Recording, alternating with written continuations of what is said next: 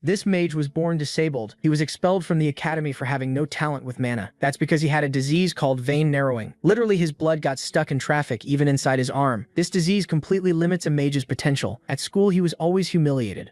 The bully would suddenly show up and beat him up. One day in the bathroom, he was completely surrounded. They tried to humiliate him, but the tables turned. This loser was no longer the same. And on that day, the arrogant ones were the ones humiliated. He put every student to sleep without them even being sleepy. This boy was also never late to class, since he could cross the entire city in the blink of an eye and still had time to grind aura. But of course, that bothered some people. However, on the mage exam day, he got the highest score and ranked first in the entire school. The next test was answering a few questions from the judges, but the real test was staying strong under the aura. Noticing that the boy stood completely still like a bugged NPC, one of the judges got furious and released a powerful killing aura. Inside, the boy was panicking, but on the outside, he stayed perfectly still, like he was bugged while managing his inventory. Not even the other judges could handle it. Realizing that the boy was still standing firm, the judge got excited and raised the intensity even more. At that moment, he thought he was going to die. There were even judges throwing up yesterday's lunch, until another judge was forced to step in. That man became curious about how a 14-year-old boy managed to stand still right in front of him, while even the other judges were already throwing their lunch back up. The unstoppable one gained so much aura that even the little princess fell for his riz and will now be a victim of horizontal cardio. And the answer to that is that he went back in time and now with insane powers. He already downloaded the hacks and is about to start dominating the school hallways. Russell Raymond was a noble who studied at a magic academy, but he couldn't control his mana, so he was quickly thrown out as a hopeless failure. His father died in a war against the Empire, and with no other choice, Russell wandered the world working as a mercenary. The only thing left from his old life was a ring with a dragon's eye. Then one day, when his luck had completely run out and he had no money left, he ended up taking a job dusting a museum. There, he found the skeleton of an ancient dragon in its heart. The moment he got close, his ring shook, woke the ancient dragon, and the beast gave him its power before sending him back to when Russell Raymond was still at the academy. In an instant, he returned to the past. He barely hears his teacher yelling, followed by the clear sound of a book smacking him on the head. He jolts back to attention as the teacher scolds him for sleeping in class. So of course Russell Raymond has no idea what is going on or why Professor Hubert is suddenly here. As far as he remembers, Hubert already died. He looks around at the students, then down at himself, and quickly realizes he somehow got sent back in time. Meanwhile, Hubert throws him out of the classroom as punishment. He still has no clue what kind of magic could have caused this return, but now that he thinks about it, he's sure it came from that dragon who spoke to him.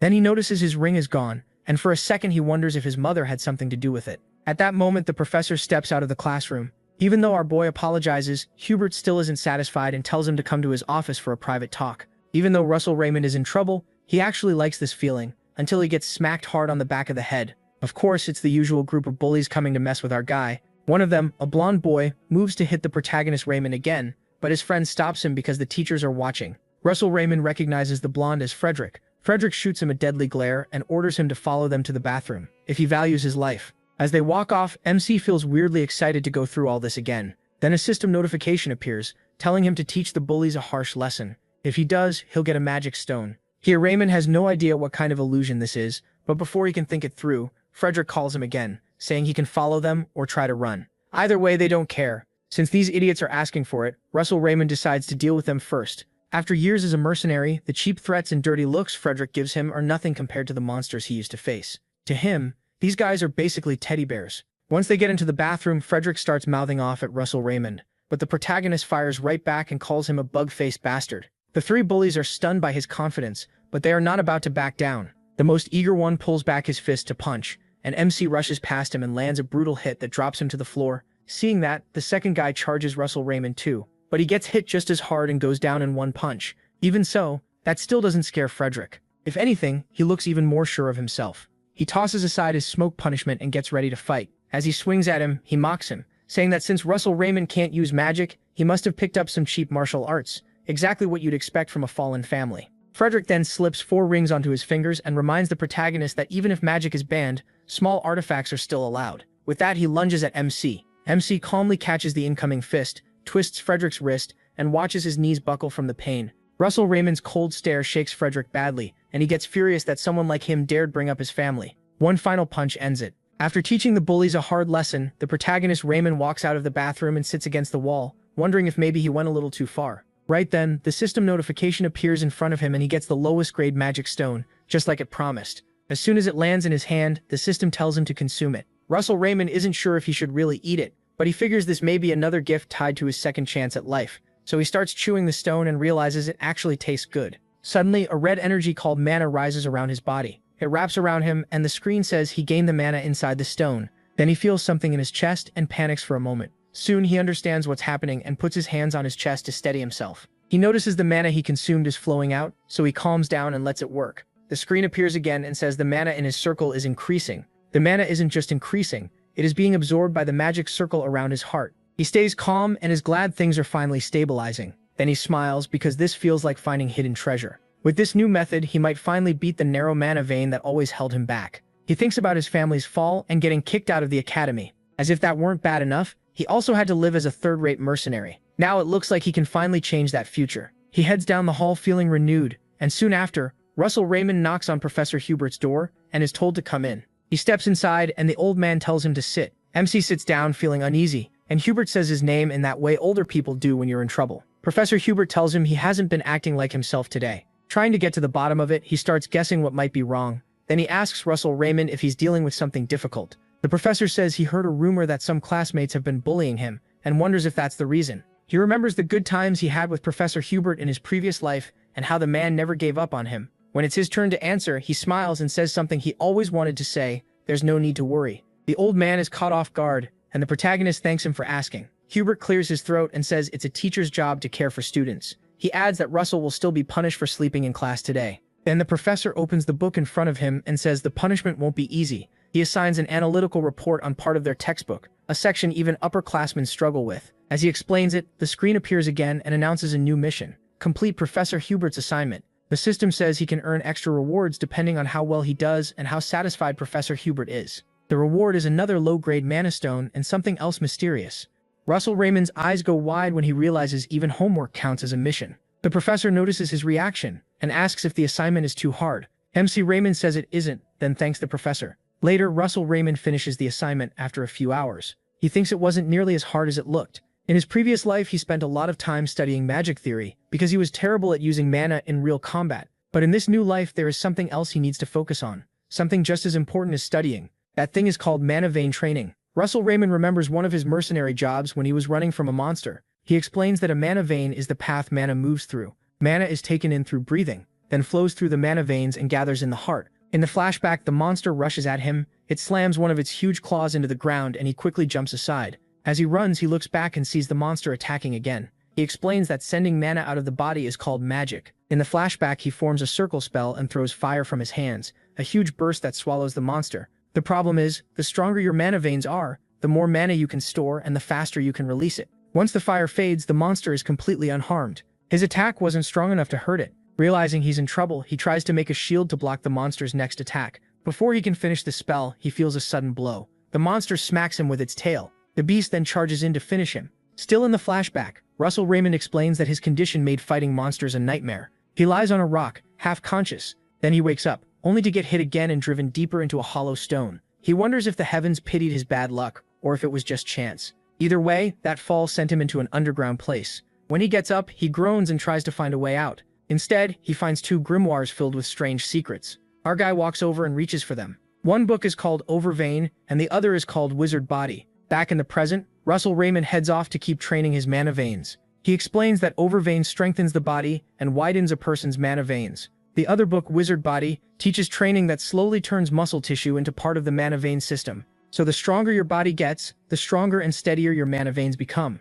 Russell remembers that when he tried this as an adult, the change was small, but now that he's still growing, the results should be much better, so he trains hard, set on overcoming his narrow mana veins this time. A little later, he's still going until sunset. The protagonist drops down by a tree to rest and admits he's completely worn out. Then he tells himself he did well, this should be enough training for one day. Suddenly, the screen pops up again and says the mission for practicing the ancient skill Overvein requires him to run 5 kilometers, but he's only done 0.05 out of 5. The reward for finishing the 5 kilometers is a bigger speed boost from training the skill. Russell makes a face when he reads that. To push him forward, the system says he can repeat this mission once a day while training Overvein. It also warns that based on his progress, the required distance will keep increasing. Finally, once he reaches a certain Overvein level, the mission will stop appearing. Alarmed, Russell asks what the rush is. The notice sounds almost like a threat, so he decides to keep training. He figures he barely got this chance and he can't just stand still and let it slip away. Soon after, he pushes on and reaches 1.4 out of 5 kilometers. then 2.7 out of 5. By then, his legs are shaking. It gets so bad he has to stop because his knee feels like it's broken. He checks the screen and sees he's made it to 3.6 kilometers, which at least means he's close. So he goes for one final push. With everything he has left, Russell runs like crazy to reach the goal. Late that night, he finally gets the notice that the mission is complete and rewards are ready. He drops to the ground, feeling like one more step might kill him. Even so, the wind makes him smile. Then he wonders how he's supposed to get back to the dorm. The next morning, Professor Hubert looks over MC's report and can't believe how detailed it is. He looks at MC and asks if he really wrote it himself. Russell gives a sly smile and says he did. The professor notices how confident he is. At last, Hubert says he's very pleased with the report. Then the screen appears again saying the mission is complete and a reward is coming.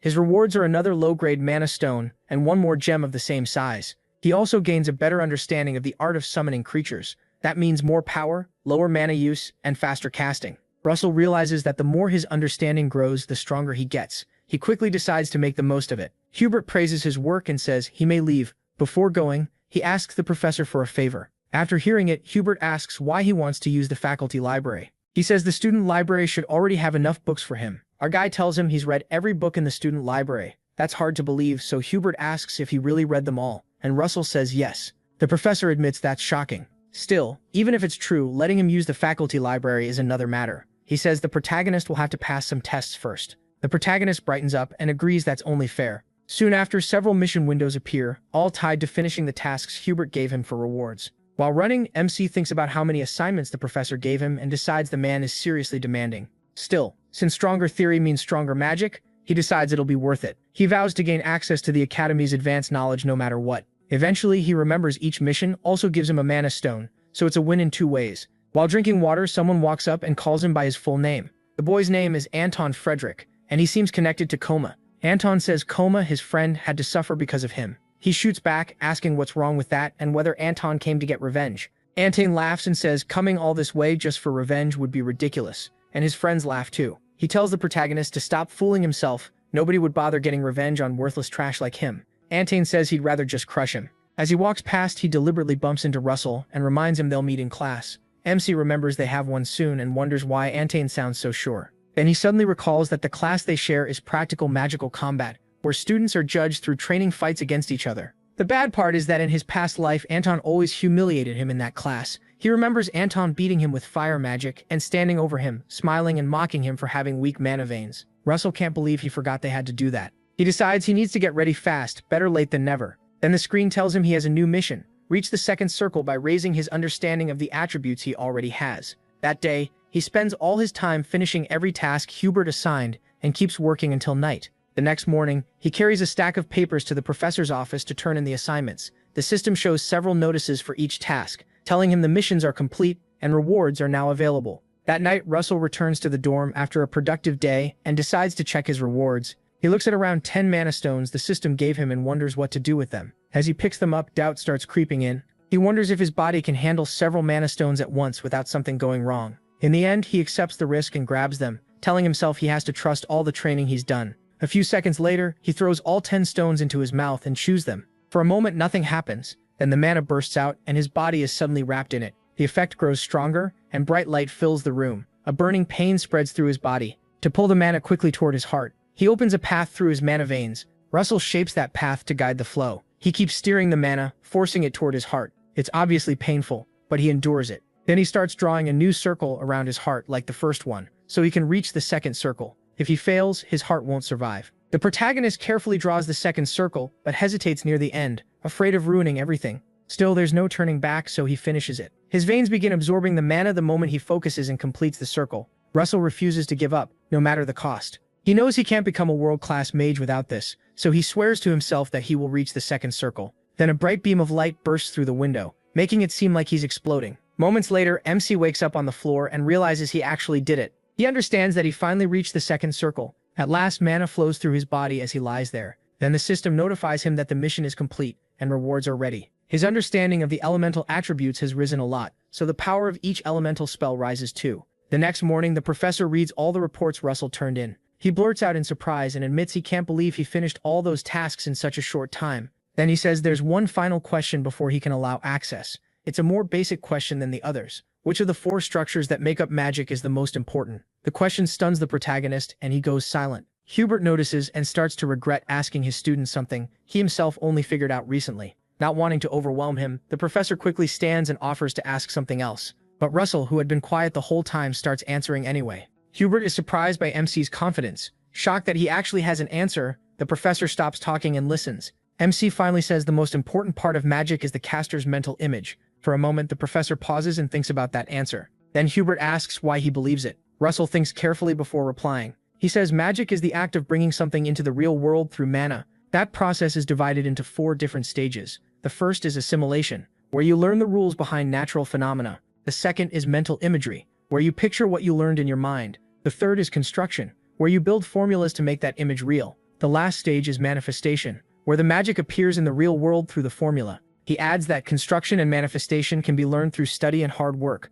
but mental imagery is different. It doesn't come from effort alone. What decides its level is courage, the nerve to break past your limits and imagine freely. To prove it, Russell holds out his hand and makes a small flame. He says he can picture that flame as an arrow. If he does, it becomes a second circle spell, Fire Arrow. Just like that, the fire in his hand takes the shape of an arrow. Then he adds that he could imagine it as something else instead. The flame would follow that image and become something completely different. He explains that you shouldn't trap your imagination with limits, because that's how you can create something the world has never seen. The professor listens closely and agrees with every word. Russell Raymond says it all starts with understanding the world, then bending its rules to create something beautiful. He puts out the flame and finishes with total confidence. Professor Hubert has been listening the whole time, thinking how remarkable the protagonist has become. At last he speaks. He says MC proved exactly what he suspected. Smiling, Hubert tells him the student library is too small for him now. Right then, the system announces that the mission to enter the first floor of the professor's library is complete, and MC receives 2 low-grade mana stones. Later that day, he enters the first floor of the professor's library. The place is far bigger than he expected, which catches his attention. It feels nothing like the student library. He quickly searches the shelves and finds several books. Then he sits down and starts reading them. To him, these books are much more useful than the ones he usually gets. Suddenly, a woman steps into the library and watches Russell Raymond from behind. She finally speaks, saying he picked a very interesting book. The protagonist Raymond is startled by the voice and realizes he isn't alone. He drops the book and spins around, but strangely no one is there. Then he notices the woman has somehow moved right in front of him, and she gestures for him to look ahead. Dressed like a mage, she seems familiar, and Russell Raymond recognizes her. The woman smiles, and he realizes she is Darius Snow White, master of the Tower of Flame. He quickly greets her and introduces himself. MC instantly feels uneasy around her. That's because she has reached the 8th circle, something only a few people in the world have done. Even though she is over 80, she uses immense mana to keep a youthful look. She leads the highest-ranked magic tower of the Red Tower faction, the Tower of Flame. Darius Snow White is surprised that he knows who she is. She suddenly pulls out a giant lollipop and quickly calms him down, saying he doesn't need to be nervous. Then, wondering how a student got access to the professor's library, she turns and asks him. Russell Raymond explains that Professor Hubert gave him permission to use it. Darius Snow White softly reacts in surprise and asks if someone as stiff as Professor Hubert really let him in. He starts to smile, realizing Hubert really can be a bit strict. She says that makes sense, and now she understands why he was studying something so interesting when she arrived. Looking him over, she notices his mana is extremely pure and its flow is very steady. She studies him again and murmurs that people like him are rare. Darius Snow White walks past him and tells him not to worry. To ease his tension, she says she isn't there to scold him or get in his way. Russell Raymond bows again and thanks her for the kind words. Darius Snow White suddenly strikes the floor and a bright light bursts out. She tells him to grow as much as his talent allows, but when he looks back at her, she is nowhere to be seen. Only the bright light remains, as if she teleported away. The protagonist Raymond can only stare at the place where she stood. After he finishes, he leaves the professor's library and quietly shuts the door, still shaken by what just happened. While he's still lost in thought, he hears a voice behind him asking if he's the one standing by the door. MC Raymond turns and sees Anton with his group. One of Anton's friends asks why MC is coming out of the professor's library and who he thinks he is. Anton mocks him, saying maybe he sucked up to some teacher, but that still won't make him anything. The boys walk off laughing, and Anton tells him to keep trying his best. As he leaves, he glances back and says it won't matter anyway. Soon after, the students gather at the academy arena for real combat magic training. The first student called goes down to the field and gets to pick an opponent. The teacher in charge usually calls the weakest student first, so that student can choose someone around the same level. All eyes suddenly turn to the protagonist, and everyone expects his name to be called. The protagonist notes that in his past life, he was always picked first. Some nearby students joke that it will happen again because he has mana vein constriction. One of them immediately begs MC to pick him if he gets called, so he can boost his grade this semester. Another student says not to choose that idiot and to pick him instead. The teacher notices the noise and orders everyone to be quiet. Then he starts naming the first student. Everyone whispers that it must be him,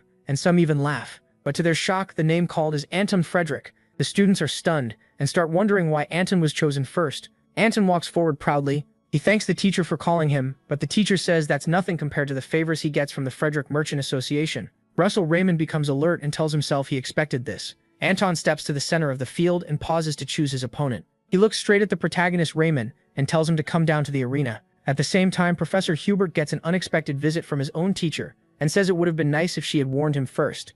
It turns out to be Daria Snow White. She sits down and says it's fine, adding that a teacher visiting her student is no big deal. Thinking back to the boy she met in the library, she asks Hubert if he gave a child named Russell Raymond permission to enter the library used by professors. Hubert quickly says yes, and nervously asks if the boy did something wrong. Daria Snow White says no, she just hasn't seen something so rare and precious in a long time. Hubert agrees and says MC Blaze mana vein constriction is rare even on this continent. She calls him a fool, saying that isn't what she meant. Her words shock Hubert and he lifts his head at once to ask why. She tells him Russell Raymond has already overcome that problem, and Professor Hubert asks what she means. She stays silent for a moment and keeps drinking her tea. When he still doesn't understand, she finally tells him the boy formed his second circle. Professor Hubert is truly stunned and wonders how that could be possible. Meanwhile, the two boys take their places and get ready to fight in the academy arena. Before the match begins, another screen appears before him. It says his next mission is to win the magic training battle, and the reward is low-grade magic stones plus a storage space that can hold up to 40 kilograms. Russell Raymond is thrilled to hear about the storage space, since only very rich mages can usually use something like that. It lets him store items, so it will be especially useful for keeping magic stones. While he's still thinking about it, Anton calls out and insults him as a bug. The bully asks if his body froze up. Anton says the only way he survives this fight is by begging. The protagonist just laughs. Then MC Raymond suddenly wraps his whole body in energy and asks Anton if he's talking to him. Anton notices the change and wonders if it's what he thinks it is. While they talk, the teacher running the match tells them to return to their places in the circle so he can begin. He remembers the spell Russell Raymond just used, and briefly wonders if someone with mana vein constriction really reached the second circle, but he quickly rejects the thought as impossible. The moment the match starts, Anton instantly uses a second circle spell called Flame Spear. A stream of fire shoots straight at him. The protagonist Raymond sees the attack coming and reacts at once. He quickly casts a shield that redirects the flames. The fire crashes into it and slides upward, unable to break through. MC holds firm and endures the blast. One teacher watching nearby is stunned by how well he handled it. The teacher judging the match is just as shocked by Russell Raymond's performance. Anton keeps the flames going for a while, but his arms tire out fast, and he's shocked that he is still holding on. Then the stream suddenly stops because his body has to recover the mana he spent, and Anton curses when the fire cuts off. The protagonist notices the opening right away. He had been waiting for it. MC also uses a second circle spell called Fire Arrow. He fires the arrow straight at Anton the moment the flames stop. Anton is shocked to see Russell use Fire Arrow and immediately tries to react. He begins. Anton wonders if he really reached the second circle. He throws up a shield and the Fire Arrow slams into it. Even though it holds, Anton is shaken that someone he looked down on can fight this hard. While he keeps the shield up against the burning impact, he spots something worse. Right in front of him, the protagonist has already formed a second Fire Arrow. Our boy fires it without any mercy. The shot rushes at Anton's shield, and Russell gives him no time to recover. The teacher running the match is stunned and wonders if that was a double cast. The other teacher says it is not double casting. MC is just casting so fast it looks that way. As they talk, MC makes another Fire Arrow,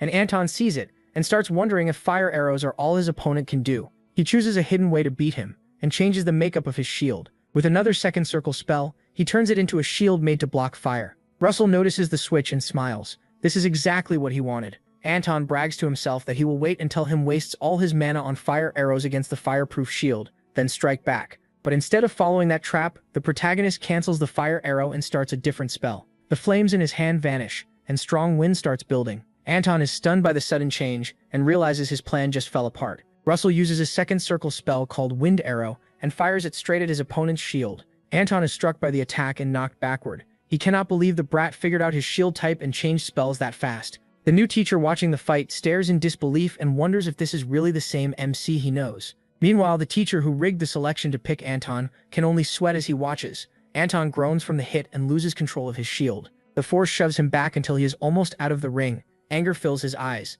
He cannot believe such a little kid is beating him. Before he can act again, Russell rushes in and starts casting another spell. This time, our boy uses lightning. A bolt shoots from his hand into Anton's chest and blasts him even farther back. Anton's eyes roll up white as he groans in terrible pain from the hit. He tries to spin up fire for a counterattack, but he is too weak. Russell gives him no break and charges in with another attack. He hits the bully with another lightning strike. The teacher backing Anton starts complaining that he does not recognize this magic, and says the match should be stopped at once. Nearby, Professor Hubert tells him to look more carefully at what is covering his body, if he wants proof that it is real magic. The teacher glances at the protagonist and freezes. He sees a bright aura around him and stammers that Russell is using mana like a knight's aura. Professor Hubert smiles proudly, and says he does not know how MC pulled it off, but it looks like he found a way around his problem. Meanwhile, he keeps pounding Anton until he drops to the ground. He finally stops after Anton leaves a neat crater where he fell. The students are left in total shock, practically slack-jawed. The crooked teacher cannot understand how this happened.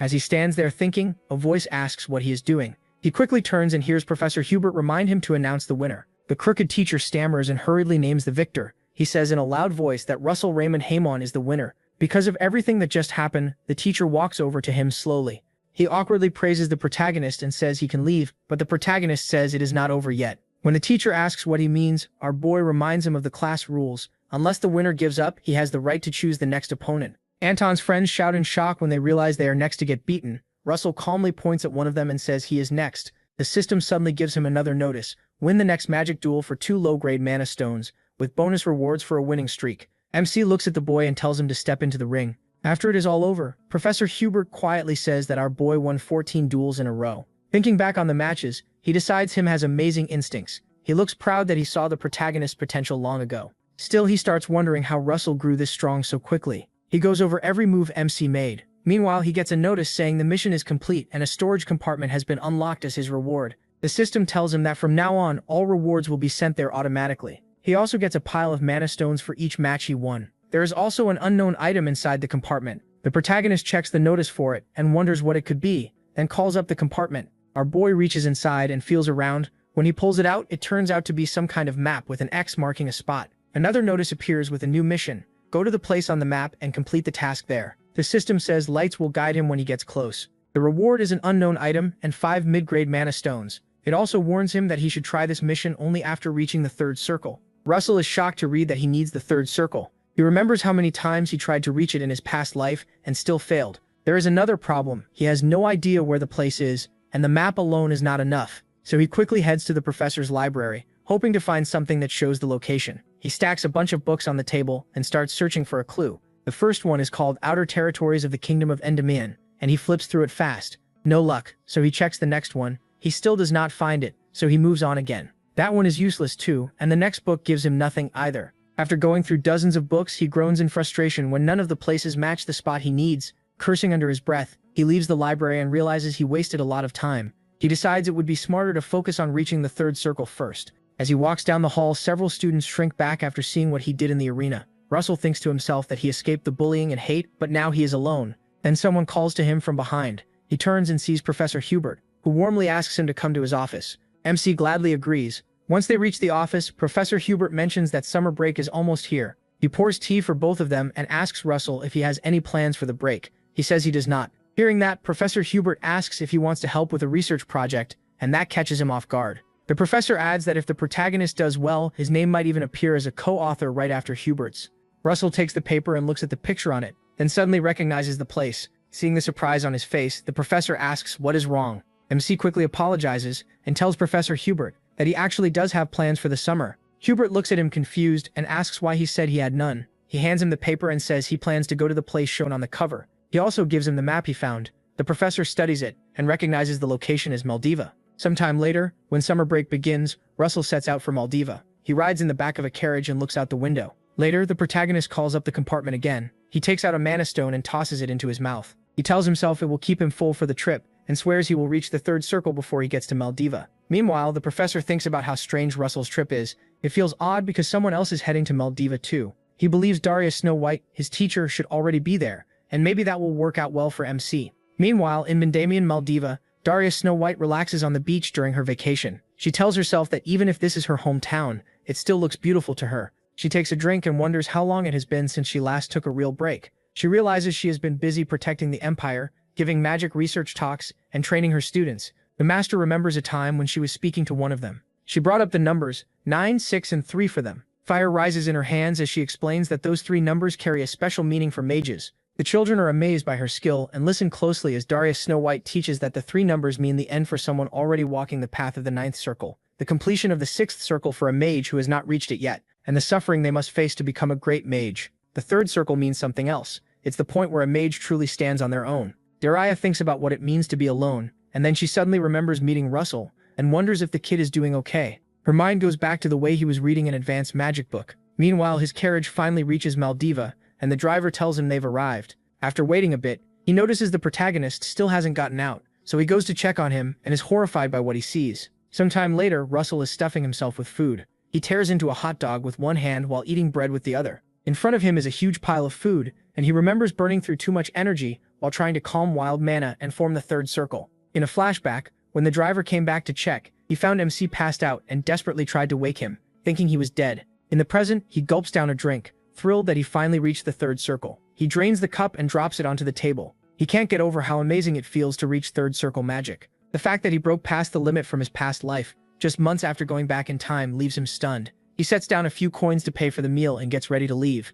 As he heads out, he tells himself third circle is only the beginning. The system brings back the mission tied to the map and tells him to find the place marked on it. The screen says a light will guide him once he boldly approaches the area marked with an X. Russell checks the map again and realizes he has to find the location, but he doesn't know the land well enough. While thinking about how to get directions, he hears a tour guide telling a group of men he'll take them on the best trip to Pompeo volcano. The guide loudly announces a special discount for today only. Right after that, the protagonist joins the tour and follows the guide along a rocky path. The guide explains that Pompeo used to be an ordinary mountain until it somehow became a volcano because a special creature started living there. The guide quickly adds that only one creature in the world fits that description. That creature is none other than the Red Dragon. Hearing that, Russell decides it's better to move on alone from here. Our boy crouches behind the other tourists and jumps off the cliff they're standing on. While the guide keeps talking, MC makes his move and leaps off the edge. He lands in the nearby river and starts running across the water. He tells himself this place might be tied to why he was sent back in time, his growth, his missions, and the rewards he's been getting.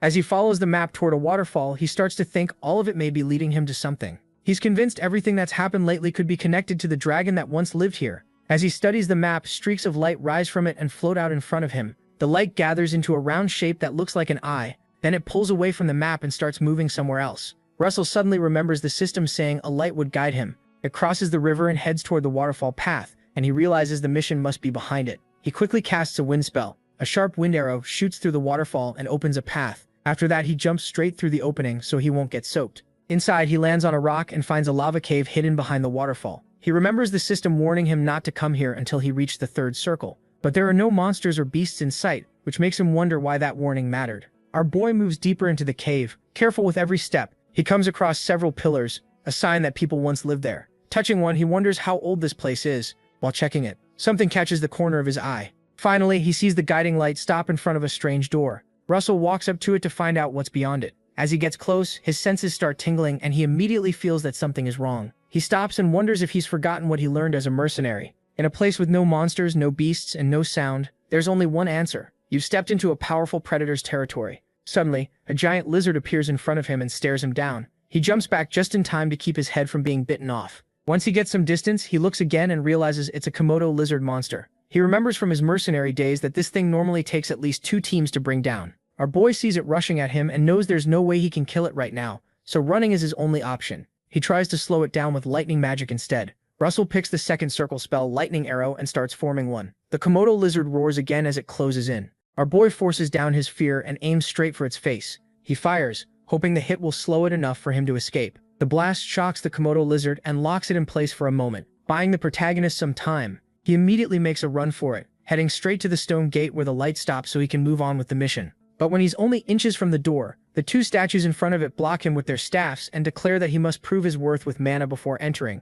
Russell is stunned and realizes they won't let him pass that easily. The Komodo lizard quickly catches up, already recovered from the lightning. MC looks back and realizes both ways are blocked. Thinking fast, he decides to do something reckless. Gritting his teeth, he tells himself he'll have to make his own path. He thrusts out a hand and sends fire at the Komodo lizard. Then the stone in the door suddenly starts scanning the mana he is releasing. The monster notices the stone reacting to Russell's mana and stares in shock. Instead of charging, the Komodo lizard suddenly stops. The protagonist is just as shocked and wonders why it froze. The Komodo lizard slowly rises, nearly standing upright, and the protagonist can only watch, completely confused. Then the guards at the gate pull back their spears and stop blocking the entrance. The same mysterious voice tells him he has proved his worth, and may now enter. The crimson stone in the gate starts glowing fiercely. The light grows brighter and brighter until it fills the whole cave. A moment later, Russell wakes up somewhere else with a pounding headache. He quickly looks around and realizes everything has changed. Touching the floor, he finds it's made of ice, and he can't understand how he ended up standing on it when he was in a lava cave just moments ago. All he can see now is an ice cave and several ice statues. Remembering where he was before, he wonders if teleportation magic brought him here. Then he notices something else strange behind him. Right nearby, an ice staircase leads up to a mysterious magic horn bound in heavy chains. As he thinks it over, a screen appears again. It tells him his second mission is to defeat every ice golem in the area and complete the trial by fire. A sound behind him makes him spin around at once. He realizes the ice statues were actually golems and now they've come to life. He looks around and sees several huge ice golems surrounding him, leaving him to wonder if they really expect him to beat all of them alone. There's no time to waste, so he goes straight into action and gathers fire magic in his hands. He curses the mission for being brutal, but he has no choice. He forms another fire blast and hurls it at the nearest golem. The attack tears through the ice cave and slams right into the monster's chest, and it looks like it should do real damage since fire beats ice. Russell remembers that to kill a golem, you have to crush the core inside it, but the golem he hit looks almost untouched. If it could talk, it would probably ask if that was his best shot. The fire blast did nothing more than leave a crack in its chest. For MC, this is starting to look hopeless, like he's about to become golem food. He grimaces at that and wonders just how cold this ice really is. Since fire isn't enough, he decides to try something else, and starts gathering wind magic in his hands. But there's a problem. The wind won't answer him. Our boy notices at once and is stunned. He can't understand why his wind magic suddenly stopped working. While he's still trying to figure it out, a golem lunges at him and tries to smash his head into the ground. Russell reacts fast and switches to lightning instead. But that doesn't appear either, and he realizes he's in serious trouble. The golem slams down where he was standing, but he manages to jump back just before it hits. He retreats until his back reaches an ice wall, then remembers the notice. He remembers the earlier notice and tries to figure out why his magic suddenly stopped working. Then it hits him. The system mentioned passing a trial by fire. Another golem charges, trying to crush him against the wall, but he dodges again. That is when Russell realizes only fire magic works here. As he tries to avoid the monster, he trips on a chunk of ice and gets shoved into a dead end. The golems box him in, and things start looking really bad. The protagonist Raymond groans after slamming hard into the wall. Blood runs from his head, and it is clear he hit it badly. With a fierce glare, he forms another blast of fire and steps toward the golems. Now he finally accepts the challenge. The golems pause as fire and mana wrap around his body. Russell Raymond fires 3 fireballs at once, and they are too fast to dodge.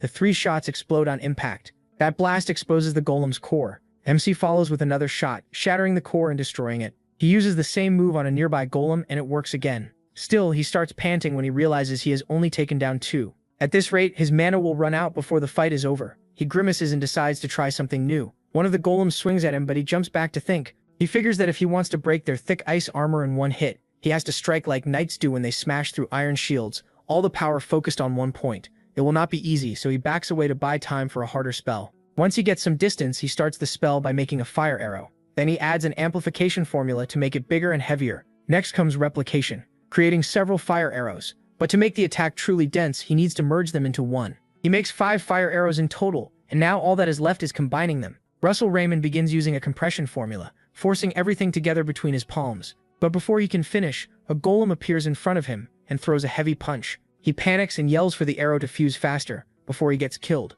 At the very last second, he fires the merged arrow, causing a huge explosion that stops the golems cold. One of them is left with a massive hole in its chest, where its core used to be. Russell Raymond steps back and watches the ice golem crash to the floor. He moves forward holding his new weapon, which he names the Fire Spear. Once again, his eyes turn into a dragon's. The system notifies him that his understanding of fire has gone beyond its limits. He agrees, he can feel it. The power seems close to the 5th circle, but the moment he grips the spear, he realizes it drains a huge amount of energy, so he attacks first before wasting more mana.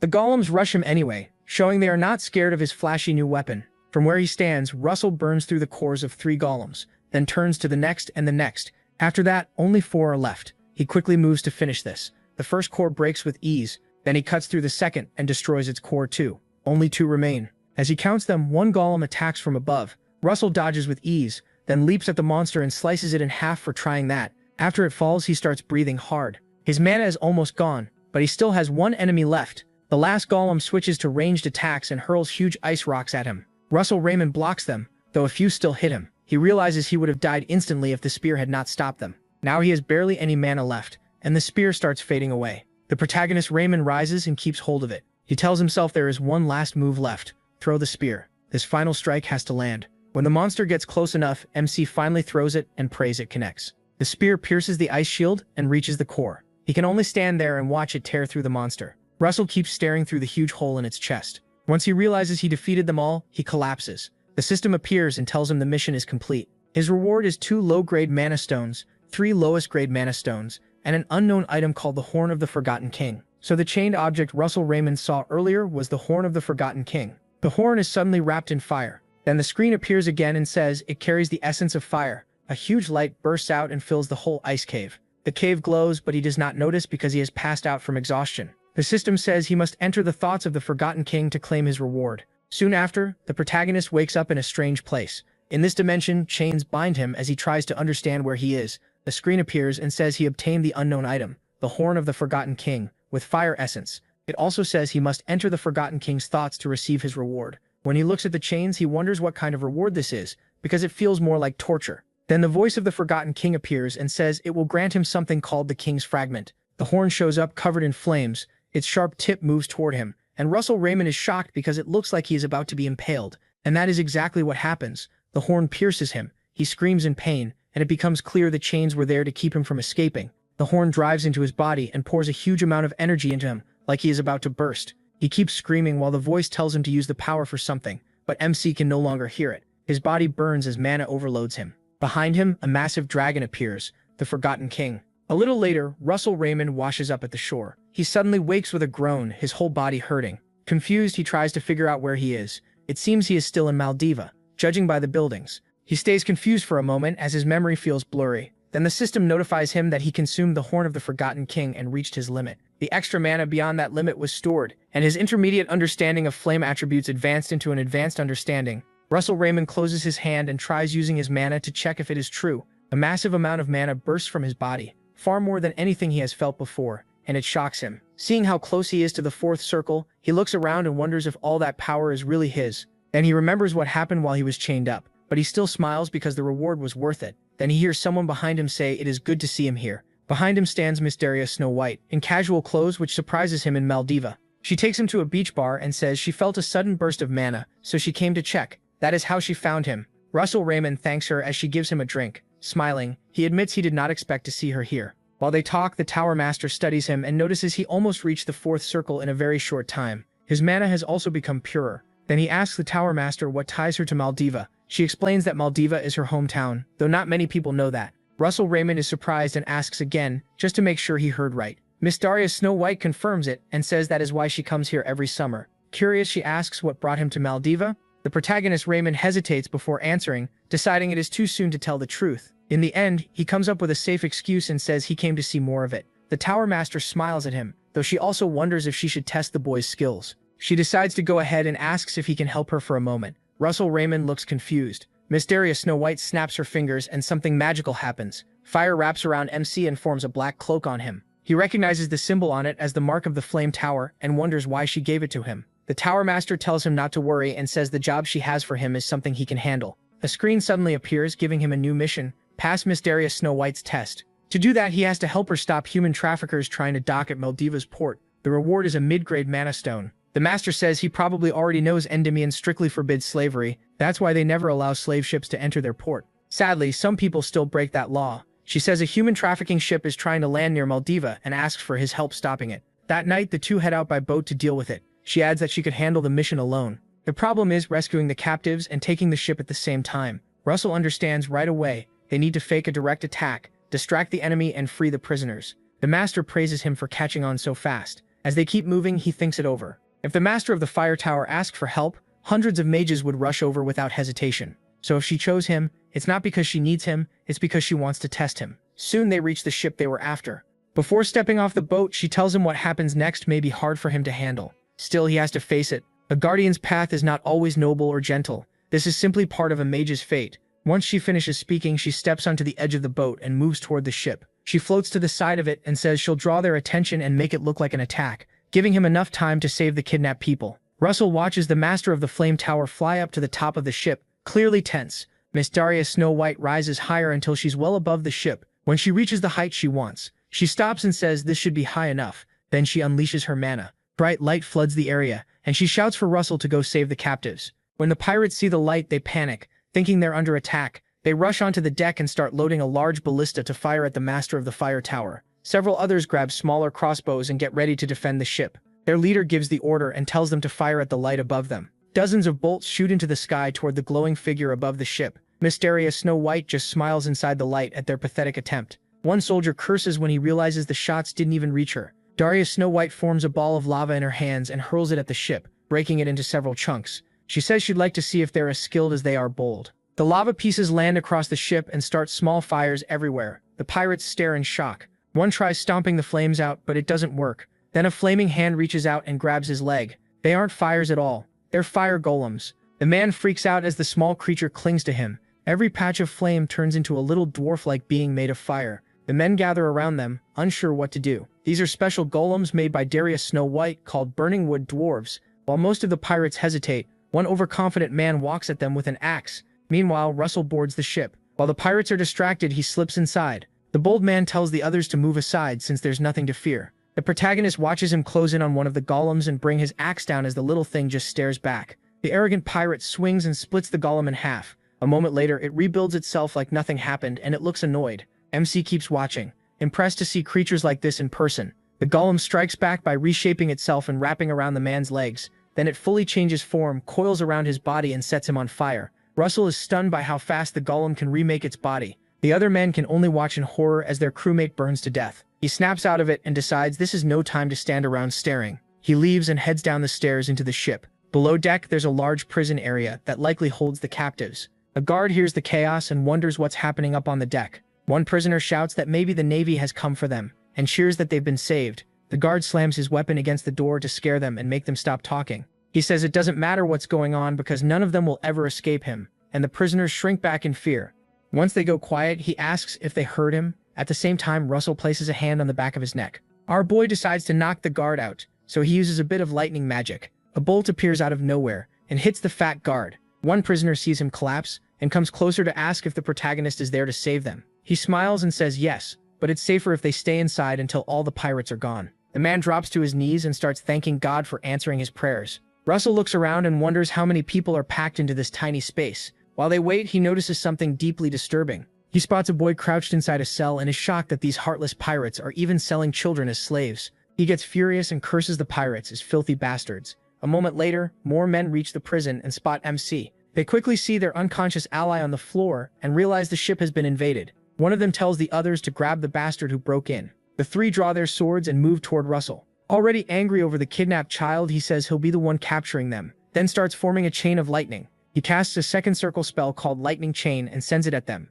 The current jumps from one man to the next, electrocuting all three on the spot. All of them collapse unconscious. One still tries to warn that things will get bad if their captain shows up, but Russell cuts him off with another shock. Then he keeps checking the prison area. He enters a dark cell and asks what's going on with this one. One of the people inside asks if he's a mage from the flame tower. He quickly makes a ball of light in his hand so he can see inside the dark cell. What he finds shocks him. The cell is full of elves. The male elf asks again if he's from the flame tower. The protagonist realizes the elf must be asking because of the symbol on his cloak. He says he isn't a member of the flame tower yet, but the elf rudely answers that it doesn't matter what he says. The elf steps up to the gate with a look of contempt and tells him to open it now. Russell thinks to himself that he was obviously going to open it anyway, but wonders why this guy is so annoying, even if elves are known for huge egos. He takes a closer look at the guy and briefly wonders if he should just leave them there. Then another voice comes from inside the cell, telling the first elf to stop. The female elf among them reminds him to behave. The other male elves react nervously to her voice and call her Elo. She tries to stand, and they help her up. Elo tells them Russell is not an ordinary human. She walks to the gate and says his mana is as pure as sunset light. Apparently MC gives off the scent of a spirit, so she smiles at him. The other elves are stunned by her claim that the mage is not human. The talkative one asks Ilo what she means. He is just as confused and wonders what she means by the scent of a spirit. The elves stare, baffled that a human could carry the smell of a spirit. Russell even starts sniffing himself, trying to notice what Ilo meant. While he does that, the talkative elf calls out to him. The elf begs the protagonist to save them and even bows to him. Soon all the elves in the prison do the same, and the talkative one starts pleading harder. Russell feels a little awkward watching them. Elves are supposed to be proud, yet one sentence from Elo changed all of them. He looks at her and wonders if she might be a high elf. Later, he starts heating the lock to break it open. While he works, Elo calls him a guardian and asks if he has defeated the pirates' bosses. MC wonders what she means by bosses. At the same time, a man in knight-like armor enters another prison room and finds the guards sprawled on the floor. In the hidden room, Ilo explains that the bosses are stronger enemies, more dangerous than the other fighters, and skilled with magic. Meanwhile, the armored man follows the trail of bodies and notices the door to the other chamber is open. A sly smile spreads across his face as he imagines what he'll do to the intruder. Up on deck, the pirates keep fighting the fire golems, while the captain works to steady the ship. Once the boat is under control, he draws his sword and rushes below, ready to join the battle. He quickly cuts the fire golems' heads off, and this time they do not come back. After they vanish, he mocks his men for struggling with such a weak attack. Meanwhile, a glow rises around him, showing he is a knight. His crew cheers at once and yells at Darius Snow White that she is finished. Darius Snow White watches them with amused surprise, impressed they handled her fire creatures. Wanting to see what is really going on, she drops down onto the ship and joins them on deck. A moment later, the master lands before them. Every pirate stares at her in shock. The captain smiles and says she has guts for coming so close. Darius Snow White looks at him with a bright smile and guesses he is the captain. He proudly confirms it and introduces himself as Don Click. Darius Snow White studies his body and sword, then realizes he is using aura. That means he used to be a knight, so she asks why someone like that is serving on a pirate ship. Don laughs and asks if a knight's honor can buy food or pay taxes. Still laughing, he admits the Click brothers make far more money through slave trading. Once he is done talking, he raises his sword and charges the mage, crossing the gap in an instant as he swings for her, but she slips back before the blade can hit. At the same time, below deck, a huge slash tears across the prison wall. While Ilo warns that the bosses are dangerous, Russell quickly turns to see what struck the wooden wall. Then the cut bursts open with a loud blast, and the wall collapses. He backs away from the smoke trying to see through it, and throws up a shield before anything can hit him. The second Click brother jokes that the protagonist actually blocked his attack. Then the knight draws his sword and walks forward. As he gets closer, he realizes Russell must be a mage. Meanwhile, MC sees the man is using aura too, a power only knights have. The system gives him a new mission, warning that this will be a hard fight. Win his first battle against a swordsman. Ilo tenses up at the knight's presence and warns him to be careful. She explains that the second Click brother is this ship's vice captain, which means he is no joke. The vice captain just pulls out his strange-looking sword with a wide grin. He tells the protagonist that even if he is a mage, he is still just a kid. As the night drags on, he asks why MC only knocked the men out. He says MC should have killed them when he had the chance, then promises to show him how it is done. He activates his own aura by using mana. He knows fire magic would wreck the wooden ship, so he chooses lightning instead, especially since the man is wearing iron armor. He casts lightning and fires several bolts at the vice captain. The vice captain spots the attack right away and lifts his sword to stop it. Before the bolts reach him, he smashes the wooden floor in front of him and kicks the broken pieces into the air to intercept them. He praises Russell for quickly figuring out that his sword and armor should conduct electricity. But instead of hanging back, the vice captain pushes through the flying bolts and says the protagonist is missing something. The protagonist notices the lightning is not affecting the man's armor, yet he keeps firing. While he sends out another wave of bolts, the vice captain keeps charging and tells him those attacks will never work. When the lightning reaches him, he just smiles and blocks it with his iron sword. The energy hits the blade and fades away instead of shocking him. Still behind his shield, Russell stares in horror, unable to understand why the sword is not conducting the electricity. The vice captain closes in and swings at the shield. The blow lands hard, but the shield does not break right away. Then the knight stops and slowly pulls his sword back from the spot it hit. As the blade comes away, MC sees a huge crack there and realizes that sword is no ordinary weapon. Then the damaged part splits open in several fractures. Back on deck, Don Click rushes Darius Snow White and tries to slice her in half. He does cut through her, but it was only a decoy, and it explodes into flames. When his strike ends, he finds Darius Snow White right in front of him, surrounded by fire and Sibylla. He says she is good at running away, but she says nothing. When she finally speaks, she asks if his brother is a knight too. Don Click answers with pride that his brother is also a knight, though not as amazing as he is. While they talk, the fire around Darius Snow White turns into another flame dwarf and Don laughs at it. He asks if she is really trying the same trick again. The master says no, and adds that this time it will be a little different. Don grows uneasy and wonders what she means. Then flame dwarves rise from the floor. They start walking toward him with weapons in hand, and Don wonders what is going on. Darius Snow White finally explains, unlike the earlier ones, these multiply every time he cuts them down. Soon Don attacks the flame dwarves as they close in, and their numbers grow to nearly a dozen. These are Darius Snow White's own creation called the Hellfire Dwarves. She watches him battle them with a deadly, satisfied look. Don starts to tense up as he realizes he is badly outnumbered.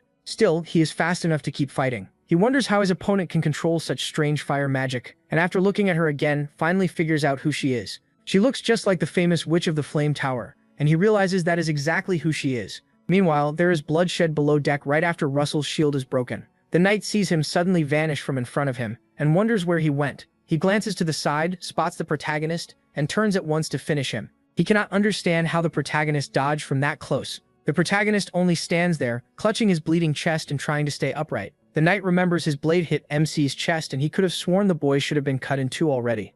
Looking closer, he notices aura around him too and wonders if he is using magic to boost his body. He keeps the aura active to move faster and heal the wound. The vice captain tells himself it does not matter. His opponent is still just a trapped rat. Yahello, who has been watching, feels sorry for the protagonist. MC keeps gasping and tries to steady himself before he loses any more blood. He tells himself he knows one thing about knights. He remembers meeting one once in his past life. That knight was merciless and slaughtered a group of innocent mercenaries just because one of them brushed his shoulder. One of that knight's last victims was Russell himself, already badly wounded, but then another mercenary stepped in to save him. A strange man put himself in front of him at the perfect moment and chose to protect him from the ruthless knight. That man, the one who barely managed to stop the knight's rampage, was a mage. The mage created a shield between them, and the knight attacked it in a fury. In the end, the mage brought the knight down. He only won because he had a hidden trick. Russell quickly creates another shield to protect himself, just like that mage did. The vice captain charges again and slams another strike into the shield, trying to break it like before.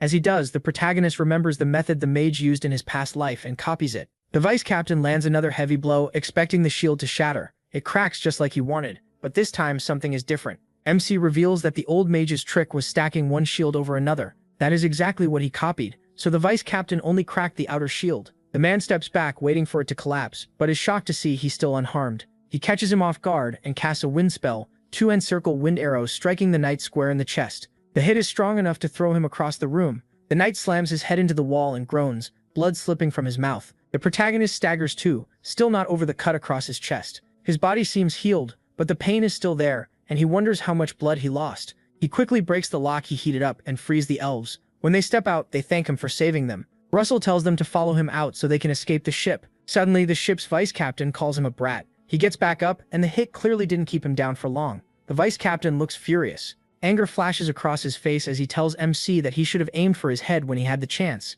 He can't understand how he's still standing after taking the same kind of attack that once stopped a knight before. Still, there's no time to dwell on it, so he quickly tells Yahello to grab the other captives and get upstairs to safety. The vice captain laughs at their plan and mocks Russell for thinking he has time to save slaves in the middle of this fight. Then he bursts forward with terrifying speed. In less than a second, he's right in front of the protagonist, but the protagonist quickly brings up his shield. Like before, the sword shatters the first barrier but fails to break the second. The knight warns that this time he won't let MC strike back the way he did before. Then he starts hammering the shields one after another, smashing each barrier almost instantly. He has no choice but to keep making more, while the vice captain tears through every single one. All he can do is stall until the elves free the humans and escape. As the fight drags on, the elves manage to recover the prison key. The protagonist keeps holding out, waiting for them to free the men and the child. The moment Willow shouts that everyone is out and safe, he knows it's time to act.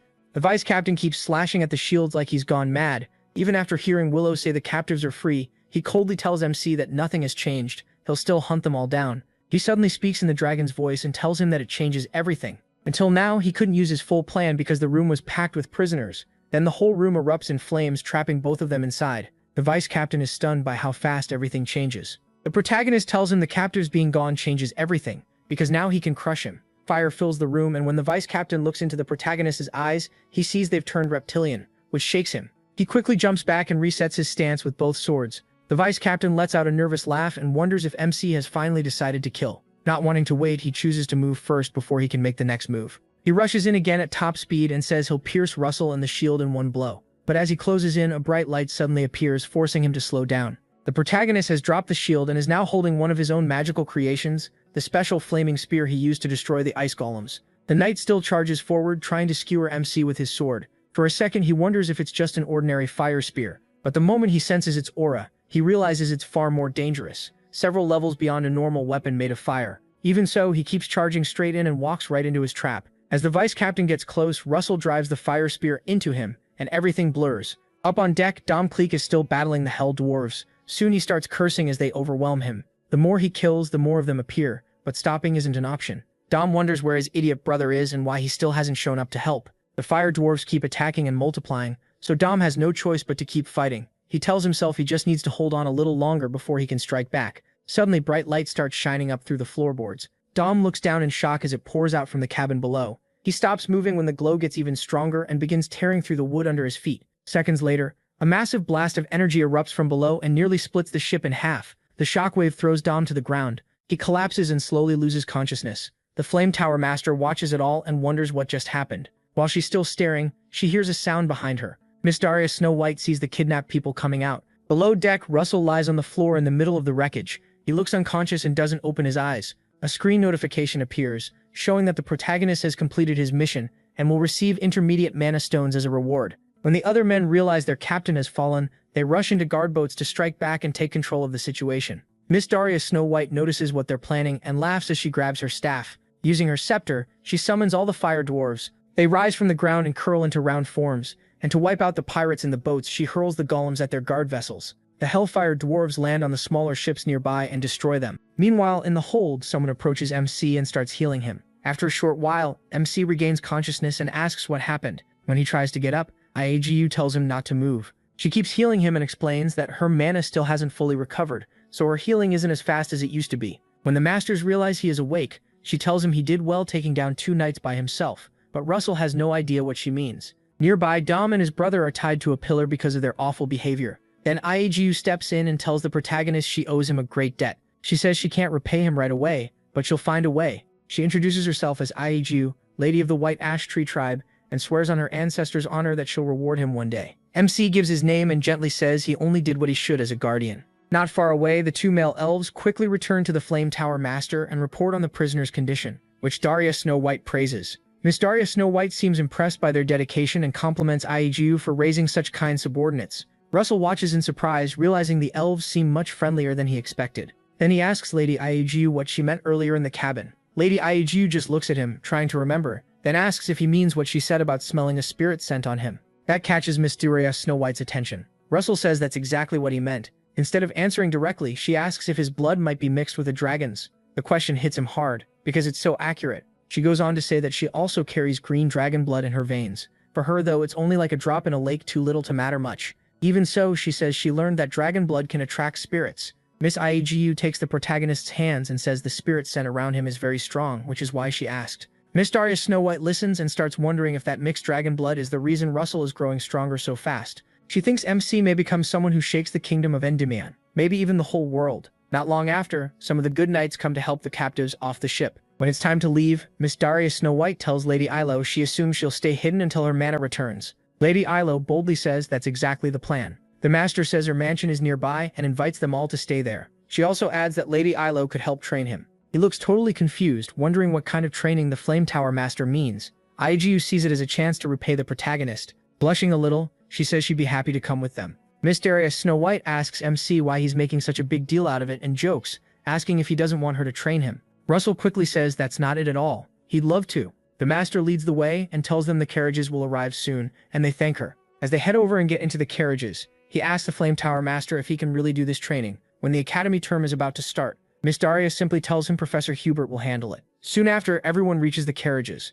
A little later, the drivers stop, and it seems they've arrived. Miss Daria says they're here, and that the mansion in front of them is the place. Noticing they may feel overwhelmed, the Flame Tower Master tells them not to feel pressured and to make themselves at home once they go inside. As they walk through the garden, everyone keeps glancing around the grand mansion. Yahello praises Miss Daria's home and says it's a beautiful place. She thanks Miss Daria for showing kindness to her and her men. As they keep walking, Russell glances back and notices something strangely familiar. He stops for a moment and looks around, feeling drawn to this place for some reason, though he can't figure out why. Then it hits him. He came here with his parents years ago. The protagonist walks up to Miss Daria and says he wants to ask something. She stops and turns to listen, and he asks if the mansion didn't originally belong to her. Miss Daria gets uneasy and jokes that people will think she stole it if they hear that, so Russell awkwardly apologizes. She then confirms he's right and says she bought the estate from a merchant association years ago. MC realizes this estate was once one of his family's properties before his father was killed and his family fell apart. He remembers hearing that after their downfall, the estate was sold off cheaply. Coming back here like this feels deeply strange to him.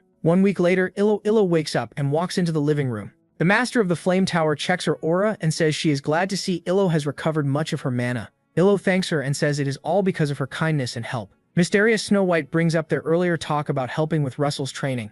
Yahello happily says she is more than ready. Then she suddenly stops and asks where he is. Daria Snow White laughs and says she sent him to do something. At the same time, Russell falls off a cliff and screams at the top of his lungs. Luckily, there is a stream below, so he crashes into the water. He quickly swims back up and gasps for air. Looking back up, he realizes he failed the exercise again. He remembers the task Darius Snow White gave him hours earlier. She asked what he needed most during that fight. The protagonist thinks about how he kept relying on a shield just to stay alive. So he answers that what he needed most was distance. She agrees and tells him distance matters most for mages in battle. Then she smiles at him and tells him to watch closely. Darius Snow White steps off the cliff, but fire forms under the legs she put into the air. Soon her whole body is wrapped in flames, and then she vanishes. In the next instant, she appears on the far side of another cliff and crosses the gap. Watching her, Russell realizes she just used distortion magic. This technique is called blink. After crossing the gap, Darius Snow White tells him that from now on, he has to cross the cliff with blink too. She tells him he will need it later. Then the screen pops up and announces his new mission, Learn Blink.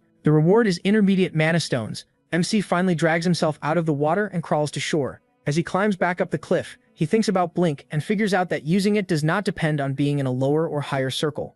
Once he reaches the top, he decides it is a kind of magic you learn by understanding how it works. Then he gets up and tries again. Russell takes another leap of faith. It fails and he drops toward the water again. Hours later, he climbs back up and wonders if blink is really just practice or if this is also meant to build his endurance. After reaching the top, he decides to focus harder this time. Then, when he steps forward again, a layer of fire appears under his leg. As he prepares to take another step, his second leg is covered in fire too. He moves out past the cliff, but hears someone behind him suddenly yell for him to act now. He falls again, then looks back and sees the one who distracted him was Darius Snow White. She watches him drop with an awkward smile while the protagonist screams on the way down. That night, Darius Snow White brings the protagonist and Yahello to a private rocky spot by a fireplace. She tells him that starting today, he will learn about spirit contracts. The master of the Flame Tower tells MC that Yahello will help him. Yahello rises from her seat and says she is glad to help. Our boy thanks Yahello too. When they begin, Yahello tells Russell to slowly close his eyes. Then she asks him to picture something tied to fire. As he focuses on it, flames suddenly wrap around his whole body. She says she will enter his imagination to guide him, and then she does exactly that. Inside his mind, Yahello appears and takes his hand to lead him the right way. Yahello explains that most people do not know this. Everyone has a door to the spirits. It does not matter if you are human, an elf, or anything else. That part does not matter because every being is born from nature in the end. In his mind, she starts seeing visions of death and a massive war. Then even more flames burst from Russell's body. The fire grows so fierce that even the Flame Tower Master looks shocked. Meanwhile, Yahello, still searching his mind, wonders what the torrent in his heart is. She keeps looking and sees a disturbing image of a man being killed, and it is almost too much for her. Then she looks deeper into his mind, toward the gate to the spirit world. In front of it is a huge whirlpool of water blocking the way. She wonders what that giant whirlpool could be. Behind her, Russell is crying hard. She keeps reading his feelings and realizes he is full of hate. But when she looks closer, it may not be hate at all. Back in the real world, he winces as painful memories flood back. The mana from both him and Yahello keeps rising until the light becomes blinding. That blinding mana alarms Darius Snow White. She sees the light getting so strong, it looks like they might explode. So she decides to stop them before they go any further. As their mana keeps surging at a dangerous rate, Darius Snow White casts a spell to protect them both. Hours later, the protagonist wakes up and finds the Flame Tower Master beside him. He is shocked to see her there. His head aches as he asks what happened to him. He says it felt like his mana suddenly exploded. While he is speaking, Lady Illo walks into the room. He notices bandages on her arms and asks what happened to them. Lady Illo tries to calm him, saying she is fine. Then a terrible thought hits him, and he asks if he did that to her. Russell feels awful and keeps apologizing for hurting her. Later that night, MC goes outside to clear his head and look at the stars. Meanwhile, Daria watches from inside her office. She decides to talk with Lady Yahello and asks what exactly happened during the training. Yahello says they reached the path leading to the spirit portal. The problem was that they could not go any farther. A huge flood of emotion blocked the way. Yahello explains that the feeling seemed like hate at first, but to her it felt more like sadness. She goes on, saying it was such deep sadness that she could not understand how he managed to hide it all this time. Sometime later, Daria calls Russell over. Miss Daria tells him with a smile that his new training starts today. When he bows to accept it, she flatly says his job will be cleaning. He stares at her, confused about what she means. The master of the Flame Tower explains that for 1 week he will help the mansion servants with heavy cleaning. Russell is stunned and cannot see what deep cleaning has to do with training. Daria adds that she and Lady Yahello are leaving for the capital. Yahello says goodbye and tells him she will see him next week. He quickly nods and tells them both to stay safe. Before they leave, Daria reminds him this is not a punishment. He agrees, but secretly plans to clean the house and practice blink whenever he has time left. Before heading out, the Tower Master adds one more rule just in case. He is banned from using magic for the whole week. The protagonist is shocked. After the carriage leaves, he is completely lost but accepts it. Later, Russell grabs a mop and gets ready to scrub the hallway. Since Miss Daria banned his magic, he comes up with a different plan. He rushes through the room with the wet mop, telling himself he can still train his body even without magic. As he runs down the hall, he slips on water left on the floor. As he falls, his leg accidentally kicks a nearby vase into the air. He lands on his back, and the vase crashes and shatters beside him. Suddenly, the head maid appears behind him and asks why he was cleaning so fast. She adds that the vase he broke was one of Miss Daria's favorites. He remembers that before leaving, Miss Daria told him all he had to do was follow the head maid's orders. Now the head maid looms over Russell, clearly expecting him to clean up the mess. MC quickly gets up, starts picking up the broken pieces with his hands, and apologizes for the mess. The housekeeper puts on gloves and reminds him that he is not allowed to use magic this week. She hands him a cloth and tells him to follow her cleaning rules from now on. Later, Russell is told to dust a vase, and the head maid suddenly appears behind him to say he should hold it from the bottom so it does not fall. While he is mopping the floor, she shows up again and asks if he remembered to clean behind the door. She seems to be everywhere he goes, and it really gets to him. For the rest of the day, she keeps giving him instructions and correcting him as he works. Eventually, when he finishes, he drops down somewhere and lets out a long sigh. Our boy wonders why he was suddenly turned into a servant as part of training. He remembers how the head maid kept popping up to point things out, and starts wondering if Miss Daria is trying to train his mental strength. While he is lost in thought, the head maid announces that it is lunchtime. She heads toward the kitchen and tells him to follow. Russell, who clearly wants nothing to do with that, says he will eat later. The head maid stares him down and in a colder voice tells him to follow her. The protagonist has no choice but to obey. In the kitchen, the estate workers gather to eat and chat. Russell realizes a lot of people work in the village. As he looks around, the man beside him asks his name. MC turns and sees a plain-looking guy smiling at him, then introduces himself as MC Raymond. Raymond. The man looks surprised when he hears the name Raymond, like he knows it. He starts sweating. Sure, the man must know about him and his family, but that is not it at all. The man just calls him handsome and praises his black hair and red eyes. Another maid at the table hears that and says Russell's red eyes look cool. Then a worker behind him says he looks fit and asks if he can touch his biceps. The second he does, the protagonist nearly screams, like he is under attack.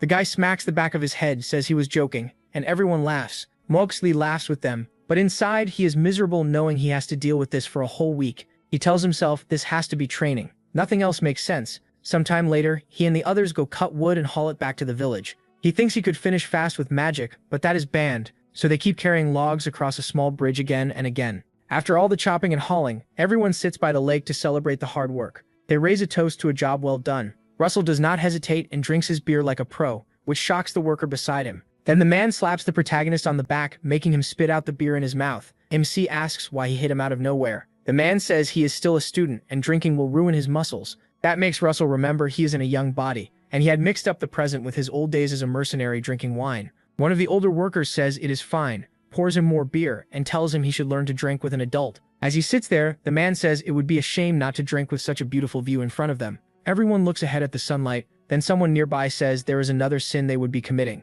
They all turn to see who said it and why. It is the head maid. She says the real sin would be drinking without snacks, and she brings over a basket. She hands the snacks out to the workers. Everyone enjoys them and toasts the newest member of the family, meaning the protagonist. They all laugh, and this time the protagonist truly joins in. The head maid notices how happy MC is with the workers, so she keeps watching him. She sees him laughing with the same worker who told him not to drink, and they really do feel like family. Over the next few days, she keeps supervising him, even while he cleans the roof. At night, they all gather to eat again, talking and laughing like always. On the last day before Darius Snow White returns, Russell sits by the fountain and realizes tomorrow will make a full week since Darius Snow White and Lady Yahello left. For some reason, he feels uneasy. The head maid suddenly breaks his thoughts and points out that he really likes staying near the fountain. Startled, he quickly stands to greet her. She fixes her glasses and asks how many times he plans to greet her in one day, and the protagonist laughs, saying he did it without thinking.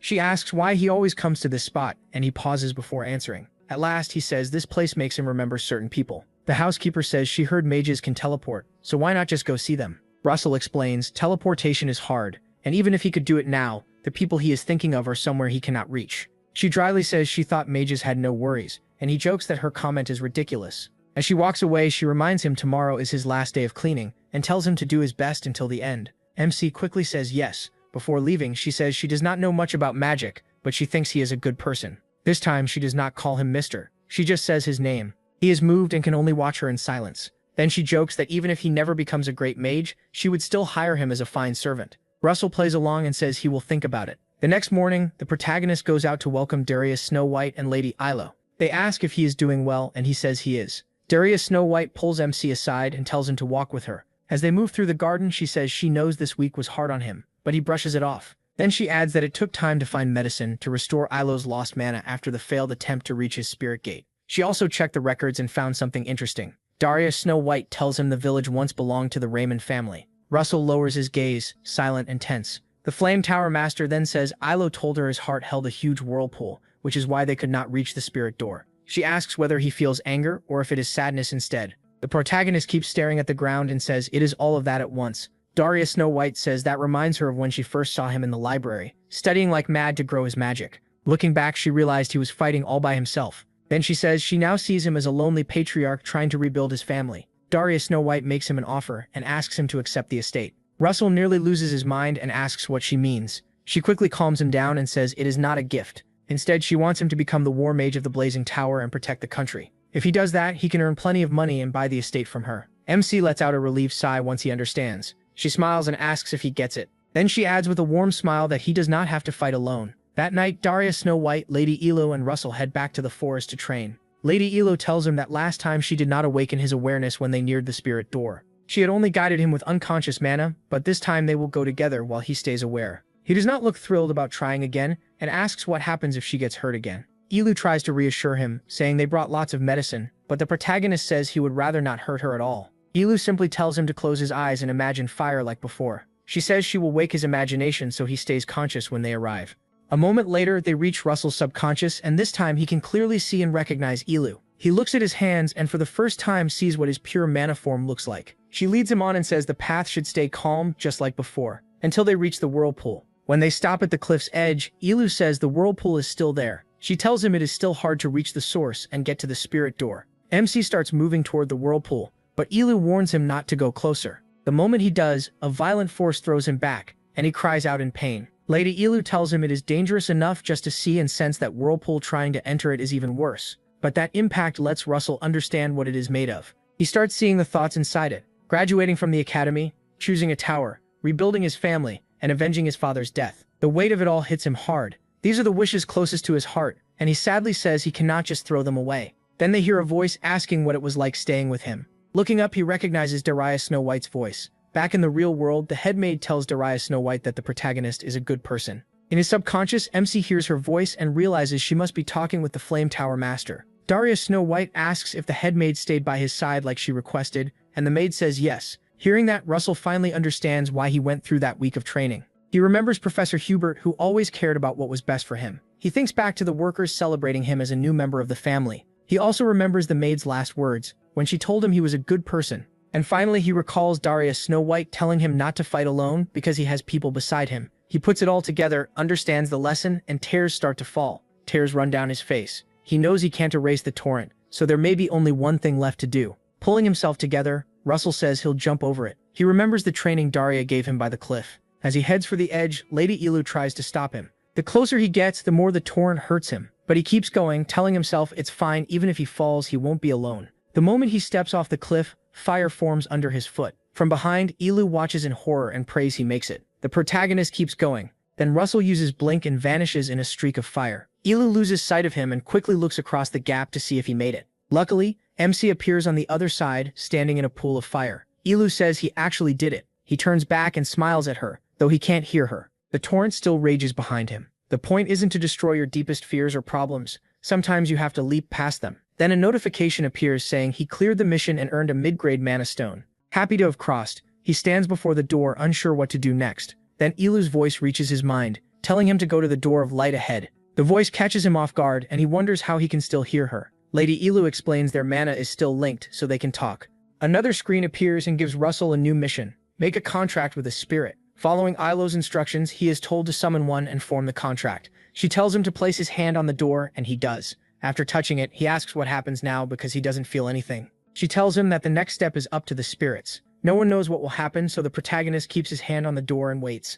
Yahello adds that no one knows what kind of spirit may come or if any spirit will choose him at all, so she tells him to keep his hand there and wait. Meanwhile, in the real world, Mistahis watches Russell while he remains in a trance. Yahello tells him again that all they can do now is wait. MC thinks of the dragon spirit he met before and tries speaking to it in his heart. He says it's okay if it can't come, if doing so is too hard. He adds that he won't be upset, but then a huge red dragon suddenly appears around him inside a magic circle. Seeing the dragon, he says he's thankful for everything that led to this moment. The dragon comes closer, touches his hands, and the contract is made. Suddenly, they are all pulled out of that world, and the protagonist jerks back to reality. He opens his eyes and wonders what just happened. Once he looks clearly, he's shocked to find a tiny red dragon sitting in his lap. The little dragon lets out an adorable growl, and Russell wonders if this is what spirits look like. Ilo and Miss Dahaya laugh nearby. Ilo congratulates him, and Miss Dahaya says there's even more to celebrate. MC asks what she means, then understands when he looks at his chest. That's when he realizes he has reached the 4th circle. Meanwhile, the cute red dragon keeps growling. Then another notification appears, telling him he gained new knowledge through the spirit summoning and advanced to the 4th circle. It also says he'll receive extra unknown rewards. Russell reads it and wonders what those rewards could be. While he is thinking, the little red dragon growls again to get his attention and flies up. Then it hops onto his head and curls up in his hair. It starts nibbling at his hair while making tiny growling sounds. Ilo comes over to play with it and says she doesn't think it's a normal spirit. She asks if he's going to give it a proper name. She explains that naming the dragon will complete the contract. Miss Dahaya agrees and tells him to pick a good name. Russell looks at the little dragon and tries to think. Since it's red, he jokingly suggests calling it Bacon, and both women stare at him in shock. The protagonist realizes how dark that sounded, and laughs. Then he thinks again and asks what they think of Pepper. The little dragon lets out a cute roar, looking like it approves. Hilo pets Pepper and says it's an adorable name, while Miss Dahaya says it's not bad. Russell quietly thinks Pepper is short for pepperoni, but keeps that to himself. Miss Dahaya suggests they celebrate and start the real special training tomorrow. MC keeps playing with Pepper and says he's looking forward to it. He goes on playing with Pepper, who keeps testing its voice with cute little growls, and he tells Pepper it's nice to meet him. 1 month later, we return to the academy. At the gate, all the teachers line up to welcome important guests on the day the towers finally choose their students. One teacher wonders how many graduates will be picked this year, and another says it already seems mostly decided. While they talk, word comes that the judge from the kingdom's White Tower has arrived. He enters with one student, and the teacher notes that each tower has been training chosen candidates all semester. Soon after, the judge from the kingdom's Yellow Tower arrives with the student they prepared during the term. A little later, the judge from the kingdom's Spear Tower shows up with the girl they trained. The teachers keep gossiping, and one says they should do something extra for these specially chosen students. The others agree. When they notice Hubert frowning at them, they quickly change their tune and say they should do something special for everyone at the school, not just a few. Hubert glares at them and asks how they can call these children their students if they only care about the talented few. As they talk, another announcement says the judge from the kingdom's Flame Tower has arrived. The nearby students tense up since the Flame Tower is one of the kingdom's top towers. But instead of what everyone expected, a different person named Vermilion Olsen steps out of the Flame Tower carriage. Hubert looks at Vermilion and wonders why he's here. Vermilion seems tough and scans the area, clearly searching for Russell. When he doesn't see him, he says the protagonist still isn't here. Hubert starts to worry. If Daria sent Vermilion as the judge, maybe she doesn't plan to choose MC after all. Meanwhile, someone suddenly teleports across the sky with fire magic. It's Russell, rushing in so he can make the ceremony on time. Vermilion notices the strange movement and looks up to see who it is. He finally lands nearby and lets out a relieved sigh. He realizes he almost missed it, but he's glad he made it at the very last second. Then the protagonist locks eyes with Vermilion and is stunned to see him there. Vermilion only gives him a distant look like they don't even know each other. He turns and walks toward the academy, passing the line of teachers. With a cruel smile, he thinks to himself that breaking Russell is going to be fun. In a flashback to when MC left Maldiva for the academy, he thanks Daria, Lady Illo, and the head maid for everything they've done. He wishes Lady Ilo a safe trip back to her hometown, and she thanks him kindly. Before leaving, he also has a message for the head maid. He tells her he'll return as the master of the estate, and asks her to take good care of it until then. She just laughs and says she hopes things turn out that way. He thanks them all for everything they did in the short time they shared. Then Daria tells him she has one favor to ask before he goes back. She gives him a sealed envelope and asks him to deliver the letter to Hubert for her. Russell accepts it and promises to do exactly that. She thanks him, but he can tell she doesn't look well. He starts wondering what's in the letter and why she seems so down. In the present, he and the professor sit in his office. He hands over the letter and Hubert says it's a relief he arrived in time. After reading it, Hubert tells him the only problem is that helping during the selection will be difficult. He covers up the letter's contents and says something urgent has come up that he needs to handle right away. Russell smiles and says that's fine. Before he leaves, Hubert offers one piece of advice. He tells the protagonist not to underestimate the Olsen brother because he's a serious threat. The professor says MC can't settle for trying to be the best. He has to be the best. Hubert adds that he's sure Russell can do it and pats him on the shoulder. He smiles back and tells him not to worry. Then a new notification appears. His next mission is tower selection. Show an overwhelming gap in skill and earn recognition from all 10 selection judges. Soon after, the first round begins. Every student sits in front of a teacher to take the written test. The protagonist thinks the exam is easy. He remembers failing it in his previous life, so compared to that, this time it's no real problem. Still, he feels there's something more important to worry about. What really bothers him is the letter Hubert received from his past life. He remembers that after Hubert got that letter, he started traveling more and more, so much that he could no longer keep teaching at the academy. Soon after, Professor Hubert would die during the year he was supposed to take his sabbatical. When the test ends, Russell walks out, thinking he still doesn't know exactly what happened to Professor Hubert in his past life. He believes the professor died during a very dangerous mission. To MC, Hubert was likely sent on a high-level task meant for a top mage from the Tower of Flames. Once the scores are added up, he is announced as the top student on the written exam. Some students are stunned, some are impressed, others say he must have studied hard, and a few are just jealous. But Russell isn't thinking about the selection at all. His mind is on the teachers who are about to die, and he wonders if he can stop it. Soon, the second round is announced, the interview test. The students are told to wait quietly and enter only when their names are called. After several interviews, the protagonist Raymond is finally called in. He steps inside and sees Hubert to his left, with the 10 judges seated ahead. To him, this is proof that the future really can change. MC doesn't remember Brother Olsen serving as a judge in his previous life. The fact that he's here now means the past has already shifted, and if things can change, then maybe Russell can join the Tower of Flames and stop the teachers' deaths. To do that, he needs the judges to acknowledge him. Across the room, Vermilion Olsen watches him with open contempt. The rules are simple. The judges ask questions and he answers out loud, briefly. The judge from the White Tower tells them to begin at once and starts with a question about a formula created by the mage Oragang 3 years ago. Question after question comes, and Russell answers clearly and well. But the hardest part of the interview is a hidden second test. Soon the judges release waves of mana to see if he can stay calm and keep answering under pressure. It's a normal part of the selection, and he knows he has to endure it. In his past life, this was where he always failed, coughing so hard he nearly passed out. This time, he holds steady and keeps answering. The judge from the Yellow Tower is impressed that the protagonist's expression doesn't change even in the middle of the mana storm. Vermilion Olsen, though, isn't impressed at all. He smirks and says this level of mana is nothing. Then he raises the pressure to see whether MC can handle more. Russell feels the shift right away, and it becomes much harder to endure. Olsen just smiles as the mana storm grows so fierce that even the nearby guards start feeling it. The judge from the Yellow Tower glances at Olsen and realizes he really is a mad tiger. That judge thinks the candidate could die if this keeps going. Even though it gets tougher, Russell refuses to give in. He keeps staring at the judges, waiting for the next question. The judge from the Spear Tower is shocked that he is still enduring that torrent of mana. He notices that even the newly appointed teachers helping with the exam are struggling under the pressure. The Spear Tower judge thinks the protagonist is exactly the kind of genius anyone would want. Then the system pops up with a notice. MC has earned recognition from 9 of the 10 judges. Olsen keeps pushing harder, but he's surprised he is still holding on. So he decides to raise the intensity one more time and see if the boy can survive it. Russell grows seriously uncomfortable, but he still doesn't move. Vermilion Olsen keeps increasing the mana storm without backing down. Then the judge from the Spear Tower puts a hand on Olsen's shoulder and reminds him they still have more interviews to do, so this has to stop. Olsen clicks his tongue at the judge's remark, but he finally lets up. He mutters that it's a shame, it was just starting to get fun. Russell stays upright, though his hands shake behind his back. Meanwhile, the new teachers who were drenched in sweat are just glad they made it through the mana storm. One of the judges praises the protagonist for doing well and tells him he may leave. They call for the next candidate, and MC Raymond steps out of the room. The moment the interview is over, he drops into a waiting chair. Letting out a long breath, he admits to himself that he thought he was going to pass out. Suddenly, a warning screen appears. It tells him he earned the approval of 9 out of 10 selection judges. Russell gives an uneasy smile, realizing the system is saying that still isn't enough. He needs one more to clear the mission. He lets out a dry laugh and admits Olsen won't be easy. After the second test, the tower judges walk down the hall talking about him. The judge from the Spirit Tower says he is the student the Master of the Fire Tower has been watching, which makes him off limits to the others. The Master of the Yellow Tower says he's the kind of student anyone would want on their side, and Vermilion Olsen says nothing, only walking ahead of them. The White Tower judge cheerfully asks when he plans to train the protagonist as the youngest disciple of the Tower of Flames, but Olsen does not take it well. Annoyed, Olsen turns and asks who said the boy would become his apprentice. The White Tower judge realizes she hit a nerve and quickly tries to reword it. The others watch in awkward silence as Olsen storms off. They wonder why he's so tense. Then Olsen remembers the time he took several new recruits from the Flaming Tower to a battlefield.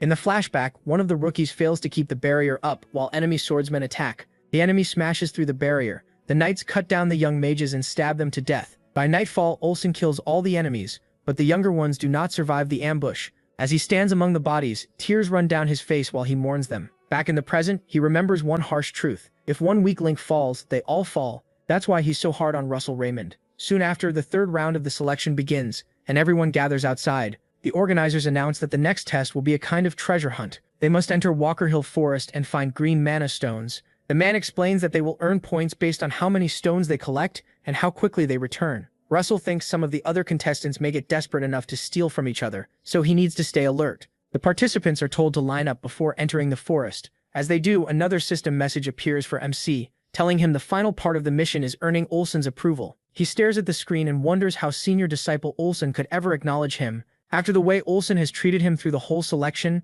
he isn't sure even passing the third round will be enough. While he's still thinking, the signal to begin is given. Russell Raymond runs into the forest with the others to search for the green stones, but instead of rushing around blindly, he decides to use the one thing that can help him find them faster. Moments later, the protagonist uses fire magic and summons Pepper. Pepper appears in his arms and MC apologizes for keeping him away. He explains that he couldn't use magic at school. Pepper looks thrilled to see him and gives his usual playful roar. Russell asks if Pepper can help, then opens his storage space and takes out a red mana stone. He tells Pepper he needs help finding a stone that looks like this. He holds it closer and Pepper sniffs it, catches the scent and darts off the moment he picks up a nearby trace. Seeing Pepper head off in one direction, he brightens and says, "It looks like he found one." For a while, the protagonist follows the spirit through the forest as they search for more stones. Before long, they arrive at a spot marked by what looks like a red magic circle. At the same time, elsewhere in the kingdom, several people are arguing inside a magic materials shop. A man in a cloak, seemingly a guardian of the Flaming Tower, questions the shop owner and demands to know where the mage he dealt with went.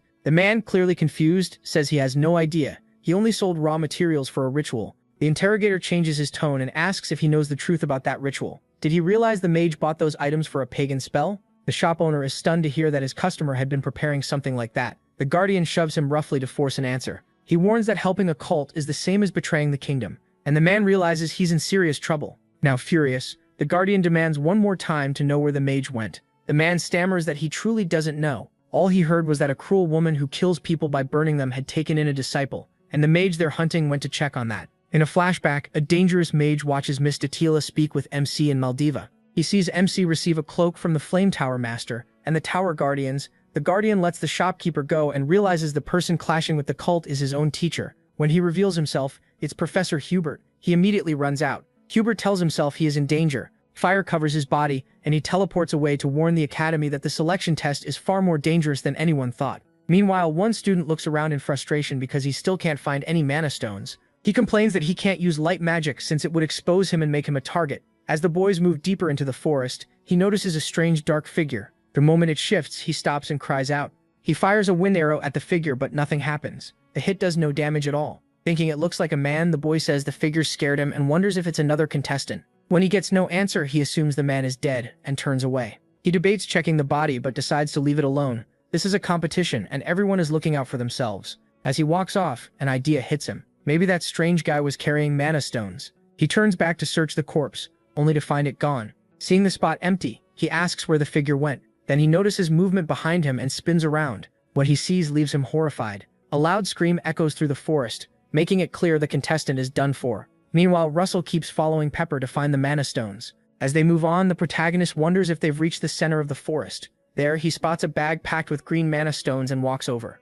He finds it suspicious that all the stones are gathered in one place when this was supposed to be a treasure hunt. MC pats Pepper on the head and praises him, but the whole area feels off. Then he notices something else inside the bag and crouches down to inspect it. It turns out to be a golem core. Russell picks it up and sees that it's broken. Looking closer, he realizes it was already damaged before any golem could have been summoned. While checking it, Pepper gives a serious growl at something behind him, and he turns at once. Suddenly, a line of spikes bursts from the ground and tries to skewer the protagonist. More spikes tear through the earth and rush toward him as he crouches there. MC notices the attack and wonders what the hell is going on. The earth stakes surge higher and faster, so Russell quickly activates his mage body aura and leaps clear. As he jumps away, another attack comes from light magic, and he wonders how his enemy is switching elements so fast. Floating orbs of light fill the air and fire deadly beams at the ground. They keep shooting at him, but he dodges every strike thanks to the speed his magic aura gives him. As the assault continues, the protagonist realizes more than one person is attacking him. Then several magic spears fly at him from a blind spot, but Pepper catches them first. He spits fire and burns the spears before they can hit. Russell looks back, sees Pepper saved him, and praises him for it. Then our boy quickly summons a fire ray. He blasts the light orbs with fire and shatters them. The impact explodes hard, sending smoke everywhere. MC tries to see through the smoke, and he wonders why he's being attacked at all. Even after the assault suddenly stops and everything goes quiet, Russell keeps his fire ray ready. When the smoke clears, he spots the three mages hiding in the bushes. Looking closer, he recognizes them as honor students chosen by the towers. Beside another bush, the White Tower honor student who used light magic is hiding there too. He also spots the Spear Tower honor student and asks why they're fighting like cowards. The Yellow Tower honor student snaps at him to shut up and demands to know how a bastard like him found the mana stone first. He insists they were supposed to be the only ones who knew where the stone was. Then he notices Pepper behind the protagonist and realizes the protagonist has a spirit with him. The Spear Tower Honor Student sees it too and says that explains how he found the Mana Stone so fast. The White Tower Honor Student also stares in shock, wondering how MC hid the fact that he could make a contract with a spirit.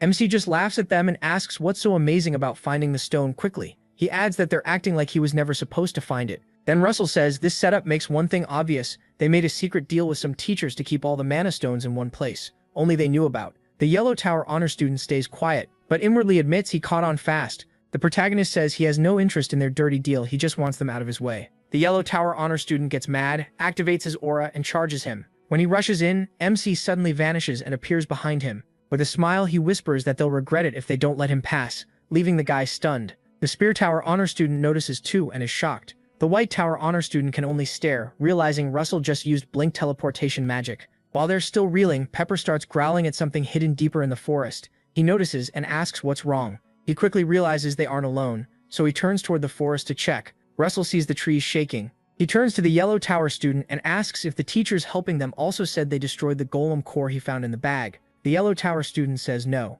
The others step in and add that they thought the broken golem core in the bag was strange too. The protagonist suddenly lets the other guy go when he senses something is wrong. He quickly forms a fireball after hearing a noise from the forest. Then he shifts everyone's attention toward the trees and says something is coming. The birds burst out of the forest as whatever is approaching disturbs the silence. From the trees, fierce dark monsters with green eyes rush straight at the boys. When MC sees them, he shouts that they're undead. The Spear Tower Honor Student asks how undead got into the test area, and the rest of them look terrified. The Yellow Tower Honor Student freezes in fear. He tells himself he has to run, but when he turns, there's nowhere to go. He stops cold, his face full of despair. The undead have already formed a ring around them, cutting off every escape route. Suddenly, Russell throws up a huge wall of fire around the group, while Pepper rushes in to fight some of the beasts. The Yellow Tower Honor Student sees the fire wall and realizes he is using fourth circle magic, something none of them can do. The protagonist tells them each to take a direction and fight any monsters that break through the flames. The students just stare at him, too scared to move. Russell yells at them to answer him.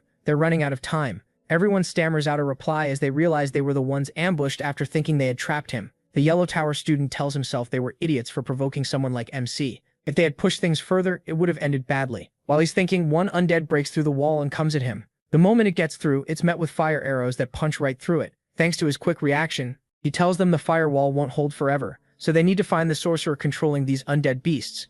Elsewhere in the forest, two sorcerers controlling the beasts talk. One says the kid from the fire tower is here, meaning Russell, and the other laughs and wonders how long he'll last. Back in the forest, more undead keep breaking through the fire barrier. A huge zombie charges in again, and ends up with a hole in its head after the protagonist blasts it with a fire ray. Standing before the headless zombie, MC thinks about where these undead came from. He remembers the heretics who chased forbidden magic. He recalls that the Flame Tower Master once slaughtered members of that cult. Russell wonders if these are survivors from that same group, still alive after its destruction. Our boy starts wondering what the heretics want, now that they've come here. While he thinks, three undead that got through the flames rush him. He fires another ray of flame and blows holes through their heads. He realizes digging too deep into these thoughts will distract him, so he forces himself to focus on the fight. He figures the magic being used is a kind of curse. The protagonist remembers that one trait of these curses is that they use very little mana. The longer this fight drags on, the worse it gets for them. They're burning too much mana against a non-stop wave of undead soldiers. He quickly turns to the others and tells them to use their mana more carefully.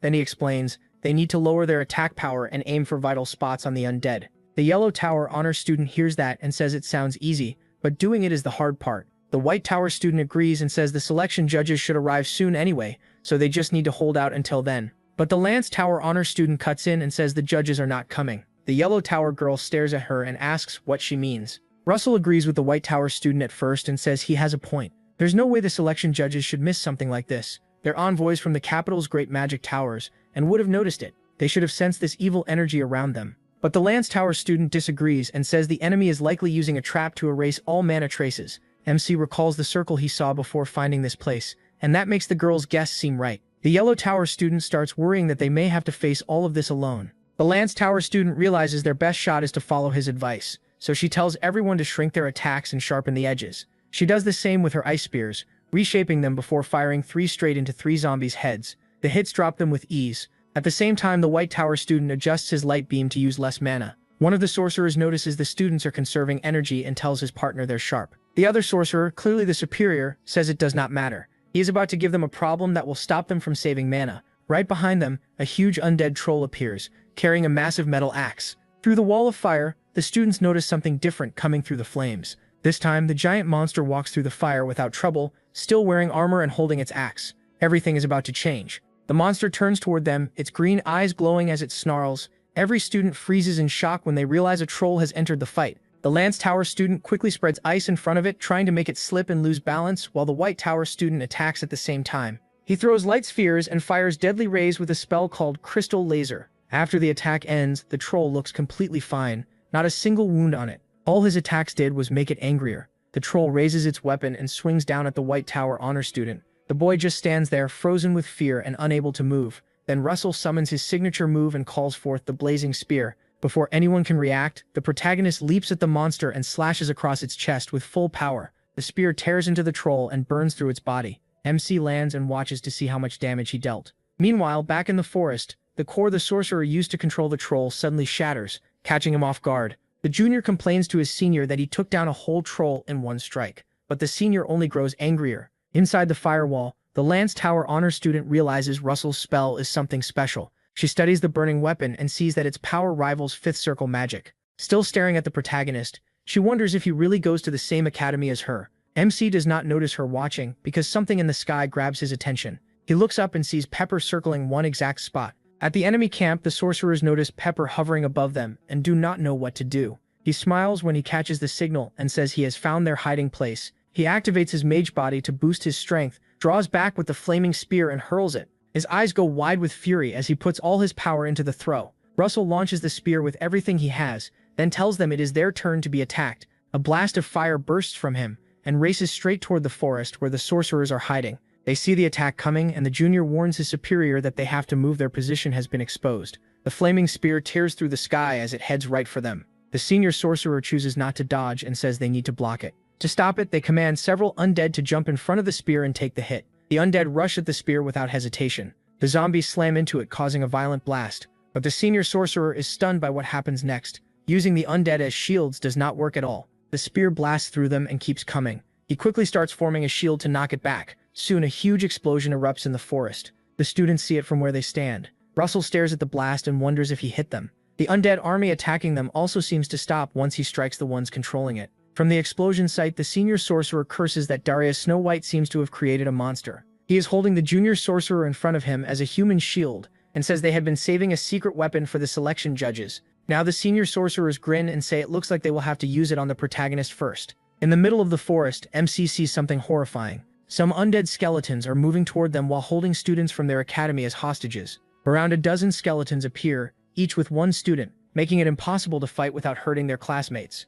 Back at the academy, some corrupt teachers try to stop Professor Hubert from entering the exam center. They politely argue that only the selection judges are allowed inside. Hubert does not listen and walks in to speak with his senior brother, Olsen. Olsen sees him and asks if the mission he went on is finished. Hubert quickly reports that the cult's followers are on the move too. Hubert says the cult members are after Russell, and that the candidates at the exam site are also in danger. That angers Olsen, who asks how the cult dared to cause trouble while he is here. Meanwhile, in the forest, the sorcerer warns the students not to move a single finger if they do not want trouble. He controls the undead and forces the captives to kneel, with swords pointed at them. The sorcerer says he will kill every hostage and turn them into soldiers if anyone tries anything funny. Russell stays quiet and notices the captives have been gagged so they cannot cast spells. He considers blinking over to the sorcerer and stabbing him with his fire spear. The problem is the man could order the undead to kill the hostages before he dies, which would make the plan worthless. And not just the captives, everyone there could die. The sorcerer tells them not to resist and orders them to come forward.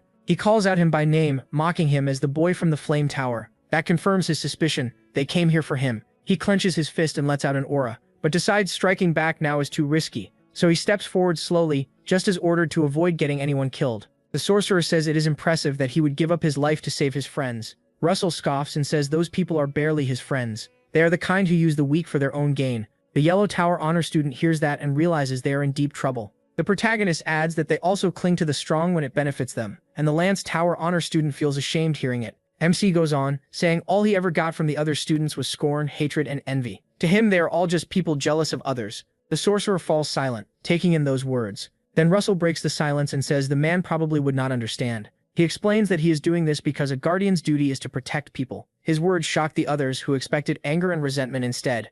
The sorcerer cannot understand that way of thinking and asks how he can still talk about duty and justice in a world where the strong hunt the weak. He says words like that are too big for weak people. Russell smiles and fires back that it is funny hearing that from someone who hid all day and was too scared to kill his enemies himself. The insult clearly hits, though the sorcerer tries to stay calm. He answers that if the protagonist wants it so badly, he will grant his wish. Then one of the undead skeletons suddenly appears behind MC and grabs his arm. The sorcerer orders the undead to gag him too, so he cannot cast, then says he will kill him with his own hands since that is what he wanted. Calling him the boy from the flame tower, the sorcerer lets a dark aura cover his body. Once the protagonist is pinned down, the man pulls out a strange green sword and jokes that it is a shame Russell will not be able to hear his own screams as he dies. Then he steps closer. The man closes in and raises the blade to stab MC. He remembers a kind of magic that needs no chant. It can be cast with thought alone. He thinks back to when he made a spirit contract and the system told him he would get a bonus reward for reaching great insight in spirit summoning.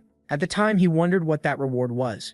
In that memory, the system gave him a strange ring. Back in the present, he realizes artifact magic can be used without casting spells. The item is called the Clouded Ring, and though it looks normal, it can turn into a thundercloud when needed. A huge storm cloud suddenly forms above them. The sorcerer doesn't notice and keeps talking, saying Russell Raymond's death will be the first step in their revenge. Then thunder cracks behind him, and he freezes, wondering what just happened. Looking up, he spots the strange thundercloud overhead. At the same time, the protagonist Raymond, still bound by the undead, starts giving off lightning. When the moment is right, he commands the thundercloud with his mind to strike them all. The flash is so massive, even the honor students cover their faces. Lightning keeps crashing down, burning everything in its path. The sorcerer passes out and drops the core he was using to control the undead. It hits the ground and breaks. He stands there stiff and twitching as electricity runs through his body. At last he falls, and the undead soldiers drop too. Russell Raymond is the only one still standing, still crackling with electricity. MC tries to loosen the rope tied behind him, then someone steps up behind him. That person helps him free himself.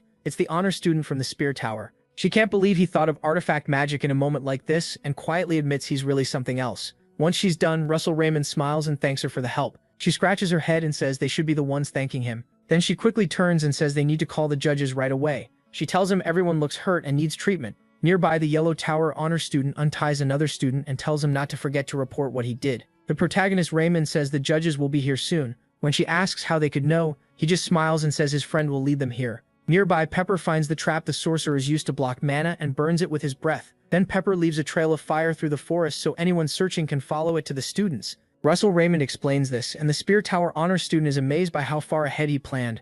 As she walks off, MC notices something else. His ring is still sparking. He looks at the clouded ring and realizes it uses far more mana than he expected. As the Spear Tower student moves past the unconscious bodies, the sorcerer's body starts to move. With half his face burned, he begins chanting to a spirit and says he offers his devotion to it. As he dies, he declares that he gives his life, his years, and even this death. Hearing that, Russell Raymond and the Spear Tower honor student turn at once to see what's happening. The sorcerer casts a horrible spell, merging his body with all the undead corpses to summon something called the Giant Skeleton. A massive undead skeleton rises, clearly out for revenge. He tenses under its shining aura and realizes this monster is far beyond the fifth circle. The Spear Tower honor student tells everyone to run into the forest because this new enemy is on another level. The Yellow Tower honor student is the first to bolt. On his way out, he spots the bag of green mana stones and thinks about taking it. The Spear Tower honor student then notices Russell Raymond isn't running and asks why he's staying to fight. The protagonist says the monster is focused on him, so he's the only one who can hold it off until the judges arrive. Meanwhile, Olsen and Professor Hubert race toward the training ground. The girl figures the protagonist must be out of mana and wonders what he plans to do. The monster quickly raises its claws and smashes down where MC was standing. He teleports away, since no shield could block that hit. He forms a fire spear and realizes even one blow from this thing could kill him, so he attacks first. The spear tears a deep gash into the monster, but it still looks far from dead. Russell Raymond sees the hit worked, yet this fight is going to be harder than he thought. Then he sees the flesh healing and wonders if the creature can regenerate too. While he's thinking, the monster swings its tail at him and misses. A second attack comes right at his face. He dodges that one too, but the monster moves again before he can steady himself.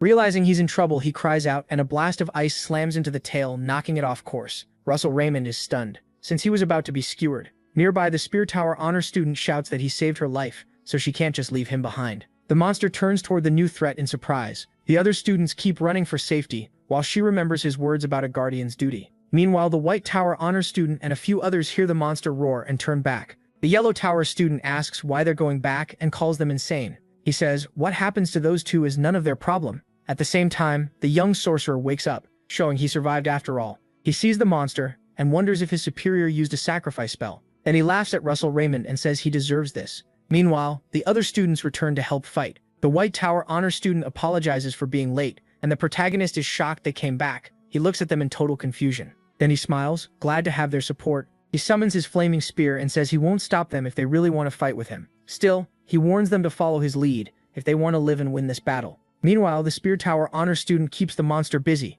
Russell Raymond tells the others he'll open a gap with his flaming spear, and they need to hit with everything they have. He throws his spear again, aiming straight for the monster's face. Just before it hits, he signals the others to attack. Their combined strike causes a huge explosion. Half the monster's face is blown away, but it's still standing. MC tells them to go again, though his hands are now shaking. He immediately tries to summon another flaming spear. Meanwhile, the teachers find the trail Pepper made. Russell Raymond says they all stood with him because protecting people is a guardian's duty, so now they have to push even further. He tells himself he has to protect them, then creates another flaming spear and drives it to full output. His eyes turn reptilian, showing he's entered dragon mode. He fires the spear at maximum power.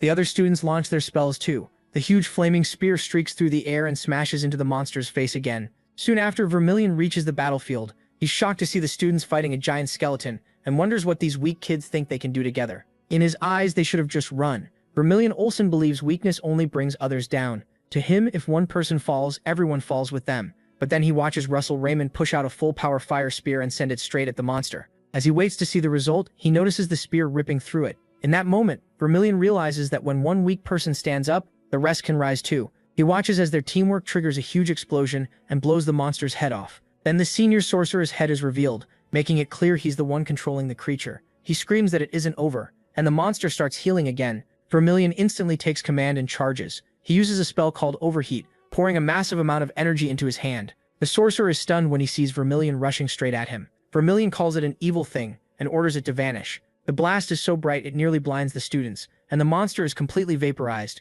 Russell Raymond smiles at Vermilion and says if he was going to step in, he should have done it sooner. Then he suddenly passes out from mana exhaustion. Professor Hubert catches him and praises his hard work. Vermilion smiles back, clearly impressed. The screen shows that Russell Raymond earned the last judge's approval and received an intermediate stone. Sometime later, he wakes up somewhere else. He sits up and finds Professor Hubert beside him. His first question is whether the other candidates are safe. Hubert assures him they are, thanks to him. He says that's a relief, and Hubert agrees, adding that everyone might have died without him. He says he had help. The professor then asks if he wants to know the test result. Russell Raymond suddenly remembers the exam and urges him to tell him what happened. Hubert explains that the judges had a lot to think about, especially after the heretics attacked. Because of that attack, the third test no longer mattered, since teamwork ended up being more important than competition. Meanwhile, the Yellow Tower student ran back with all the mana stones instead of staying to fight. With that in mind, the professor says the judges reached a final decision. Russell Raymond earned the highest score in the selection test. The protagonist is stunned to hear he placed first.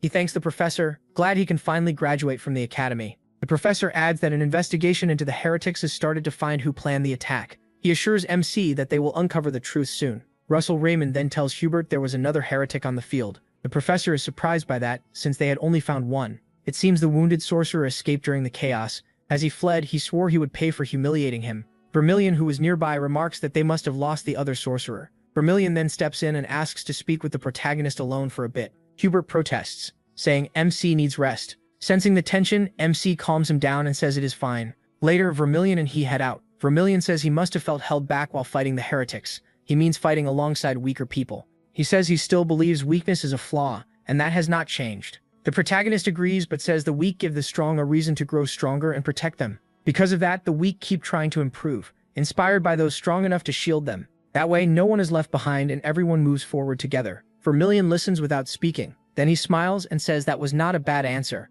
He tosses MC a white bag and tells him to open it. MC, shocked, unwraps it and finds a cloth he quickly recognizes as a robe from the Flame Tower. Vermilion smirks and tells him not to get ahead of himself yet. He explains that if he wants to join the Flame Tower, there is still one more test. He is confused, since the selection test is already over. The senior explains that this is an old tradition they must pass before joining. Suddenly, Vermilion creates a circle around himself. He declares that Russell Raymond must force him out of it using any spell he wants. He adds that if the protagonist cannot move him, there will be a fitting price. MC warns him not to regret giving him a free chance to attack, then pulls out a mana stone from his pouch and consumes it. He grins and repeats that he can use any magic he wants. Russell Raymond smiles as he works out a plan. Soon after, Hubert notices something that catches him off guard. Vermilion braces himself, but one of his lightning strikes hits him and pushes one leg over the circle. He smiles, remembering he is protected by armor equal to at least a 5th circle spell, yet somehow this kid's attack still drives him back. Hubert rushes over and asks Senior Olison what he is doing. He complains that he is picking on the boy before he has even recovered.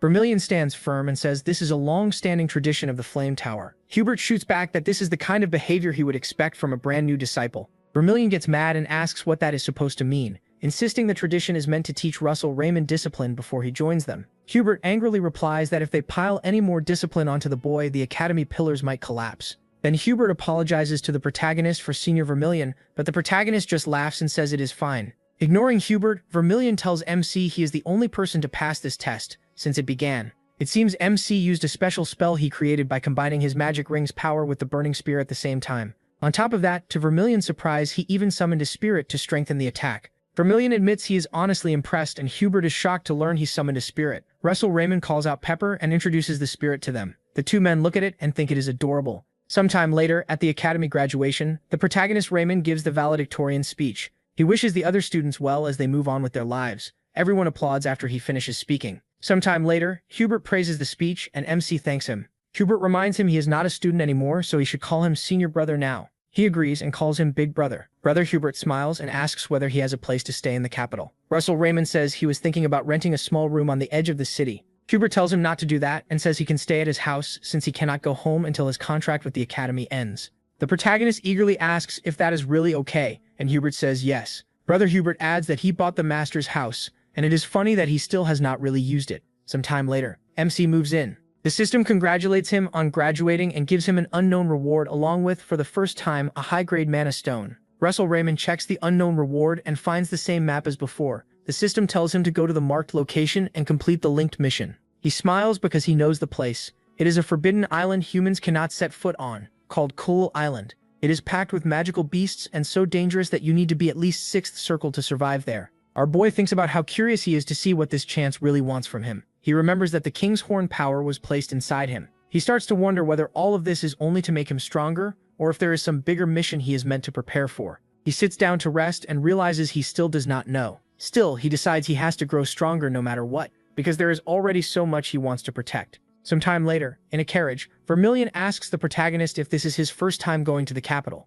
The protagonist says no, he has been there before. Vermilion remembers he is from the Raymond family, so of course he would know it. Then MC tells Senior Vermilion he wants to ask something. He asks about the task Hubert was given and whether it has to do with the heretics. Vermilion just looks at him and listens. Our guy says that otherwise Hubert would not have returned right when they were attacked. Vermilion smiles and says he is sharp. He confirms the guess and explains that Hubert's mission is to track the heretic group. He adds that he is not even sure "roop" is the right word for that cult. Russell Raymond admits that he wants to help with that mission too. Vermilion is taken aback by the sudden request and asks if he is serious. He studies the boy closely and realizes he is not bluffing. Smiling, he tells him that since he is a man, it is fine to dream big. He promises to tell the master about his interest and he thanks him. Vermilion says he will only do it if the protagonist can learn the spell he is about to teach before they reach the capital. The protagonist laughs, realizing Brother Vermilion really does love making bets. He says the spell is called Overheat. Smiling, he says it is magic meant to kill in a single blow. Vermilion activates the spell and explains that it works by focusing mana into one point for a brief moment. Then he says, you can think of it like pulling back your mana and firing it like a slingshot. He grins and asks if MC can do that. Later, the two get out of the carriage to test whether MC can use Overheat. He slows his breathing and tries to gather all his mana into one palm. Later, he fires it at a rock. When the smoke clears, the stone has a huge hole in it, so the test seems like a success. Vermilion smiles to himself and says this went beyond his expectations. He is amazed that Russell Raymond used Overheat with his own fire-based origin magic. He wonders if he has ever seen anyone this talented with it. Then the protagonist's hand starts to shake. Vermilion explains that Overheat uses instant focus, so he has to be careful, because he will not be able to attack right away after using it. MC notes that this makes it risky against a strong enemy. Vermilion smiles and says that is not always true. He explains that the best defense is the strongest attack. When they reach the capital, Vermilion reminds him of what he said about never knowing when someone stronger might appear. He says that strong people often look down on the weak, and there is always a moment when they let their guard down. Meanwhile, a man named Alan tries to help an older man down from a high place. He sees him and recognizes him. Vermilion keeps explaining that if he ever ends up in that kind of fight, the hidden trick he saves for the end will decide the winner. Later, he meets Master Daria Snow White. He thanks her for the help that brought him this far. She just smiles and congratulates him on joining the Flame Tower. She tells him his arrival lines up with a visit from the Spear Tower Master, Hemingway Melville, who came with the young Spear Tower mage, Alan Page Melville. Melville speaks up and says he was wondering why Darius Snow White chose today of all days to meet him. Then he says he now sees it was so she could show off the disciple she gained in her later years, and Darius Snow White proudly admits he is right. She says that the protagonist Raymond is a hero who defeated a heretic at a young age. The protagonist Raymond looks at Alan Page again and remembers that in his past life, Alan earned the title of youngest 6th Circle mage within just a few years. He recognizes him as a rare genius, and recalls that he was the mage who saved his life. Melville jokes with Darius Snow White and says it is only natural for him to brag. Then he adds that if she looks at it fairly, Alan's skills are better. Vermilion is already tired of them arguing again. Darius Snow White asks Melville if he forgot her disciple is younger than his. He says he knows, and the two keep trading jabs until Alan puts a hand on Melville's shoulder and says his master usually isn't like this. He explains that Melville only acts childish around Darius Snow White. Melville snaps and calls Alan a brat for saying nonsense, but Alan just jokes that he must miss being young. Alan starts reminding him that they still need to visit the royal palace, and Melville agrees. Then Alan walks over to Russell and apologizes for how his master acted when they first met. MC laughs and says it's fine. Then he admits he was a little disappointed because he wanted to show Alan his magic. Vermilion is stunned and assumes the boy needs to be talked down. Melville just laughs and says Russell is bold. Then he asks where that confidence comes from and lets his aura fill the room. He is shaken by the Tower Master's power and says it feels like standing in the middle of an ocean. Melville laughs at that and says he didn't expect to be surprised at his age. As he gets ready to leave, he asks Darius Snow White for a wager, and that catches her off guard. He says that if her disciple fully catches up to his in 5 years, he'll give her one of his mythical relics. Darius Snow White looks pleased and says, Russell hears this and remembers that mythical relics are artifacts from the lost age of myths. From what he knows, even the weakest ones hold mana close to the 7th circle. Darius Snow White says it should be 3 years instead, and Melville is stunned. She adds that if her disciple fails to catch up in 3 years, she'll hand over her own mythical relic. Master Melville laughs and reminds her she can't take it back now. She only smiles and tells him to get his artifact ready. At last, Melville leaves and tells Alan to come with him. Alan bows politely and tells the Master of Flame they'll be taking their leave while Melville keeps laughing. Once they're outside, Alan asks if it was really okay to bet a mythical relic. Melville says it wasn't, which shocks Alan. Then the Master turns to him and tells him to do everything he can and give it his all. Alan makes a face and says he feels like the older one in this relationship. Meanwhile, Vermilion tells the protagonist he really can't stay quiet on his first day. He asks if Alan is his friend, and the protagonist apologizes. The boy starts wondering if he really did something wrong.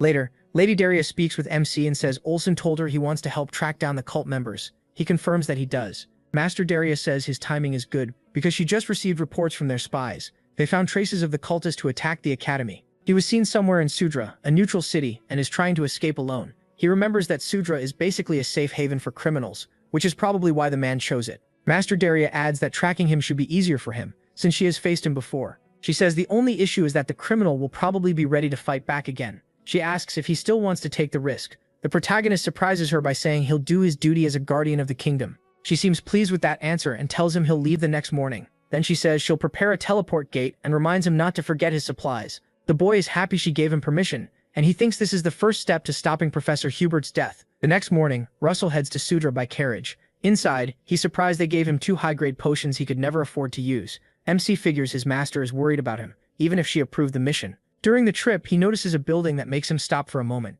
It's the Louvre Museum, where his time travel began. He rushes to the room where he saw the dragon heart. He tells himself he's been wondering this whole time why such a miracle happened to him. His answer is that he was given this chance to grow stronger and save more people. Then a screen appears with a mission to obtain the dragon folk's heart, with an unknown reward. Another notice gives him a mission called Dragonization, where he can call on a dragon's power at will, with a reward of 3 intermediate stones. Russell realizes that protecting the dragon folk's heart means making a huge contribution first, enough to earn something owned by the royal family. That won't be easy, but it's possible. He checks the other mission and wonders what the heck Dragonization even is. The system notices he doesn't understand and decides to explain.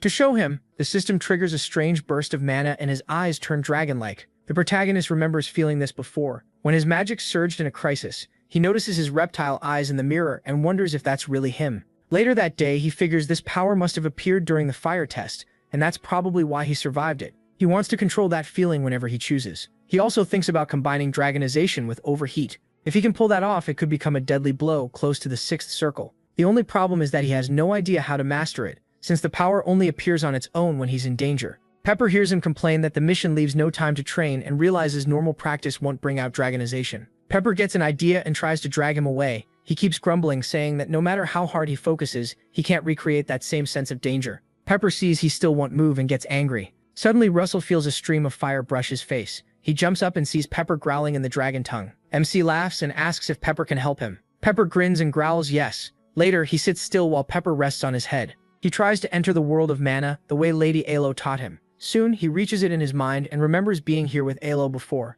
The flow of time is different here from the normal world, so it might be the perfect place to train magic. The only problem is that he doesn't have a sparring partner. Then he turns when something startles him. A giant dragon appears, and of course it's Pepper. Russell is shocked to see Pepper's true form, but Pepper just nudges him playfully. The protagonist thanks Pepper for helping, but says he's not comfortable fighting him. Then he notices Pepper brought other spirit beings for him to battle, and laughs. Relieved, he worried for nothing. One of the spirits looks like a man, and Russell smiles when he sees it. He snaps his fingers and asks Pepper for one favor. Meanwhile, in a pub in Sudra, some spies report to their captain that pagans have left the city and ask if they should chase them. The captain orders everyone to get ready to move. He also tells a man named Jackson to inform Delia that the situation has changed. Jackson confirms the order and tells everyone to be careful. The captain smiles and says there's no need to worry. Then he adds that he heard a prodigy trained by Delia herself is coming to help. He says he won't let anyone steal his chance to have some fun. Right after that, he orders the men to follow him and heads out on the mission. 3 days later, at a hideout in Sudra, Jackson realizes they need the Flame Tower prodigy to get there fast. He sends a report through a crystal sphere saying the Flame Tower scouts have gone missing. Later that day, some men notice something strange in the street. They're surprised to see a kid like Russell in a rough place like Sudra. Sudra is a neutral city where criminals often come to escape the law. MC realizes it would have taken much longer to reach Sudra without the teleport gate in the royal city. Even with it, the trip still took a week. But thanks to his image training in the spirit realm, he kept training the whole way, and it felt like months had passed before he got here. He remembers his battles in the spirit realm and how he managed to learn dragonization. After that, the system tells him he can now use a dragon's power at will, and his dragon horns will appear based on his current level. He's also told that during dragonization, his flame abilities rise a lot. Even so, he knows there are still big problems to fix. He remembers fighting horrible spirits there, and how his dragonization ended after only a few seconds, letting the monster slam him to the ground. The first problem is that the power lasts only 15 seconds. The second is the backlash after using it. Just like Overheat, he's left wide open right after. Meanwhile, as Russell walks, a thick club suddenly swings in front of him. A man stops him and asks if he's lost. Smiling, the man says he can show him the way if he wants. But he says nothing, since it's obvious the guy is trying to rob him. The protagonist snatches the club from his hand and says it's quite a coincidence running into him. The men surrounding him are left confused. After getting beaten up, the cheerful thug happily leads Russell to a place called Wyvern Tavern, just like he promised. The two battered men bow respectfully and say they hope he had a... MC laughs to himself, thinking these guys are hopeless idiots, then tells them to get lost. When he walks in, he spots Jackson working as the bartender. As he sits down, Jackson asks what he wants, and the protagonist orders a red drake mixed with a 12-year Briggs. A man nearby laughs and calls him crazy for asking for a drink that strong. Russell knows that mix could kill someone, but it is really a secret code used by the Fire Tower. Jackson catches it right away and thinks it is hard to believe someone this young is a Fire Tower divine agent. As he serves the drink, he wonders if MC is too young for this job. Suddenly, a magic barrier wraps around him. Jackson explains that it blocks sound, so no one else can hear them. He introduces himself as a mage from the Red Tower sent here, and says he is working undercover as the manager of the Yellow Wyvern. Russell introduces himself too, then suggests they talk somewhere else. Once outside, he asks about the scouts who vanished 3 days ago. Jackson says it is true, and the last report they got said the scouts were heading for the desert ruins while tracking the sorcerer who attacked the boys. The protagonist asks if they walked into a trap, but Jackson says those men are too careful for that. MC asks for a map to the desert ruins. Jackson wants to know why, and MC says he is going to rescue them. But Jackson warns that this is not a place he should enter alone. The ruins are near the Empire's border and extremely dangerous. He says it sounds like Jackson doubts him, but Jackson tells him to wait for backup. Then the protagonist releases his mana aura, shocking the man. Jackson remembers hearing that MC had just reached the 4th circle, but the power coming off him feels like at least 5th level magic. Worse, he controls it with ease. Coughing under the pressure, Jackson admits he judged too fast, and says he will explain the route to the ruins. Russell smiles, seeing that his plan worked. Meanwhile, somewhere else in Sudra, the sorcerer reports to high-ranking members of the heretical sect, and says he left traces just as ordered. The two hidden sorcerers praise him and say they can already smell the blood of whoever comes to investigate. The next morning, he heads for the desert ruins. As he drinks from a water bottle, he wishes he had known about the heat sooner, so he could have improved his ice magic. The place is so hot that he pours some water over his head. Eventually, he reaches the building in the middle of the desert ruins where the men were last seen. He notices the place has many entrances and figures that if his only goal were finding the cultists, he could just destroy the ruins and force them out. But if the scouts are trapped inside, he cannot do that, so he has to go in. Russell guesses the building is probably full of traps, so he chooses a different route. To catch them off guard, he jumps onto the roof, climbs down through the ceiling, and uses wind magic to soften the fall. After landing, he is glad to see no trap was waiting for him. Looking ahead, he finds a huge drawing of a man fighting beside a dragon. The man next to it looks like a black-haired warrior. He checks the end of the picture to see the enemy, but part of it has been torn away. Then someone says it is surprising to see him here. Russell turns and spots the sorcerer from before. The sorcerer cannot believe the academy kid actually came after him.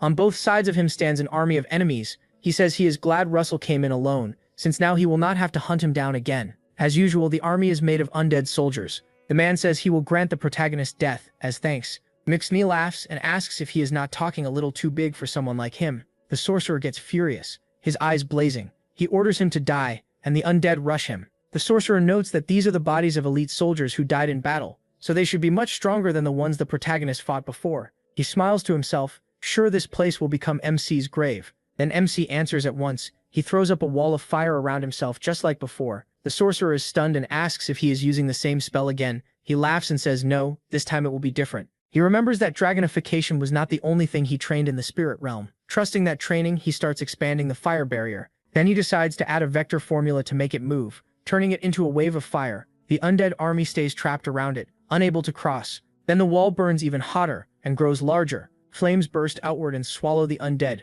The fire burns through them and fills the whole room. The sorcerer watches in shock as his army is destroyed, and he realizes it should not have been this easy. After the flames die down, Russell walks toward him and says he can see him. The sorcerer is stunned because he was hidden under an invisibility cloak. He cannot believe the protagonist used detection magic in the middle of the flames. Cursing, he realizes he is in trouble and too late to run. MC charges him with a wild grin and says it is too late to escape. The hit is so strong that a huge blast tears through the entire ruin. The man survives, but collapses and starts coughing hard. Blood pours from his mouth, and he wonders if this is really all he has. He walks up and tells him to surrender now and make things easier for both of them. The man says he cannot, and the protagonist asks what he means. The man staggers to his feet and says his soul is no longer his own, and on top of that, he sold his family too. Then he screams that he gave up everything he had. Suddenly, two people appear above the ruins and jump through the opening while Mency is not looking. A woman named Betty uses a spell called Demonic Claw, and the man uses one called Nightmare Tail. They seem to be the people the sorcerer was reporting to. Mency quickly turns and sees the monsters rushing at him.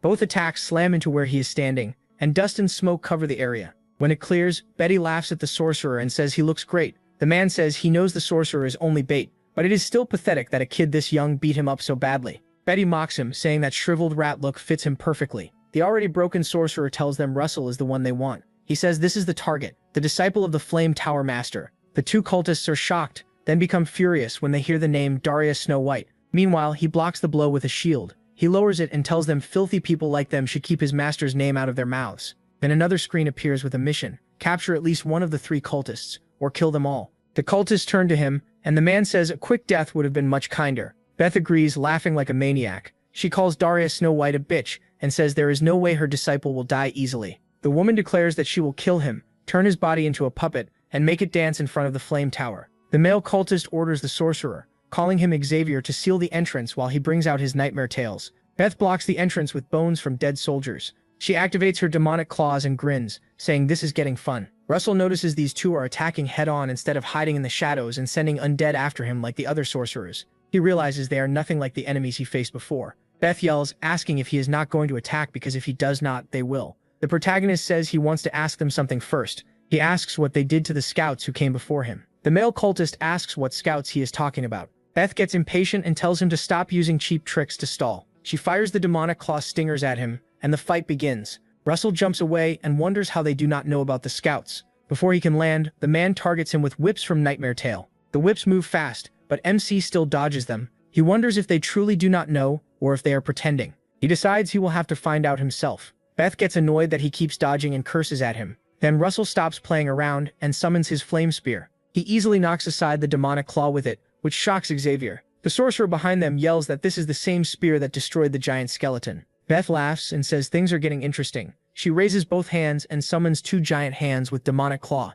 The two hands lock together as she tries to crush him with more force. Then she forms her own weapon, a demonic claw spear, and grins wide. Laughing, she tells Russell to guess which spear is sharper. He says nothing and just stares at her. When Beth rushes in to attack, the man tells her not to act on her own. She ignores him, charges at the protagonist, and says it's pathetic to fear a kid like him. Meanwhile, Russell gets ready. The moment she rushes in, she thrusts her spear, and he meets it with his flame lance. The two weapons clash and her demonic spear shatters. Beth freezes in shock. Then she notices her arm is gone.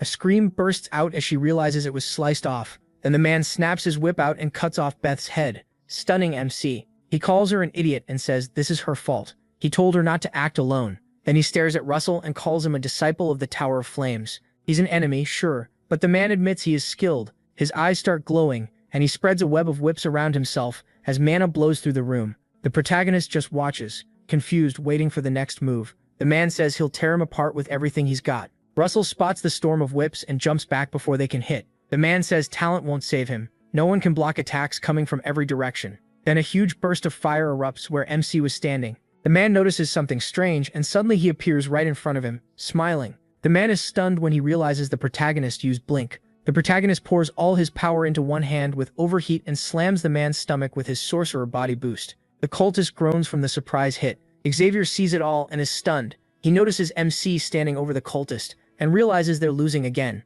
He collapses in despair, cursing the cultist for bragging like they were actually special, and tells himself he won't die easily. Next to Beth's corpse, he spots a red object on the floor. He recognizes it as an artifact and gets an idea. Meanwhile, the beaten cultist trembles. The injured man tells him to stop playing around and kill him, but he tells him to shut up. He grabs the man's head and aims a blast of fire at him, demanding an answer. He asks what happened to the scouts. The man spits at the protagonist and asks why he keeps talking about scouts. He swears he has no idea what he's talking about, and the protagonist is shocked because it really seems like the man doesn't know. The cultist sees an opening and thinks MC let his guard down. He pulls a dagger to strike, but before he can, a long whip lashes across the room and wraps around his throat. Startled, MC turns and sees Xavier using another sacrifice spell with the artifact, changing into a monster. Our boy is shocked that he has to deal with another sacrifice spell again. The cultist looks at Xavier and wonders if that thing is the infernal giant's heart. Soon, the whip from Xavier drags him across the room. Meanwhile, Xavier keeps offering up his own life and death, and everyone else's to finish the spell. As the cultist is pulled toward the forming infernal giant, he thinks he can't let himself fuse with that monster. But it's too late. He's dragged in and impaled all over his body. Xavier calls the creature Abomination and orders it to descend as the sacrifice ends. In an instant, the giant mass becomes the Abomination. The mana pouring from it is so strong that Russell starts wondering what is wrong with this thing. Then the system updates the mission. All cultists are dead, and now he has to destroy the Abomination. The Abomination stares at him with glowing red, evil eyes. Xavier, now changed into the beast, looks at himself and growls. He asks the protagonist how he dared force him into this mess. The monster uses a spell called Demonic Claw Stinger and says he'll make sure MC is torn apart. MC is shocked when he realizes the Abomination is using Beth's magic. It fires several demonic claws at him, and he stares in horror. The impact is so massive it brings down the whole building. Luckily, he throws up a wall of fire to shield himself from the collapsing rubble. He curses Xavier, realizing he barely survived. Since the monster made the whole place collapse on top of itself, the protagonist calls him an idiot. He figures Xavier couldn't control that much power and dug his own grave. Then the rubble starts shaking, and it looks like the monster is still alive. Russell notices the shaking and blurts out. The Abomination bursts back out, clearly set on killing MC. It swings its triple chains and smashes them down where he stands, yelling for him to die. The Abomination swears it will devour him until nothing is left but bones. Then a blast of fire hits the monster in the back. Russell, who threw the fire lance, watches to see if it worked. The monster is swallowed by smoke and everything goes dark for a moment. Finally, it turns around completely unharmed and spits at him. It says his attacks won't work. The protagonist grimaces, realizing the monster is right. Its defense is insane. He knows he needs a way out, but the monster instantly attacks with its spiked chains. It tells him to think all he wants while slamming the chains into his position. Russell vanishes at once and tells himself he needs to buy time. The monster mocks him, telling him to run in despair before its overwhelming power. MC laughs and says there's no way he'd run from an idiot like this. Then he tells himself this is only the start and quickly summons Pepper. When Pepper appears, Russell asks for help, and Pepper eagerly agrees like always. Our boy lights fire in his hand and gets started. He throws up a wall of fire between himself and the monster, then turns it into a huge wave and sends it at the Abomination. The massive wave crashes into the monster, and even though it blocks it, the attack still does some damage. The Abomination calls him a fool, and asks if he really thought a spell like that could hurt it. But when it looks up, he is gone, and it wonders where he went. Hidden nearby, the protagonist grins and tells Pepper to move now. While the Abomination is still looking around, Pepper rushes in. The dragon blasts the unaware monster with fire, then circles it fast, breathing more flames while trying to pin it down. Meanwhile, Russell flies above for the finishing strike. He's glad the monster's attention is off him, because now he can attack. He starts forming his flame lance, then mixes it with overheat, since it's the only spell he knows with overwhelming piercing power. Once Pepper sees the weapon is ready, he gets out of the way. At the same time, the monster yells at MC to stop hiding and show himself. Leaping toward its head, with the strange blaze lance, MC says he will. Right after that, our boy drives the blaze lance into the monster's head with huge force.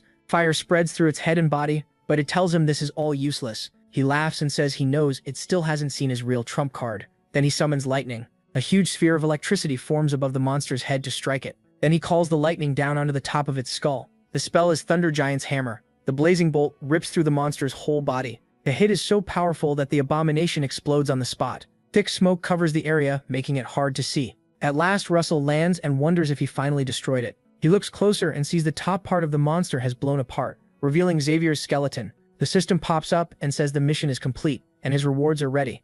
Relieved that it's over, Russell falls onto his back. Pepper lands on his shoulder, and the protagonist praises him for doing a great job. Suddenly, the skull slips from the skeleton and drops to the floor. It bounces once and stops right in front of MC, startling him. Then the skeleton speaks his name and says, Daria Snow White trained an amazing boy in her final years. The skull wonders who would have guessed her prodigy would be a Raymond, and MC is stunned that it's talking. The skull goes on, wondering if the son will be even more interesting than the father. Our boy stays frozen in shock as he listens. Then he grabs the skull in anger and demands to know who's speaking, because it sounds like someone else is talking through it. The skull laughs and says he'll find out sooner or later. It also says he'll learn what his father looked like in his final years. Then it explodes in Russell's hands. The voice laughs and says his father had a truly fierce look. Frustrated that his enemies know his father, our boy breaks down crying in the rain. In the rain, he demands to know who the hell the voice is and starts cursing. Pepper comes to his side to comfort him. The remains of the abomination stay still in front of him. Meanwhile, someone watches the protagonist through a telescope and tells the others the battle is over. The man orders his subordinates to send a report to base. We cut to the 12th Desert at the Imperial Army's 2nd Battalion.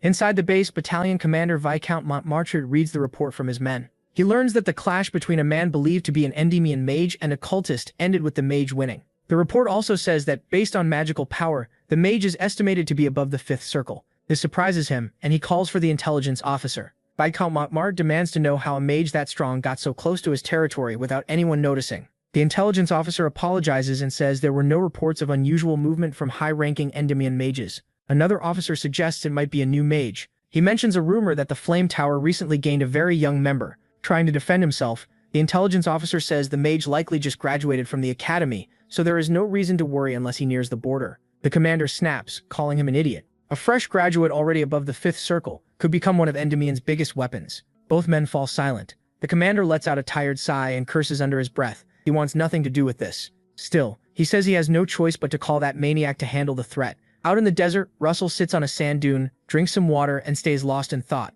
He wonders if the cult really killed his father, then forces himself to focus on finding the scouts. With people tracking him now, he cannot afford to lose focus. Glancing to the side, MC figures they are probably scouts sent by the Empire. Since they have not attacked, he assumes they are only watching him. Then he notices a strange figure far away on the desert floor. When he looks closer, the person starts shining brightly, and Russell rushes over in his mage form to catch them. As he gets close, the figure vanishes completely. A cut suddenly appears on his cheek, and he drops to the ground. Getting back up, Russell wonders if what he saw was some kind of magic aura. A system message appears. He has encountered an enemy beyond anything he has faced before. His mission is to escape without being injured, and the reward is 5 mid-grade mana stones. Shocked, he turns to see who attacked him. The man is a swordsman, and the protagonist recognizes him as Spandon. With a grin, the swordsman says he had aimed for the protagonist's neck. He adds that the report about a master above the 5th circle must have been true. MC frowns at him. He realizes this is the Empire's superhuman, the disciple of the great swordmaster McCrae. Smiling like a madman, Spandon says it will be fun to cut Russell down. He thinks the best way to describe him is simple: Spandon the homicidal maniac. The swordsman is surprised the protagonist knows his name. Pointing his sword at him, he says that makes things easier. MC stays still and only glares back. Spandon says that since he knows who he is, he should be ready for the pain coming. He remembers why that title fits him so well. Spandon's blade glows crimson, and the memory hits him. In his past life, Spandon butchered an entire mercenary group just because they bumped into him. The protagonist nearly died too. They would have been wiped out if Alan had not stepped in. In that memory, Alan arrives just as Spandon is about to kill MC. Spandon is not scared at all. He only smiles wider. Then the knight and the mage clash in a brutal fight. Even back then, Alan Page had already broken past a mage's limit. yet he still struggled to beat Spandon and was injured. Russell tells himself this is an enemy stronger than any he has faced. Tired of waiting, Spandon says it is time to begin and unleashes a blade attack called Flying Blood. He quickly raises a shield with 5 layers. The attack smashes through all of them. The protagonist is stunned that one strike could break 5 shield layers at once.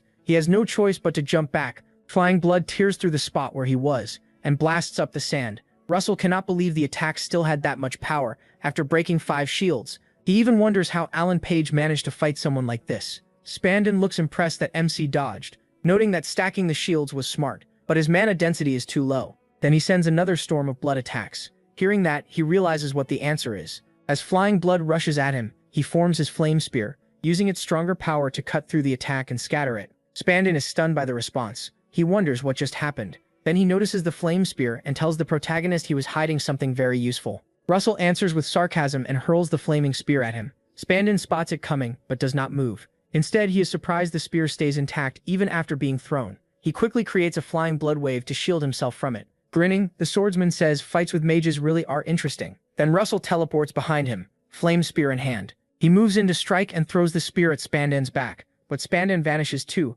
as if he can teleport as well. He appears behind MC and mocks him for using blink like a rat. He whips around in shock and Spandon's sword slashes him, drawing blood. Laughing, Spandon says he has not had this much fun in a long time. Before the next hit lands, Russell teleports several meters away. He ends up with a cut on his leg, and Spandon mockingly asks if he is bleeding. Still laughing, he says he will wait for the protagonist to heal. MC tries to treat the wound and realizes the truth. Spandon is using aura around his body to boost his speed, which is why it looked like teleportation. Even so, MC tears his clothes to slow the bleeding. Spandon keeps watching and asks if everyone in the flame tower is this stubborn, or if that is a requirement to join. Russell does not get the question, so he asks what Spandon means. With a smile, Spandon says the ones he met a few days ago also refused to give up until the end. The scouts. He says they came looking for one of their own who had gone missing. He realizes this is the man who killed them, and is horrified. He asks again if Spandon murdered the missing scouts. Spandon only smiles and shrugs. Russell's anger rises, and he clenches his fist. He remembers the system told him to escape after a short clash, so he could find the scouts. Instead, he unleashes a huge amount of mana, clearly ready to fight. Furious, he decides this is not the time to think about the future. Spandon smiles and says the protagonist had been hiding his real power the whole time. Gripping his sword, he says they will see if the protagonist can stay calm while his body is torn apart. Russell looks at his dim ring and realizes it still has not recharged, which means only one option is left. Spandon raises his sword for another strike. He uses an attack called Rottle Torrent, sending out a flood of blood. Watching it rush toward him, MC chooses his last option. He activates Draconification. Flames cover his whole body as he releases fire to burn through the blood torrent. Spandon is shocked that the boy pushes straight through the attack. Then Russell disappears into the pool of fire around him. A moment later, he leaps out after activating Draconification. He starts counting down and realizes the power will last only 14 seconds. Forming his flame spear again, he charges straight at Spandon. Watching him, Spandon grins and admits this might be dangerous. Even so, he does not dodge as Russell rushes in with the flaming spear. The protagonist fires a destructive burst of flame where Spandon stands. When the fire starts to clear, the protagonist scans the burning area for him, but Spandon appears behind him. His voice startles MC as he says he has no idea what trick was used. Then he attacks with his sword, but he knocks the strike aside with his hand. Spandon says he is sure the protagonist only boosted his power for a short time. MC keeps counting down, and sees he has 9 seconds left. Spandon attacks again, cutting MC's face, but MC instantly answers with a spear strike. The clash triggers a huge explosion. Spandon jumps away from the blast, while he counts only 6 seconds left. Spandon scoffs, saying that if a power-up still cannot kill him, then it is useless. Then the knight leaps up and says it is time to end this. He uses Cyclone Typhoon, creating a storm of blood blades. The protagonist looks up at him, his face tightening. Spandon dives down, trying to pierce him with the attack, but Russell blocks with his spear. Their weapons crash together. Then Spandon quickly uses a blood wave to knock the spear aside and redirect the strike. MC's spear slams into the ground and fires into it by accident. The blast is enormous, swallowing the whole battlefield. When the flames fade, MC drops to his knees, gasping, while Spandon still stands before him. As the last flames die out, Spandon looks down at him, kneeling there. The protagonist keeps counting and realizes he only has 2 seconds left. Spandon laughs and asks if he is finally done. The protagonist says he still has one last move. With 1 second left, he slams both hands on the ground for a final attack. When Spandon realizes it is 6th circle magic, he is stunned. The earth beneath them starts splitting apart and fire bursts up from the cracks. Then the fissure grows wider and Spandon is clearly shaken. The flames turn into magma, making it feel like they are standing inside a volcano. Russell changes the whole battlefield into a volcanic zone with a skill called melting. In a flashback to his time studying in the professor's library, he remembers reading about the melting method. He had figured out how it worked, but because it needed sixth circle magic, he could not use it before. The skill starts with small embers, then spreads magma across the entire area. Back in the present, Pepper rushes in, grabs MC and pulls him out of the magma. Up in the air, MC thanks Pepper for saving him. Meanwhile, Pepper struggles to keep flying because he is too heavy. From the top of a rock, he looks down to see what happened to Spandon. Then someone appears behind him. He spins around and finds out it is Spandon, coughing badly and missing an arm. The protagonist walks toward him and aims a fire beam at his head. He asks if Spandon has any last words, but Spandon just trembles in silence. Then he smiles and asks if MC finds their situation funny. Spandon talks about the Guardians. He says they are pushed into war in the name of protecting their country, yet no one tells them how to escape it. He says a Guardian has to keep killing again and again, that their path is nothing but blood. Then Spandon tells him he welcomes him to it. He pauses, but after a few seconds he carries out Spandon's execution right there. He stands over the body, silent and lost in thought. The system then pops up with a notice saying he cleared the mission and went beyond the requirements. His reward is 8 mid-grade mana stones. Meanwhile, back at the tavern, another scout reports to Jackson that people are saying Spandon, an Imperial Knight, has been moving in secret through the desert. The man also says the missing scouts may be connected to him. Jackson is shocked, thinking that if this is true, then the deity of the Flame Tower is in danger too. He knows that no matter how skilled Russell is, he should not be able to beat Spandon. While they are talking, the protagonist walks into the tavern. He heads to the counter and drops a broken sword on the table. Jackson is stunned and recognizes it as Spandon's sword. He just stares at MC, too speechless to respond. Russell smiles and says he only wants a glass of water. Jackson hurries to get it and tells him he can ask for anything. That night, Jackson goes to the orb and files his report. He reports on the Flame Tower scouts and adds that he killed the pagans and Spandon. Soon after, the news spread. It even reached Camelot, the capital of Endymion. Everyone heard about the protagonist, the last heir of the fallen house of Raymond. They also heard the rumor that he defeated Abomination, the pagan's magic beast, and that he even beat Spandon, an Imperial Knight, despite being a newcomer to the Flame Tower. The rumor was hard to believe, so people reacted in very different ways. Not long after that, Russell returned to the tower through the portal. When he arrived, the master looked happy to see him, while Brother Olsen and Hubert seemed curious. Others felt relieved, like Master Darius Snow White. She ruffles his hair and thanks him for coming back alive. Some turn competitive. Master Melville reads the report and laughs, saying this bet just got a lot harder. Alan reads it too and says this rookie is even more impressive than he expected. Others felt anger and hatred. Elsewhere, men report to Spandon's master, McCrae Hughes, that his disciple is dead. While cleaning his sword, McCrae asks if that is all they know. McCrae is the Empire's swordmaster, and the rage in his eyes is obvious. The men shrink back and say that is all the information they have. Russell thinks that even though people reacted in different ways, they all shared one thing. At the same time, McCrae declares it will be eye for an eye, disciple for disciple. He slams his sword into the ground in fury, and a dark force bursts out from the impact point and surges forward. That power races into the forest and tears through the whole area. The one thing everyone who heard the news had in common was a strong impression of MC. McCrae remembers Darius Snow White and swears he will get revenge no matter what. Later, MC gives Master Darius Snow White his mission report. She asks if what he is saying means the pagans were involved in his father's death. Russell confirms that is what he believes. She explains that many records were lost during the war, so learning what really happened is difficult. That means finding the true culprit will be even harder. He says he already knows that. To comfort him, she takes his hands and says one thing is certain. She tells him that if they keep chasing the pagans, they will reach the truth, and asks if he believes that too. The master assures him that she and the Flame Tower will always stand by him, and Russell thanks her sincerely. Soon after, the coachman announces they have arrived. Master Darius Snow White tells him she hopes he can set aside his doubts and fears today so he can widen his understanding. They get out and enter a large building. Inside, a meeting of the Magic Tower Council is underway. The Magic Tower Council is a group made up of the masters from more than 20 magic towers across Endymion. Russell says that 2 months ago, after defeating Spandon, he was allowed to attend this council as a master's assistant, even though he is still a newcomer at the tower. When they walk in, one master recognizes the protagonist as the famous prodigy they have heard about, and another says it is an honor to meet him. The protagonist laughs and thanks them for being so kind. While they are greeting each other, someone approaches and tells Master Darius Snow White it has been a long time, calling her a veteran. Darius Snow White turns to see who it is. She recognizes him as the Yellow Tower Master and says it really has been a long time. As he comes closer, Darius Snow White introduces him as Niccolo Machiavelli, the organizer of today's Magic Tower Council. Russell quickly bows and greets the master. Niccolo laughs and tells him he does not need to be so formal. He says MC took down that bastard's disciple. MC looks up, wondering who he means. Darius Snow White explains that he is talking about McCrae Hughes, the Empire's swordmaster, and that the man he defeated was McCrae's disciple.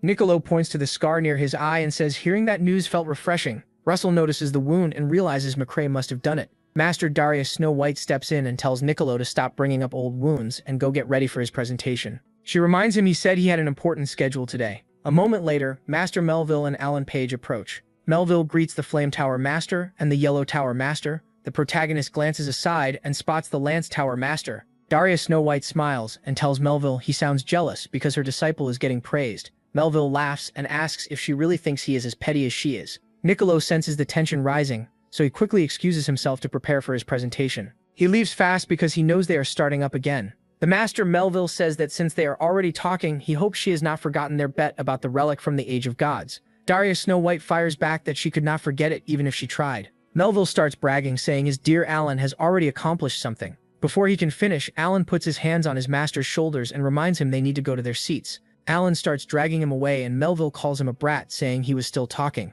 He yells for Alan to let go. Russell laughs at the way the master and disciple act. Soon after the presentation begins, and Master Niccolo announces the start of this Magic Tower Council session. He says the main topic is the ruins being excavated on Mount Calvin. According to him, the ruins seem to date back to the end of the mythological age, and there is still no proof they were looted. That means there is still a good chance a relic remains intact, and he breaks into a wide smile. Russell thinks about what a relic from the mythological age could mean, and Master Darius Snow White says they might uncover an artifact that shakes the era. Niccolo tells the masters that is exactly why he needs their help guarding the site. Then Master Niccolo calls for Sir Alan Page of the Lance Tower to assist. He also names MC from the Flame Tower and says he wants to ask both of them for a favor. The people start whispering that it makes sense since he has already proven himself. Darius Snow White proudly tells herself of course they would choose him, and wonders whose disciple they think he is. Then one of the masters objects. Darius Snow White turns at once to see who spoke. It turns out to be a man named Blaine Trilogy, the Red Tower Master, who came with a boy named Duran, a mage from the Red Tower.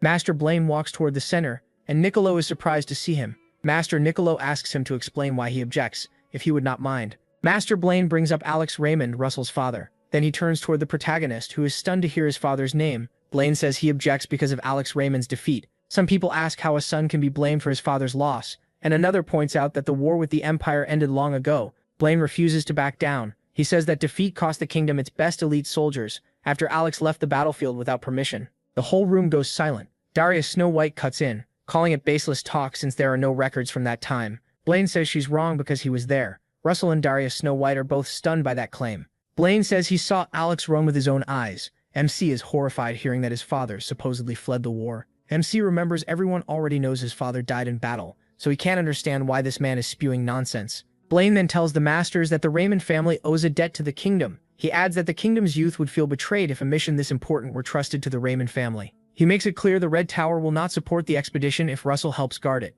Some of the men weigh the issue. He is famous as the rising divinity, but shutting out the Red Tower would be hard. Niccolo watches and realizes Blaine swayed the room with only a few words. He figures that was exactly what the Red Tower expected, and Blaine was confident because of the backing he has. Niccolo thinks of one powerful figure in high society, Archduke Bismarck. He remembers that Blaine is trusted by the king's uncle, the most powerful man in the country, the Archduke. Niccolo concludes that going against Blaine means making an enemy of the Archduke's faction. He knows only Melville and Darius Snow White speak to Blaine without holding back. Hearing Blaine's claims, Melville bluntly calls them absurd. Darius Snow White senses the protagonist's anger and tells him not to step in. She'll handle it, but the protagonist ignores her warning and tells the Red Tower Master he has a question. Blaine turns and MC asks if he can take responsibility for what he just said. Blaine asks what he means by responsibility, and Russell answers by asking if he can answer for insulting House Raymond. Darius Snow White stops him and says this isn't the time. Blaine laughs and says the honor of a fallen worthless family means nothing. He tells him to be thankful.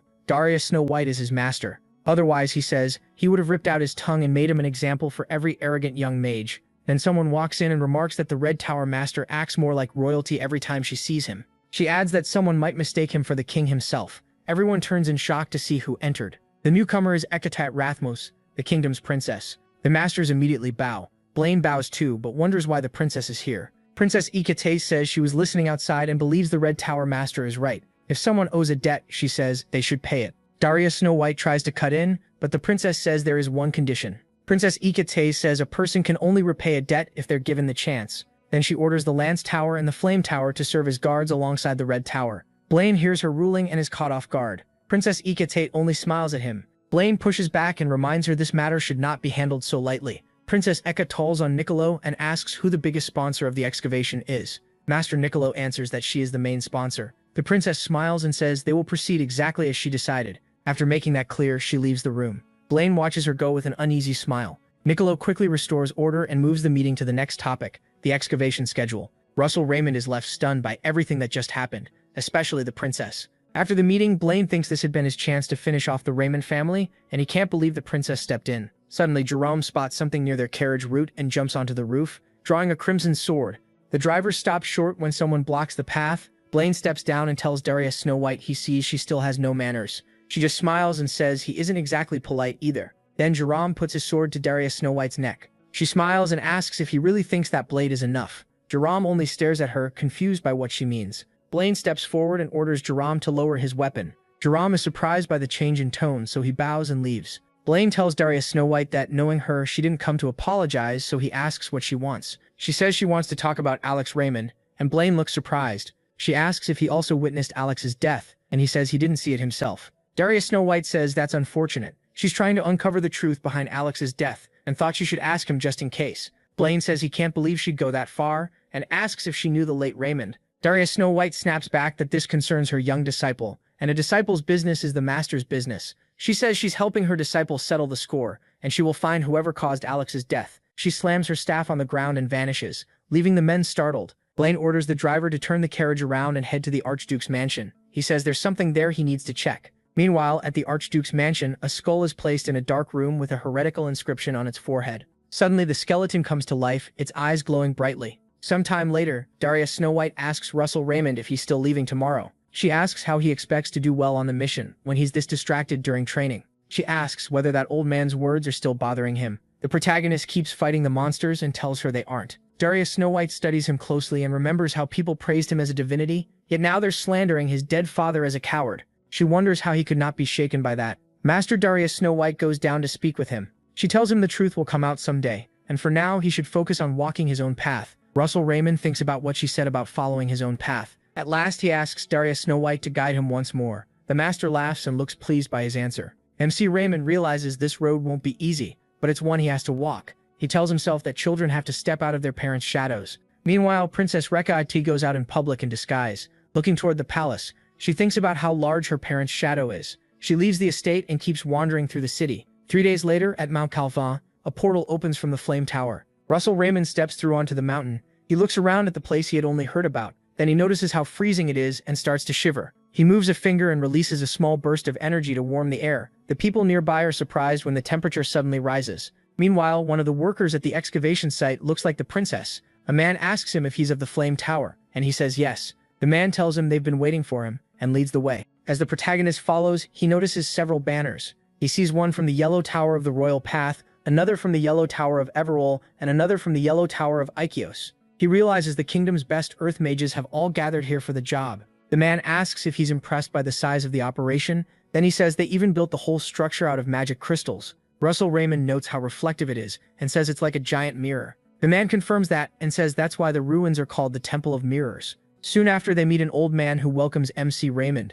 He introduces himself as Spiegel of the Yellow Tower, the one leading the expedition. Russell Raymond greets him politely and introduces himself. He recognizes Spiegel as the talented man who rose from commoner to elder of the Yellow Tower of the Royal Path. He's also the archaeologist and adventurer who uncovered more ruins than anyone else in the kingdom. He wonders if he can ask a few questions that have been on his mind. Just then, Alan arrives and notices the protagonist Raymond right away. Our boy is happy to see him and says he came early. They shake hands and MC says it's good to see him. MC jokes that calling Alan a hard-working genius is unfair, like cheating. Alan laughs and says he wants to protect the mythological relic. Alan says they still need to wait for the Red Tower Guard to arrive so they can go over shifts and duties together. Mr. Spiegel says it's definitely reassuring to have the kingdom's prodigies guarding the site. He also wonders what trouble could possibly be hiding in these smelly ruins that made them send so many people. Spiegel thinks it feels a little excessive. As he speaks, a loud explosion draws the three men's attention to another part of the site. Some workers run for their lives, and Russell Raymond asks what's happening.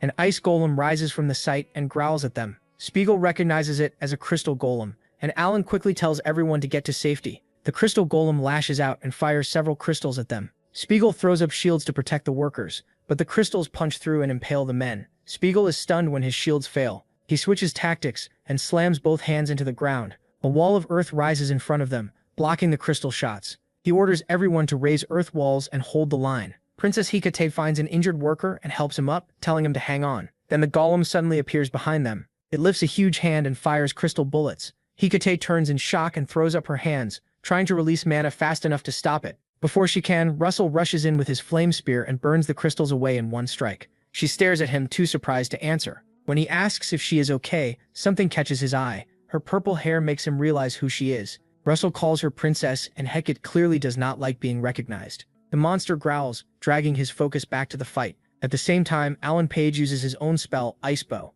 He shoots the creature in the back, but it barely works and only makes it angrier. Alan figures he aimed to blow apart its whole torso, but the thing is much tougher than expected. Then a massive blast hits the monster and tears it apart, forcing Alan and Russell to shield themselves as Jerome arrives.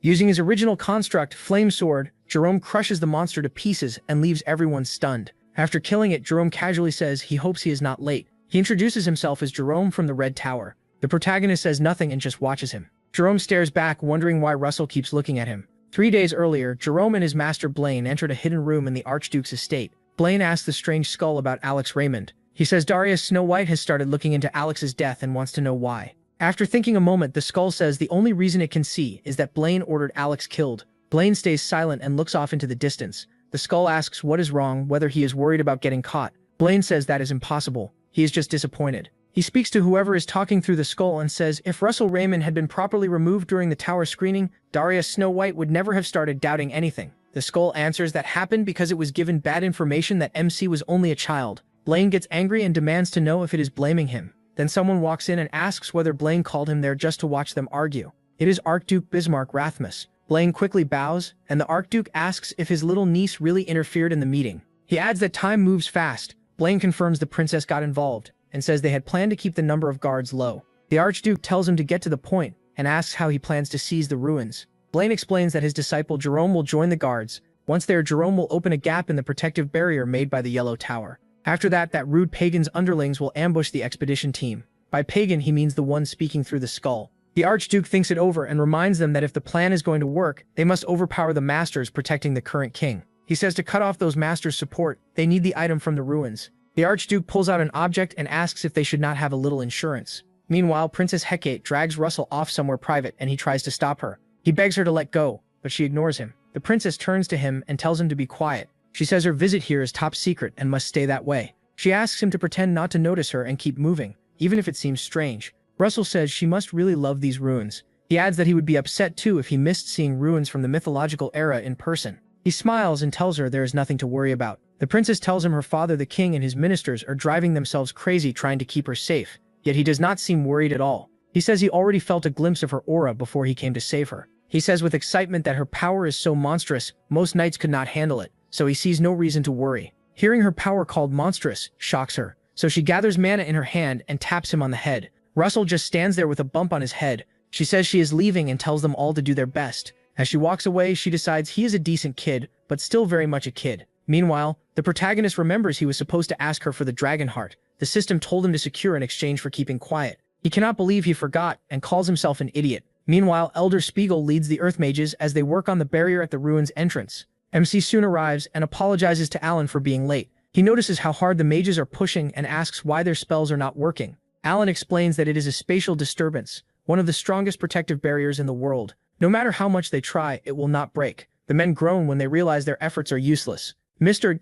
Spiegel curses in frustration, wondering why a spatial disturbance had to appear right when they finally found the ruins gate. Meanwhile, Jerome just stands there in silence. He thinks he needs to send a report to the Archduke. Later, Elder Spiegel is shocked to hear there may be a way through the barrier. Alan explains that with the relic of the Age of the Gods held by the Spear Tower, it can pierce the barrier and enter. Mr. Sir Mr. is more witty fun when Mr. Then if you somewhere new be found so drank and schmoinged, that ship outs have fappets kept in the thief, the fatcher of the ainf, the Spiegel is shab and wife, the fatcher of the ainf, the fear just barrier. But what if the simp, but the sir no thief on sub very ma thief, the fear to rouse and statage, the fermenier to wipe beef, the fatcher of the ainf, the fear to superior, and the miniscribalent, the fear to superior, the semi covered with under, ad sempov, the fermenu superior, the fear to superior, the fermenu superior, the fear to superior. Spiegel doubts they will hand over something that valuable so easily, and Alan says he will go ask himself. Senior Spiegel grabs his hand in gratitude. He promises that if Alan solves this, the Yellow Tower will repay the favor.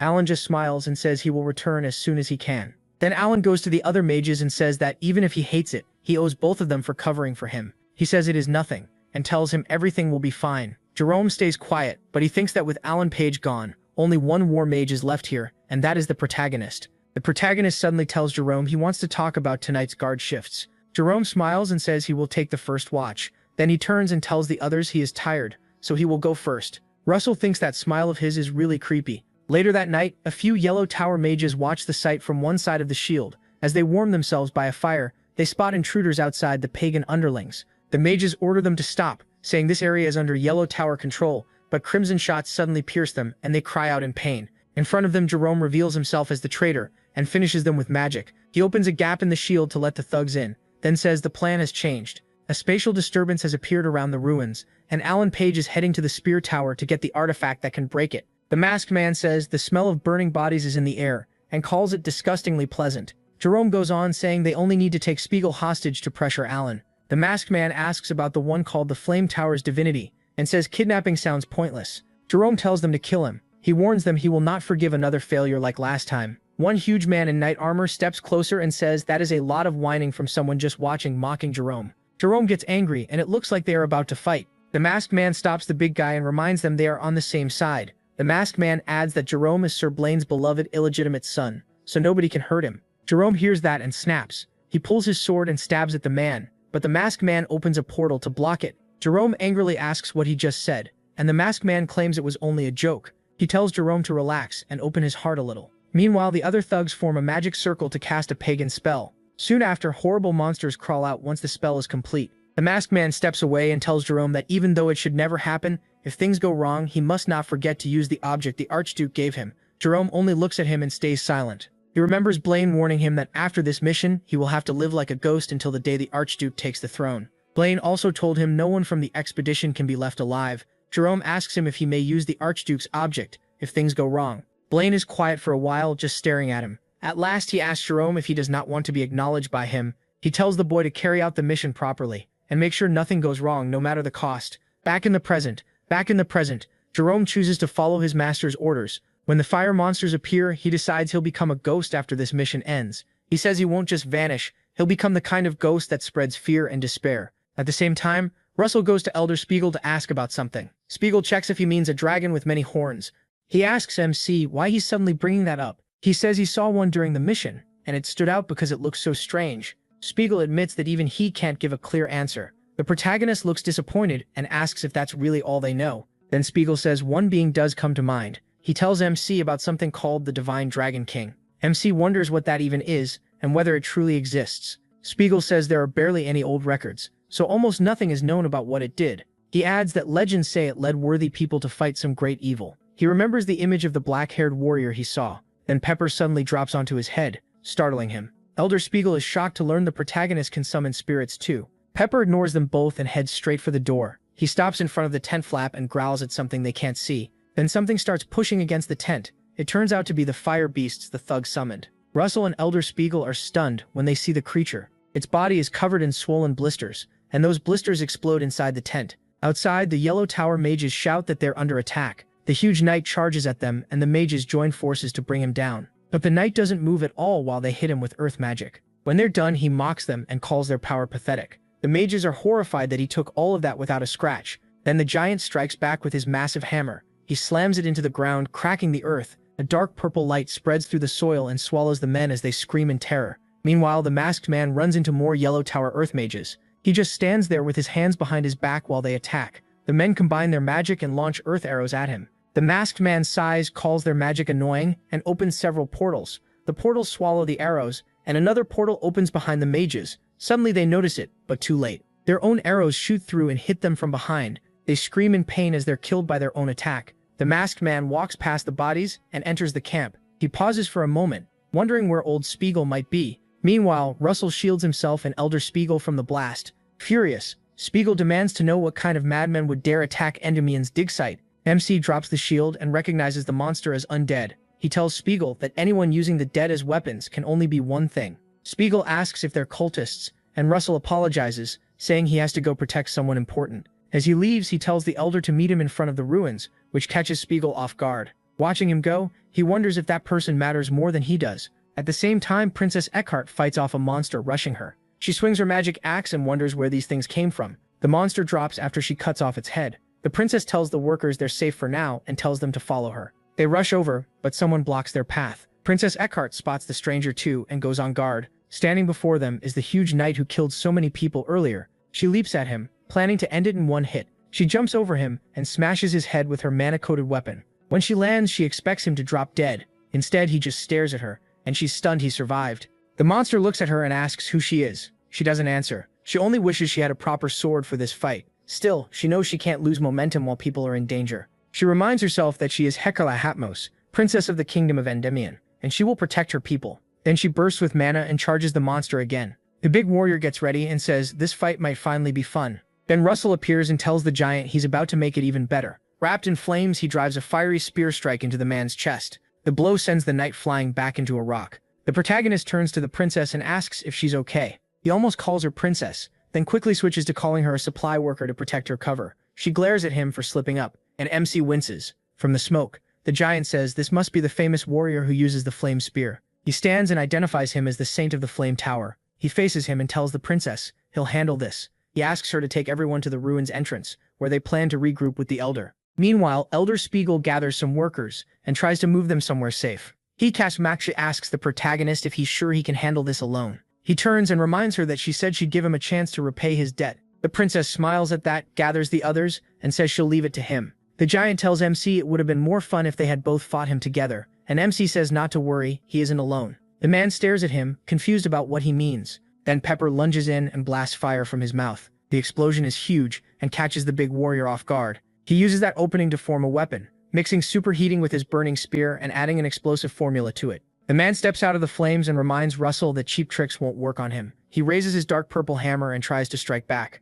Before he can, the protagonist asks if he really thinks this is just a trick, then smashes the man's hammer with his fire spear. Another blast erupts, shocking the giant. A wave of fire spreads everywhere. Meanwhile, some workers try to flee to the ruins and find Elder Spiegel. On the way, someone stops them. It's Karan, just standing there and staring. The men ask if he's hurt, where he's been, and warn him that enemies are attacking. Karan answers with a single sword swing that takes off all three heads. He watches their bodies fall. Right after that, he looks ahead and sees Elder Spiegel gathering workers in front of the ruins. Jaren is shocked and wonders what they're planning. Looking closer, he spots someone familiar among them, and recognizes Princess Heikode. Nearby, a huge fire blast goes off, and Jaren quickly turns to see what happened. He finds the giant warrior still standing after the explosion. Then the warrior notices something that stuns him. Pieces of his armor are falling apart, and he can't believe the refined black iron shattered. As more armor breaks away, part of the man's face is exposed. Russell says they'll finally get to see that proud face of his. He asks why the man looks so bitter. The man snaps back and calls him an arrogant fool.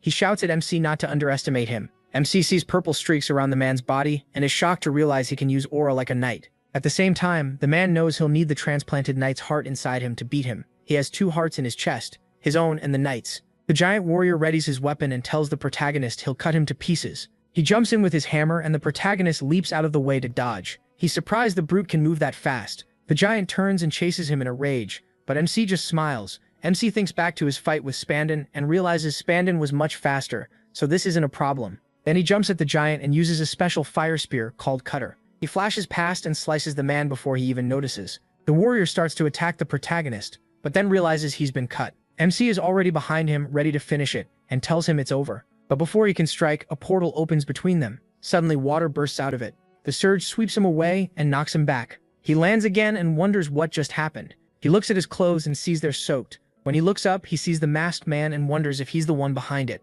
The masked man starts talking about how useful deep-sea pressure can be, but the big man just tells him to shut up. Russell says he won't miss this time and gets ready to attack again. He forms another fire spear called Cyclonic. As the protagonist charges them with the spinning attack, he figures there's no way they can dodge it. Then the masked man gets an idea and opens another portal between them. It leads straight to where Elder Spiegel and the others are gathered in front of the ruins. Russell, as MC charges in, he spots the portal, but he's moving too fast to stop. The cyclone fires straight into it. It shoots through and bursts out the other side. The workers by the ruins see the firelight and panic. Princess Hecate looks up too, confused by the sudden glow. Then a wave of fire blasts out of the portal and races towards Spiegel's group. Spiegel and everyone with him stare up in horror as the attack comes right at them. Russell is stunned. He can't believe he just sent his own attack toward them. The blast keeps pouring through the portal, heading straight for the gathered men. Its range is so huge that it triggers a massive explosion. A moment later, smoke still hangs over the wreckage as he rushes in. He looks for survivors, and what he finds horrifies him.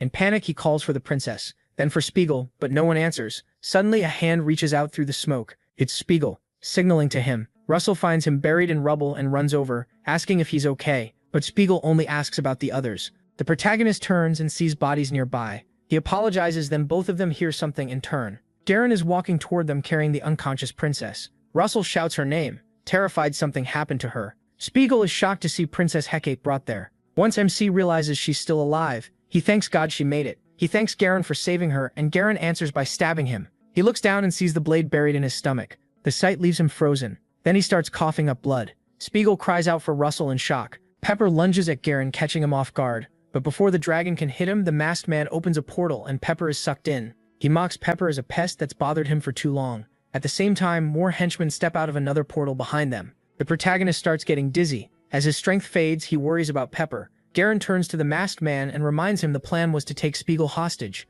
The masked man says they could take MC too, since Alan still doesn't know he betrayed them. Suddenly, Spiegel attacks Garen and demands to know how he could betray them. The giant tells him to shut up and slams him into the ground with his weapon. Spiegel blacks out under the blow. The masked man asks who the woman Garen is carrying is, and Garen says she's Princess Hecate. With her, they can control Endymion. Garen snaps that the masked man's foolish move nearly ruined the mission, but the reply is calm. As long as the princess is alive, it's fine. While they keep talking, he forces himself up and says he won't let this happen. They turn toward him as he struggles to stop the bleeding and vows they won't escape. The big warrior tells the others he'll handle him, then walks over with his hammer. The protagonist activates his cloudy ring and spreads mist across the area. The giant says this is payback for earlier and swings at him. Mist floods the battlefield, and the masked man notices. Just as the giant is about to crush MC's head, he gleefully says it's time for him to die. Russell only stares back and triggers his draconification. The man notices a sudden burst of fire from him, but too late. A huge eruption engulfs both the protagonist and the giant, and it looks like the brute is finished.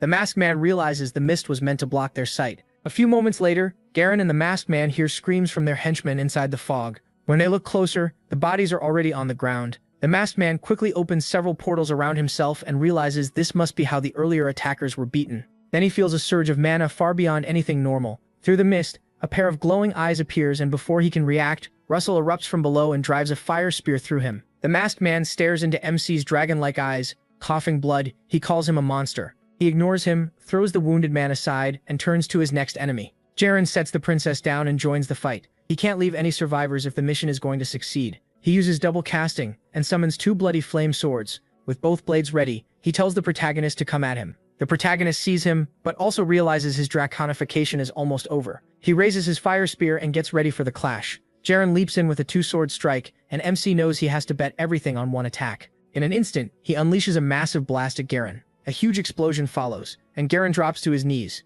He keeps coughing blood from the damage to his organs. Garen looks down and sees a huge hole where his heart used to be. Soon after, he collapses and dies. Then Russell hears something nearby and turns. The masked man is still standing, and somehow his wounds are gone. He asks if the protagonist really thought only the giant had two hearts, then calls him a fool. Pointing at Garen, the masked man says they're the same. Russell watches in horror as a green light suddenly bursts from where Garen fell. The masked man explains that Garen holds a power that rivals a dragon's. To MC's shock, Garen transforms into a monster. The masked man tells him the creature is called Chimera Heart, likely because of the item the Archduke gave him. Garen lands again, and he is stunned. He realizes Garen's mana is now so huge it's almost impossible to measure. Garen reaches out and uses his power to grab the masked man. He lifts him by the throat. Garen asks if he hid his real strength on purpose just to make him use his heart. The man laughs and says he knows Garen wanted to use it. He reminds Garen that the heart lets him skip ahead through several circles. He also says none of this is his fault. He never forced Garen to lose to Russell.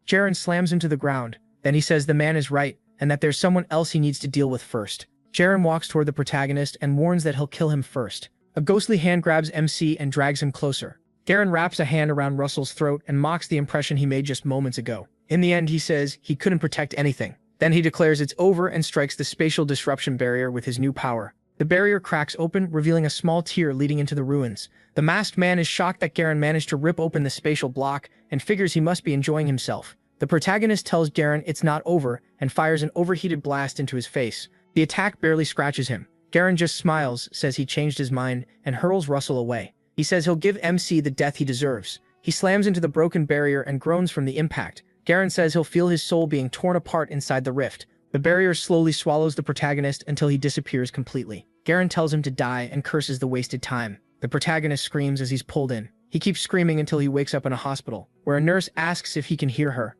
MC bolts upright gasping and asks where he is. The nurse tells him he's in Camelot Hospital. He is shocked and immediately asks about the battle at the ruins, but the nurse says she has no idea what he means. He grabs her and asks about the princess and Spiegel, frightening her. Another nurse rushes over and tells him to calm down. Then a man explains that Russell was admitted after suddenly showing seizure symptoms while cleaning the Louvre Museum. The protagonist stares at him in confusion and asks what he's talking about. Then the protagonist starts shouting for Pepper and asking where he is. The nurses quickly restrain him, thinking he's lost his mind. MC wonders if he somehow returned to the time before his regression. He remembers falling into the barrier and tells himself that part was definitely real. Then a doctor appears behind them and restrains Russell with a magic chain. The doctor tells him to calm down so they can talk somewhere else. Later, in the doctor's office, the doctor says he collapsed at the museum and showed extreme signs of hallucination. The protagonist insists he was never hallucinating, and the doctor says she understands. She asks if he has ever heard of something called the Nightmare Tree, and MC looks confused. She explains that it's an evil tree that traps people in pleasant hallucinations until they starve beneath it, using their bodies as food. Russell asks what that has to do with him, so she explains that pollen from a nightmare tree on display at the museum apparently leaked that day. She adds that many others, not just him, showed signs of hallucination. He is surprised, and she says the good news is the museum will cover all treatment costs and also pay compensation. The protagonist wonders if everything that happened to him was really just a hallucination. The doctor hands him a written diagnosis to give the museum representative so he can collect his compensation. Then the doctor leans in and says it's time to wake up from his dream. Russell Raymond is still shaken, wondering if it was all a dream. But he knows his time with Daria couldn't have been fake. Later, he heads to Daria Snow White's mansion. He tells himself those memories felt too real to be a dream, but the guards at the gate stop him. MC says he's here to see Miss Daria Snow White, sure his master will know him. The guards look at each other, confused about who he is. Praying none of it was fake, Russell Raymond tells the guards his name is his Raymond in that he was Miss Daria Snow White's disciple. They look surprised, but one says he's never heard that name. One of the guards calls him a crazy man and tells the other to throw him out. The protagonist gets angry and tries to run inside. He begs them to let him in just once so he can see her. One of the guards gets annoyed and shoves him to the ground. Then a carriage carrying Miss Daria Snow White stops and Russell Raymond sees her. She asks what's going on and the guard bows to his master. He says this man keeps claiming to be her disciple. Miss Daria Snow White is caught off guard and turns to look at him. She stares at him for a moment, but there's no sign she knows him. After a short pause, she asks if she knows him. Russell Raymond stares at her in horror. He can't say a word and she only looks back at him. Then she tells the driver to move on, leaving MC Raymond standing there in the rain. Later, he breaks into the Louvre Museum. He goes to the place where he saw the dragon heart and wonders if everything really was just a nightmare tree hallucination. In anger, he punches the dragon heart's display case and calls it all garbage. He begs someone to wake him up if this is a dream, because there's no way his old normal life can be real. Then an alarm goes off in the museum, and the guards find Russell Raymond. The guards take him down and demand to know who he is. The head of security tells the others to drag him out, but the protagonist Raymond keeps screaming that this can't be happening.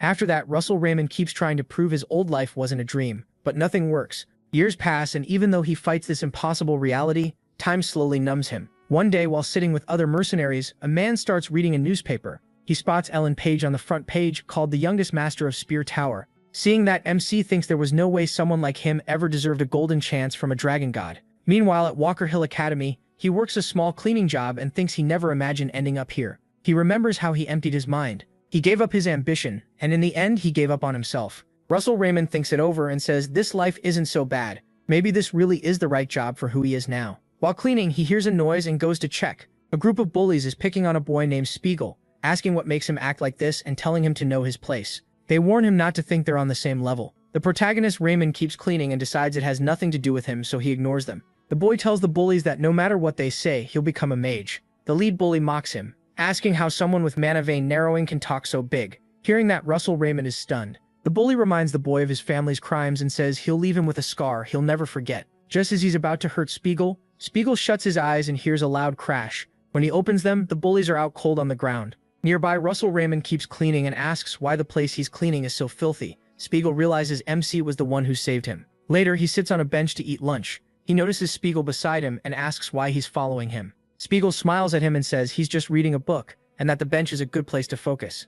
Russell Raymond notices something nearby, and the same bullies spying on them quickly hide. Our guy decides to ask the boy about his mana vein narrowing. He tells Spiegel he once knew someone like him at this academy, and Spiegel asks what happened to that person. Russell Raymond says the boy was expelled because he couldn't get past his limits, and was trash-fated to be useless. He says for a mage, mana vein narrowing is basically a death sentence. The protagonist Raymond adds that sometimes giving up takes courage, but Spiegel quickly says he can't do that. Spiegel stands to leave and repeats that he can't give up. MC watches him go, then his boss calls him over. MC walks up, and the man warns him to be careful around that boy. His boss says he could get dragged into trouble if things go bad, and Russell Raymond says he doesn't get it. Then the boss explains that Spiegel is the son of the merchant the Red Tower Master cast out, shocking him. So Spiegel is tied to the fallen family. Meanwhile, the pagans gather before the skeleton Master Blaine spoke to earlier. The skull declares that the world of the Guardians is nearing its end. It orders them to go to Walker Hill Academy and announce its return. Sometime later, Spiegel goes to a river to train magic with crystals.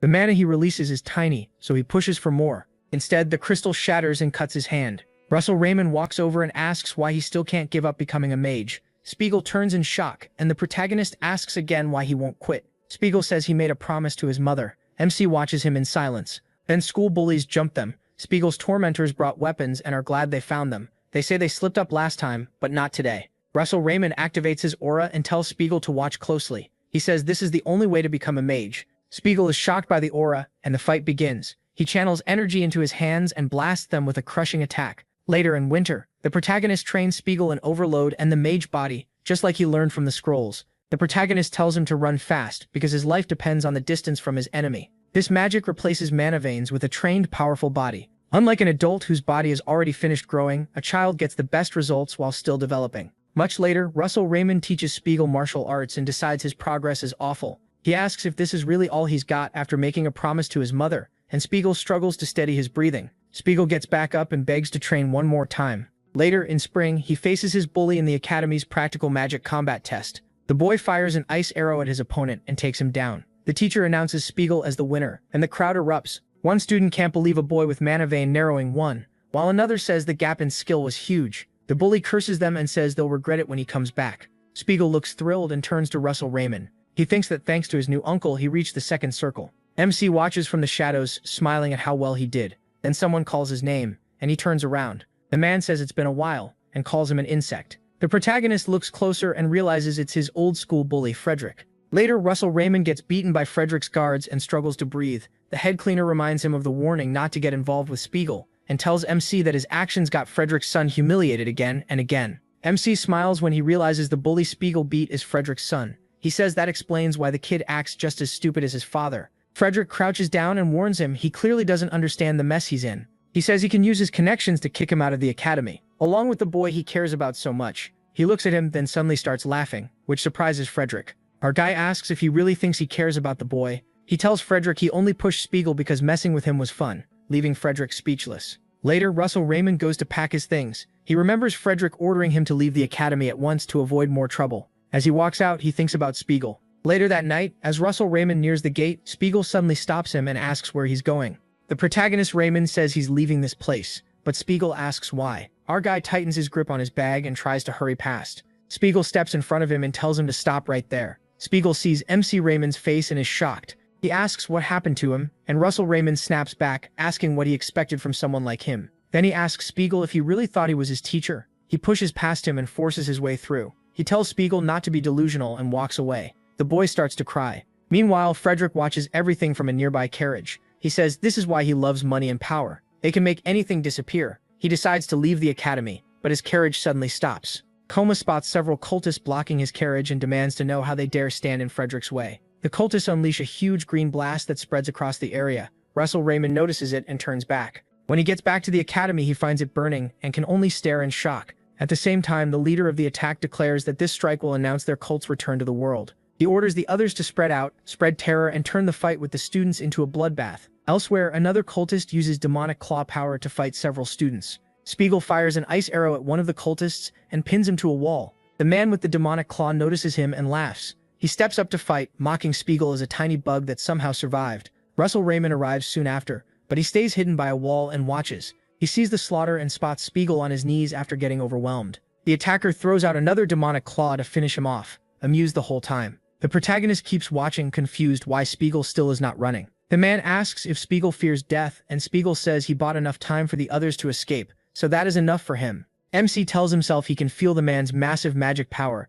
He is so strong that even the teachers could not stop him. He remembers he could only face someone like that after becoming a guardian. He thinks about his life now, how powerless he is, and what he can even do. Russell Raymond turns away and says he has to run. There is no reason to die here. The man calls Spiegel weak and tells him to know his place. Spiegel laughs and says he knows better than anyone that he cannot win. But protecting people is what a guardian does. Those words stop the protagonist Raymond in his tracks because he once said the same thing. The attacker says that kind of naive thinking will get Spiegel killed, then moves to finish him. Before he can strike, MC stabs him with a sword. The man blocks it and fires back with a demonic claw. He calls him an insect and asks how he dared attack him. Using that opening, Spiegel casts a third circle ice beam and fires it into the man, pinning him to the wall. Russell Raymond grabs a nearby spear and rushes in to skewer him there. He drives the weapon into the man's neck, then drops to a crouch, worn out from blood loss after the slash across his torso. Spiegel runs to the protagonist and notices the wound. He tries to stop the bleeding, but the blood will not slow down. MC tells him to leave now because more enemies will be coming soon. Spiegel says he cannot leave alone, but Russell Raymond places a hand on his shoulder. He asks Spiegel if he is trying to make him into a master who cannot even protect one student. Spiegel freezes when he calls him his student, and the protagonist tells him to go and stay alive so he can become a guardian. Smiling, he says keeping one more promise is fine. Spiegel starts crying, promises he will become a guardian, and calls Russell Raymond his master. After Spiegel runs off, MC thinks Spiegel is just like the dream he once lost, the courage he had thrown away. That is why he hated him. Soon more cultists head this way, and MC tells them to stop. He then reminds himself that this is also why he liked Spiegel. One cultist calls him trash, and says even second circle magic would be wasted on him. The protagonist smiles and tells Spiegel in his mind that thanks to him he was able to truly live. Then he leaps toward the two men and decides to use a spell based on a principle that ignores circle level. He casts Blink and appears right in front of one of them with his spear. The cultist is stunned and Russell Raymond drives the spear into him. The man reacts at once with a burst of energy. A huge explosion erupts, and MC tells himself that Spiegel has to survive. Then he suddenly appears in another dimension and hears a voice saying it is finally time for him to go. He looks at his body and wonders where he is. A strange man walks up and asks if he is finally awake. The man asks what the world he came from was like, and Russell Raymond says he lost the dream he had held onto for so long, then found it again and protected it.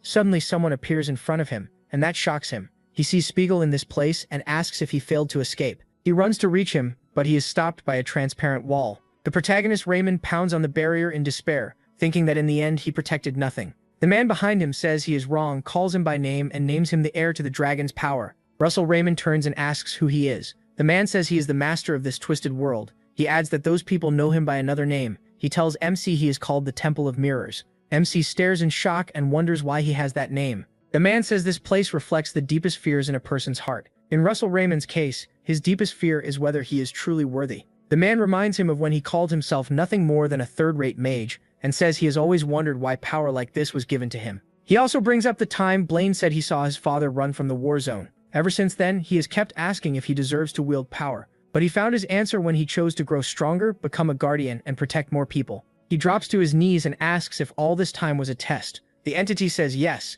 and he passed by proving that even without power, he could still be a guardian by choosing to protect a boy. Russell Raymond returns to his younger self and sees a vision of Spiegel promising he will never forget. The Temple of Mirrors tells him the boy before him is not an illusion, but the purest courage he protected and must keep protecting. The entity calls him its successor and says he will finally fulfill his long-held oath. The man removes his mask and says a new light will rise. As the mask comes off, he takes Spiegel's form and tells Russell Raymond it is time to move forward. Then another screen appears informing the protagonist Raymond that dragon blood is being absorbed to rebuild his body. He is also told he has gained the first golden mask. Meanwhile, Garandes tells Alan that his performance was impressive. He asks Alan for his name again, and the badly wounded Alan apologizes to the princess for failing to save her. The masked man says he has heard a lot about Alan being a genius, but Alan's ability to read the situation right after returning and act on limited information was the right move. He adds that he was surprised Alan even used the artifact as bait in an attempt to save the princess. Garandes says none of that matters because nothing has changed. The masked man gets annoyed and tells him to stop playing around and get to the point. Garandes flies toward the barrier with the artifact Alan brought to break it. With the artifact in hand, a magical device appears in the sky, ready to shatter the barrier. Lord Spiegel recognizes it as the artifact of the divines. The princess wonders if it can even be blocked. Garandes says that once he gets the item, he will not hand it over to any of those bastards, meaning the Archduke or the cultists. He says he will prove to the world that he stands above them all. Garandes commands the artifact to break the barrier. The device fires at it, but the strike is suddenly stopped when a hand reaches out from the crack. The power pouring out instantly tears the machine apart, leaving Garandes staring in confusion. Everyone else is stunned too. The artifact of the divines was stopped with ease. Alan notices it as well and sees someone standing there. Then Russell Raymond steps out of the barrier holding a flaming spear. The masked man and Daria notice the mask on him and wonder if it is the very thing they have been searching for. MC flies straight at the masked man and attacks. The man quickly opens a portal to block it. He swings his weapon and the portal should stop it, but something impossible happens. He cuts through the portal itself and takes the man down. After that, he jumps back. Even Garandes is stunned that someone could slice through a portal. Russell Raymond goes to free Lord Spiegel and the princess, trying to speak to them. Once the ropes are off, Lord Spiegel asks what he said because they could not hear him through the mask. The protagonist removes it and says he is relieved they are safe. Lord Spiegel and the princess are shocked to see it as MC Raymond and ask how he did this. Alan smiles and realizes the bet his master made may not be so easy after all. The princess reaches out her hand and says she is glad he came back alive. Russell Raymond takes her hand, then stops when he sees Garandes charging toward them. He says they can talk later because he has to deal with this first. Garandes steps closer and calls Russell Raymond beneath him, saying he is becoming a problem. He tells him that his return changes nothing. He will kill him and take the artifact for himself. A moment later, a huge blast erupts in the air as the protagonist takes the fight to Garandes. Garandes insists the mask belongs to him. MC asks if Blaine planned all of this, but Garandes tells him to shut up. He flies into the sky and teleports behind him. He tells Garandes to stop lying and admit he is Blaine's shadow, then slams him with the flaming spear and sends him crashing down. The blow is so strong that Garandes gets thrown through the air. Russell goes after him. Garandes says the answer is simple. He is not Blaine's shadow. Then he summons one of his original magic constructs, Grammar. He slams his sword into the ground, sending an explosive wave tearing toward the protagonist. Smoke blankets the area for a moment. When it clears, Russell is unharmed, holding two flaming spears in his dragon form. Garandes says that if he had the mask, Blaine would be the one serving him. He shouts that power can make anything happen. MC reaches into his storage and pulls something out, telling Garandes he is obsessed with power. He raises the mask and says power is not what matters most. A screen appears in front of him, saying the mask helps with thinking and draws out dragon blood. The system adds that second dragonification is now possible and asks if he wants to use it. Russell says yes, and his second dragonification begins. Fire spreads around him in a huge ring. He tells Garandes that courage comes before power. Then the mask merges with his face, and his dragon eyes sharpen. Garandes mocks him, saying those are empty words from someone who has never fallen into darkness. Russell stays silent for a moment. At last, he says that is not true. He summons about 5 fire spears and says he has been in the dark too. The only difference, he says, is that he chose the light. Then he fuses all the spears into an original magic construct he calls Magic Spear. Garandes calls him a liar and says he has never known real darkness. He rushes in with his strongest attack and demands proof of that light. He meets him head-on with the magic spear. Their clash sets off a massive explosion over the whole area. When the smoke finally starts to clear, both are still alive. But Garandes drops to his knees. A sharp pain hits, and he realizes the spear tore off his right arm. Shocked, he stares at the severed hand on the ground and wonders how this could happen when he has a chimera heart. Still standing, the protagonist walks toward him to finish the fight. Garandes cannot understand why even the chimera heart's power is not enough to reach the protagonist. The protagonist tells him to give up. It is obvious he cannot win. That only angers Garandes more, and he tells MC to shut up. Suddenly, several new arms grow from the spot where the old one was cut off. He declares that he cannot lose. A huge wave of mana bursts out, but he starts coughing blood from internal damage. At the same time, the system warns him that he has 10 seconds left in second dragonification. Looking at the screen, he answers that he cannot lose either. He readies the magic spear for one final attack and waits for Garandes to make the next move. Garandes charges and tells Russell it is time to die. The protagonist does not move. He waits until Garandes gets close enough for a killing blow. Then he boosts the spear's power and compresses all its energy into one point, with overheating. In one strike, he drives it into Garandes, who had expected to crush him. Garandes is stunned when the spear pierces him. The blast tears through Garandes' body and stretches for nearly a mile behind him. Even the rocks behind him are destroyed. Smoke fills the area again. When it clears, Garandes, torn apart, coughs hard and insists it is not his time to die. He keeps spitting blood as his body breaks down further. Soon after, he gives in and collapses. Lying there, he thinks about the chimera's power. He wanted to become a dragon, but never saw that dream through. As the light fades from his eyes, he wonders if this was always his fate. Then a nearby volcano is triggered by the earlier blast. Russell watches magma erupt and pour down the mountain. While he looks on, he hears people calling his name. It is Alan, Spiegel, and the princess. They survived.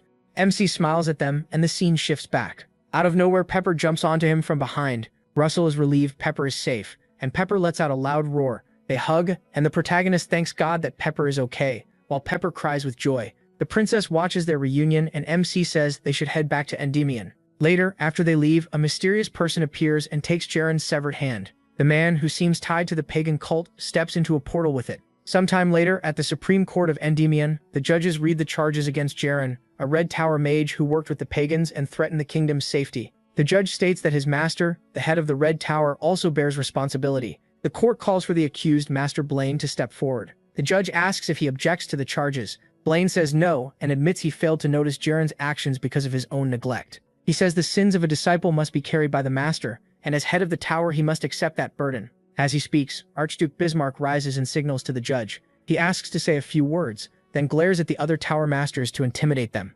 Finally, he tells the judge that while the charges are fair, the Red Tower Master has also done much for the nation. The Archduke suggests ending the matter with about 6 months of probation. The judge nods in agreement. Meanwhile, Blaine smiles. Seated nearby, Master Darius Snow White realizes they are all involved, but says nothing. She looks up at the king watching the trial from above. She thinks the Archduke will keep challenging the royal family's authority and wonders what in the name of God His Majesty is planning. Back at the palace, Russell changes clothes while Spiegel praises his new look, with Alan nearby. The princess walks in to find them there and says she did not know they were inside. The three men bow and greet her. Princess Heike tells them to rise and says she should be the one greeting them. She bows to them and sincerely thanks them for saving her life. She gives special thanks to Russell, and he is caught off guard. On her way out, she winks at him and says she will see him again. As the door closes, he looks like he might explode, and the others try to snap him out of it. He quickly comes back to his senses and reminds himself to stay focused. He thinks this is a chance to plant the Raymond family firmly in people's minds. After the trial, the three men go to meet the king in open court.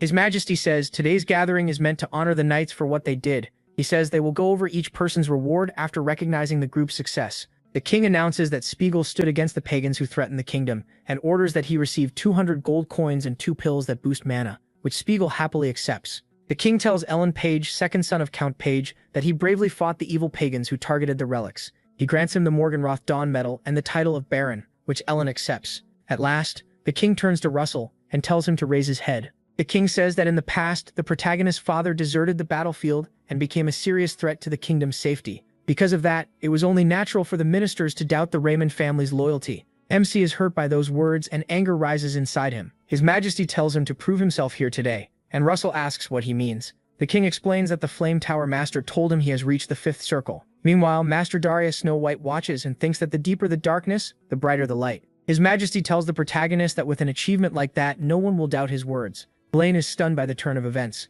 He realizes the king plans to make MC a hero in front of everyone and weaken the Archduke's faction. MC stands and projects his circles for all to see. Blaine figures it is a first circle spell that reveals someone's attribute, but for people who know nothing about magic, there is no better show. The crowd watches in surprise, and Master Melvillo notices that Russell has projected all 5 circles. Master Melvillo remarks that it is truly explosive growth, and even Alan looks impressed. As everyone watches, even Master Niccolo is amazed. When he finishes, he kneels again. The king says he thought his father was a withered flower, but no one could have guessed he had hidden such a beautiful seed. Russell replies that his Majesty is too kind. The king announces that because of the Raymond family's special case, their title is raised to Count. He also grants a 3rd-class military merit award and gives the protagonist the right to collect taxes from 10,000 households in the neighboring city. The protagonist accepts the order. After the king finishes his decree, he places a hand on MC's shoulder and warmly asks him to stand. When he rises, the king thanks him for saving his daughter. He says this is not from a king, but from a father. His Majesty says he wants to reward the protagonist, and asks if there is anything he wants. The protagonist thinks it over and tells the king his request. Later back home, MC thinks about the thing he asked for. He had worried it would be hard to get, but it worked out. Then he looks at the dragon heart. The dragon heart looks shriveled and ugly, but he knows that once magic flows into it, its real form should appear. He hopes he can control it. He starts pouring mana into the heart. Then something shocking happens, and Russell Raymond cries out. The heart bursts apart in a flash of bright blue light. Lightning surges out and the broken pieces turn into a horn wrapped in thunder. The protagonist stares at it in shock. Then a screen appears. It says the dragon heart has awakened, and he has obtained the Forgotten King's horn filled with lightning essence. After reading that, MC Raymond realizes the horn's power is supposed to enter him last. He shuts his eyes and braces for pain, but instead of piercing him, the horn simply pours its essence into his body. Remembering what happened before, he mutters that this is much easier to handle. He lets out a breath as lightning begins to crackle across his whole body. The power around him is so strong that even before fully absorbing it, a third of his 5th circle is already filled. That leaves him stunned. Another screen appears and says he has absorbed the Forgotten King's horn up to his limit. Any extra mana will stay inside him as dormant power. The screen also says his mid-level understanding of the lightning attribute has reached its cap and advanced into high-level lightning understanding. Suddenly, Pepper appears out of nowhere with a roar. This time he is much bigger, and Russell Raymond is stunned by how different he looks. He asks if the lightning power changed him, and Pepper nods. Then Pepper turns and leaps away. He jumps through the window and flies into the night sky. The protagonist rushes over and calls for him, and Pepper soon returns to the window. MC wonders if Pepper wants him to climb onto his back. Instead, Pepper grabs him by the shoulders and flies out with him. He is terrified. He yells at Pepper to wait, then he suddenly stops shouting when he notices how high they are. Pepper did not just get bigger. His flying has become far better too. The protagonist Raymond points out that being bigger will make Pepper easier to spot, but Pepper signals for him not to worry. A second later, Pepper lets go and turns into a flame. That fire becomes wings that attach to MC and let him fly. Russell Raymond says he now has hidden wings made of spiritual flames. He asks Pepper if he should call them spirit wings, and Pepper roars happily. He thinks about everything he gained: lightning essence from the Kinghorn, progress in the 5th circle, and now spirit wings. With power like this, he feels ready to face anyone without fear. Meanwhile, Hubert goes to see the Master after hearing she has a mission for him. Master Daria tells him he must escort Count Kimberly, the special envoy from the Kingdom of Kyle. She explains that Kyle is not a strong nation, but it stays neutral because it produces a huge amount of mana stones. She adds that Marquis Quimonti from the pro-Empire faction has apparently tried to pull the Empire into Kyle. Rather than let the Empire take control, Count Kimberly likely decided it was better to work with them. Later, as Hubert leaves, he thinks about Kyle and realizes this mission will not be easy. Before he can go, Russell Raymond calls out to him. Hubert says it has been a while, and the protagonist tells him he is glad he is doing well. Then the protagonist asks if he is heading to the Kingdom of Kyle now, and Hubert wonders how he knows that. MC asks to come along and says Master Daria already approved it. He remembers that if things follow the path he knows, Hubert will die on this mission. Hubert looks surprised by the offer, and a screen appears before Russell Raymond, with a mission bring Hubert back alive from an unknown danger. He tells himself there is no point trying to stop Hubert from going, so the only choice is to go with him. Soon after, the two head for the Kingdom of Kyle, with the protagonist using his new wings. Hubert says they are almost there. He admits it is reassuring to have MC beside him, but he asks why he really came.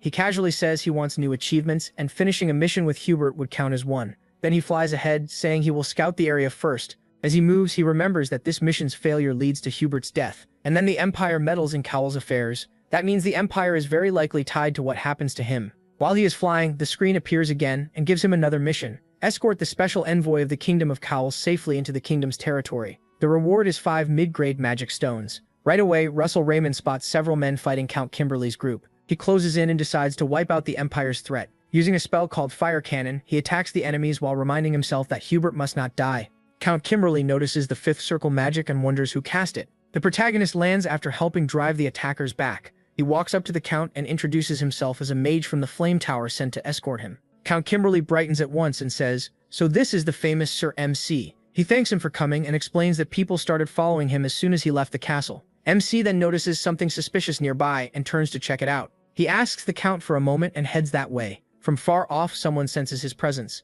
The man decides that the protagonist Raymond is at least on Spandam's level, maybe even stronger. Some of the Count's guards struggle to hold the man back, and the captain orders them to keep fighting because the Count cannot have gone far. Surrounded by the others, he tells them they just need to buy more time. The man only laughs at their resolve. Then the fight resumes, and he kills 2 guards in a single strike. Russell Raymond looks farther ahead and spots the one attacking the Count. A massive blast suddenly erupts where the battle is happening. The explosion tears through the area, and the mysterious man stands there unharmed. MC realizes this is the same man who killed Hubert in his previous life. He recognizes him as McCrae Hughes, the Empire's swordmaster, and Spanda's late master. A little later, Hubert arrives and finds Russell Raymond with the Count. He says he is glad they are safe and introduces himself to Count Kimberly. The Count introduces himself as well and thanks him for coming. Hubert then looks at the dead guard and tells them the men who were chasing the Count are part of the Imperial Army. Based on the scent he picked up, Russell Raymond says they were either not trying to hide who they were or things were too urgent for them to care. The Count is shocked by that and he turns to confirm it with him.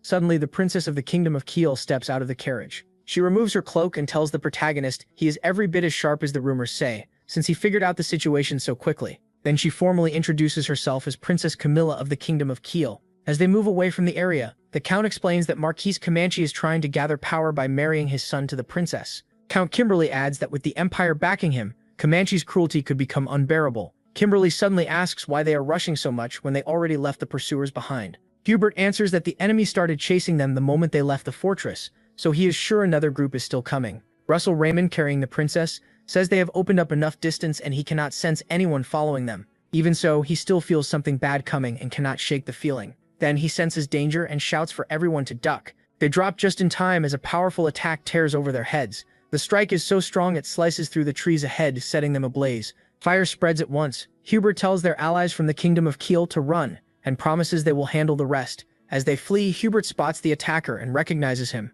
He remembers that this man is a walking disaster, the Empire's great sword tiger. He notes the man's clear features and identifies him as McCrae. Hubert then looks at Russell Raymond and says this must be that famous disciple. A red screen suddenly appears, updating MC's mission. Survive the danger with Hubert. The reward is 5 advanced mana stones and 7 mid-grade mana stones. MC feels that the pressure this man gives off just by staring at them is insane. Hubert, meanwhile, swears he will make him pay for killing his disciple. Then Hubert unleashes a Crimson Wave attack, called Crimson Sword.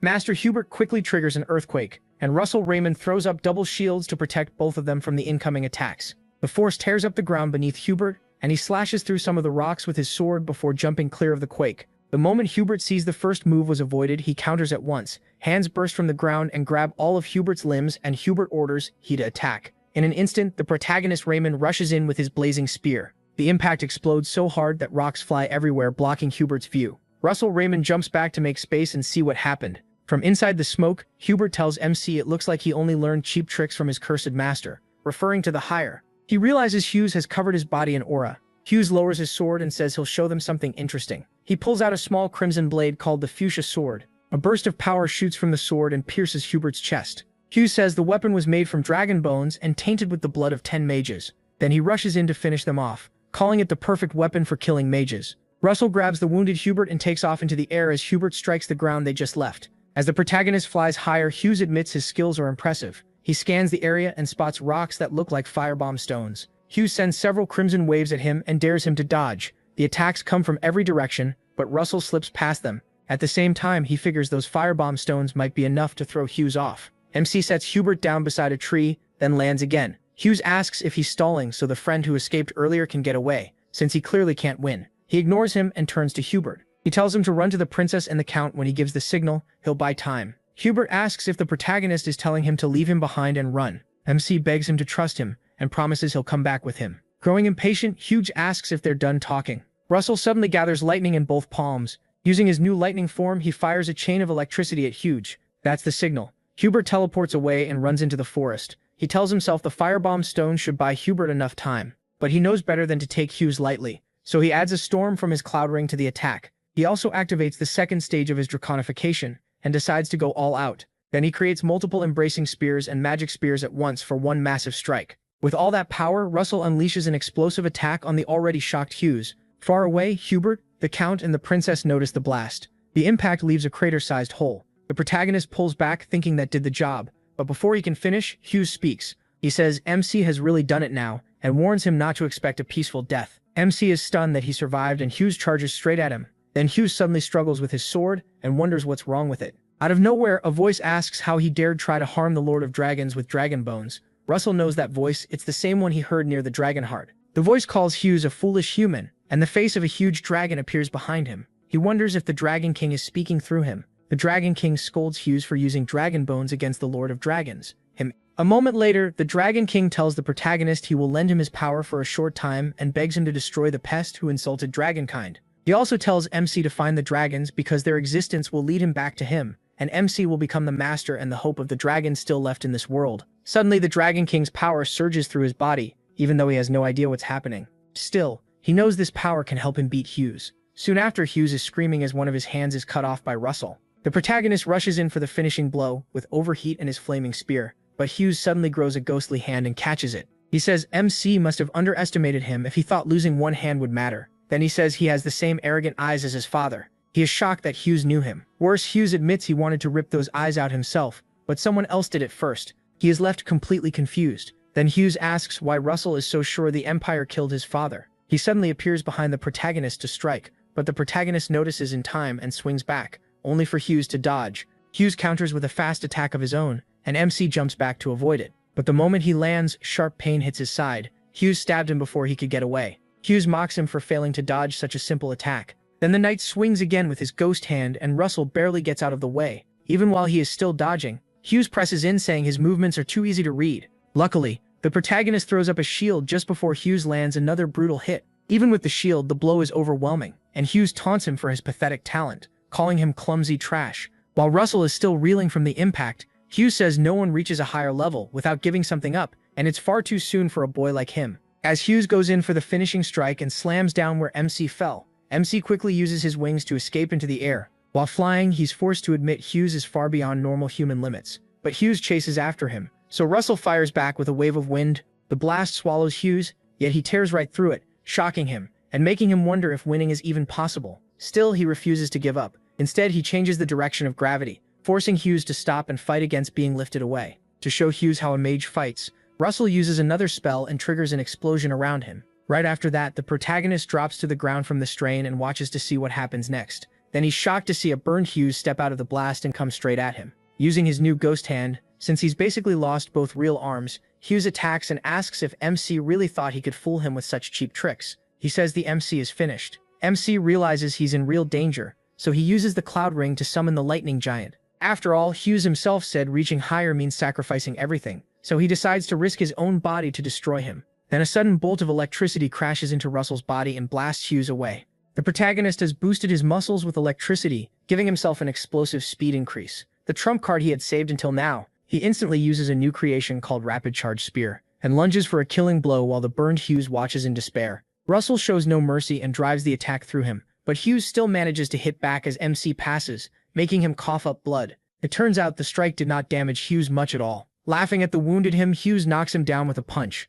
As the protagonist crashes to the ground, he quietly prays for one more chance. Then someone suddenly appears and blasts Hughes away. The impact is so strong it burns off parts of his body, and the man asks what it feels like to crawl like an insect. As Hughes struggles to say his name, the man tells him it's time to die and unleashes another blast that leaves nothing but a pool of blood. The man is also amazed that Russell managed to push Hughes that far alone. As the man realizes MC's desperate fight just changed the fate of Endymion and Q, Hubert and the others help him back to his feet. Now no one can doubt his talent, and this is truly the birth of a hero. 10 days after that battle, Russell still hasn't fully recovered, even with overheat in his magic body. The wall to becoming superhuman is clearly no joke. If Mr. Niccolo hadn't arrived in time, he would have died. He thought he had grown stronger, but he can see he still has a long way to go. Even so, he can't stop thinking about the Dragon King's words, that he must find the dragons and that their existence will connect him to him. That makes no sense to the protagonist, since dragons are believed to be extinct, so are any still alive? Later, while talking with Hubert, Russell tells him Hughes claimed the Empire might not be the one that killed his father. Hubert thinks Hughes may have said it just to shake him, but says they should still be careful and quietly investigate through the Flame Tower.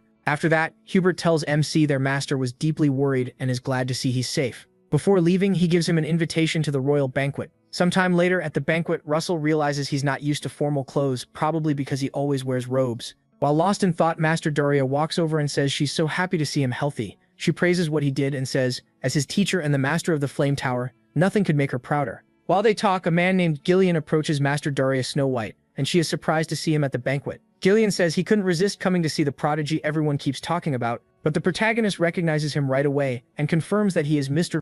Gillian Pearson. Gillian Pearson is a weapon master, a superhuman aura user who can handle 18 kinds of weapons, so MC is shocked someone that strong came to see him. Gillian jokes that he heard MC gave Hughes a real fight, but MC says he just got lucky. Gillian, though, says luck only comes to the skilled. He praises him for doing such a good job killing that bastard, since Hughes and his disciples were trash. Then Gillian grabs his muscles and says they're well trained. He asks the protagonist if he also practices with a spear, and the protagonist admits he's still just repeating the basic forms. Gillian replies that that's exactly where true skill begins.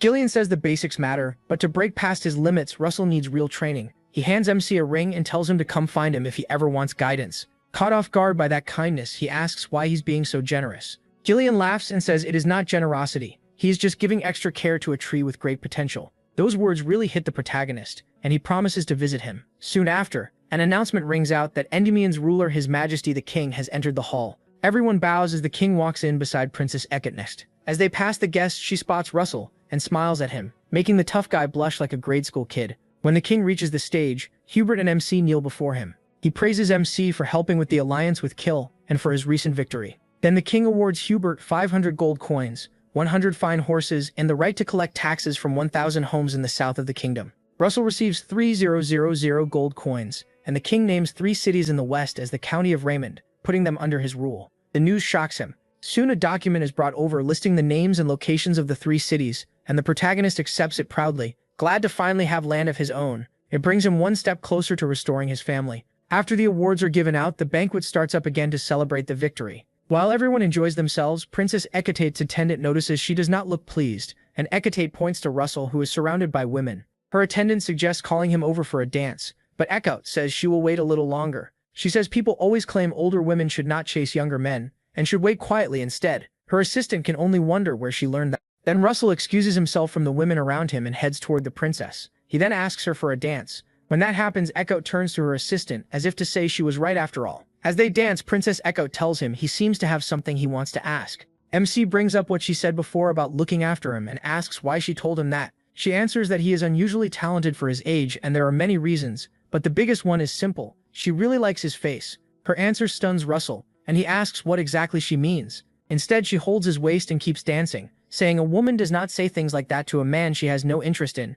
especially not someone like her. She is not asking for an answer right now, but she hopes it will be yes. Later that night, Russell steps outside to think. He knew what kind of person she was, but he never expected her to be that direct. Anclat Rathmos is the king's only child and the one closest to the throne. Accepting her feelings would clearly help his family, but he still does not know how he feels. While he is thinking, Sir Alan suddenly approaches him and apologizes for interrupting. He says he came to suggest they settle their bet. When Russell returns to the tower, he learns that Master Melville already sent a letter to Master Darius Snow White, suggesting the same thing after Alan agreed to end the wager. He expected Alan to reach out, just not this fast. When Master Darius Snow White asks what he thinks, he says they do not need to wait the full 3 years from the original deal, so they decide to go ahead.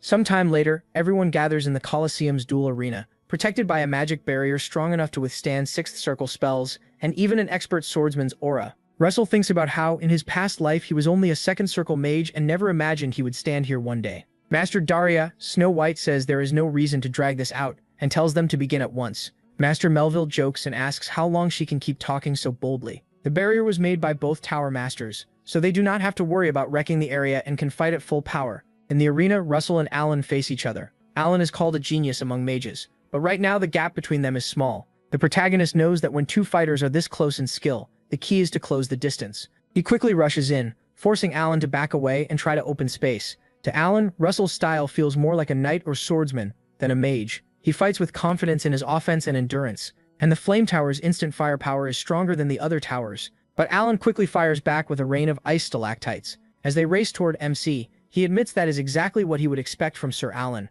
whose casting speed is famous. Even so, he answers with a burst of fire rain and cancels the attack. Watching from the side, Melville is impressed that Russell copied Alan's formula almost instantly. When the smoke clears, the protagonist moves first again, this time using another strong spell called Lightning Fire. The blast nearly hits Alan, but he uses Blink at once and teleports clear of it, ruining Russell's attempt to get close. Realizing he has to stop Alan's legs if he wants to reach him, MC quickly casts an earthquake before Alan can react and catches him off guard. His plan is to trap Alan in a corner by using those explosive quakes to keep him from making more distance. Then Sir Alan casts a spell called Age of Ice, freezing the entire arena floor and stopping the shaking ground. That only makes Russell grin, but Alan realizes he is dealing with a complete monster. Soon he tells him it is time to stop testing each other, then calls down another storm of ice on him. He quickly raises a wall of fire to defend himself, but then the protagonist's hands freeze, making it hard for him to move and cast properly. Alan had used Ice Stop, a secret blue tower spell that Master Melville taught him because he is meant to be his successor. Alan praises Russell's amazing growth and says he would like to see more,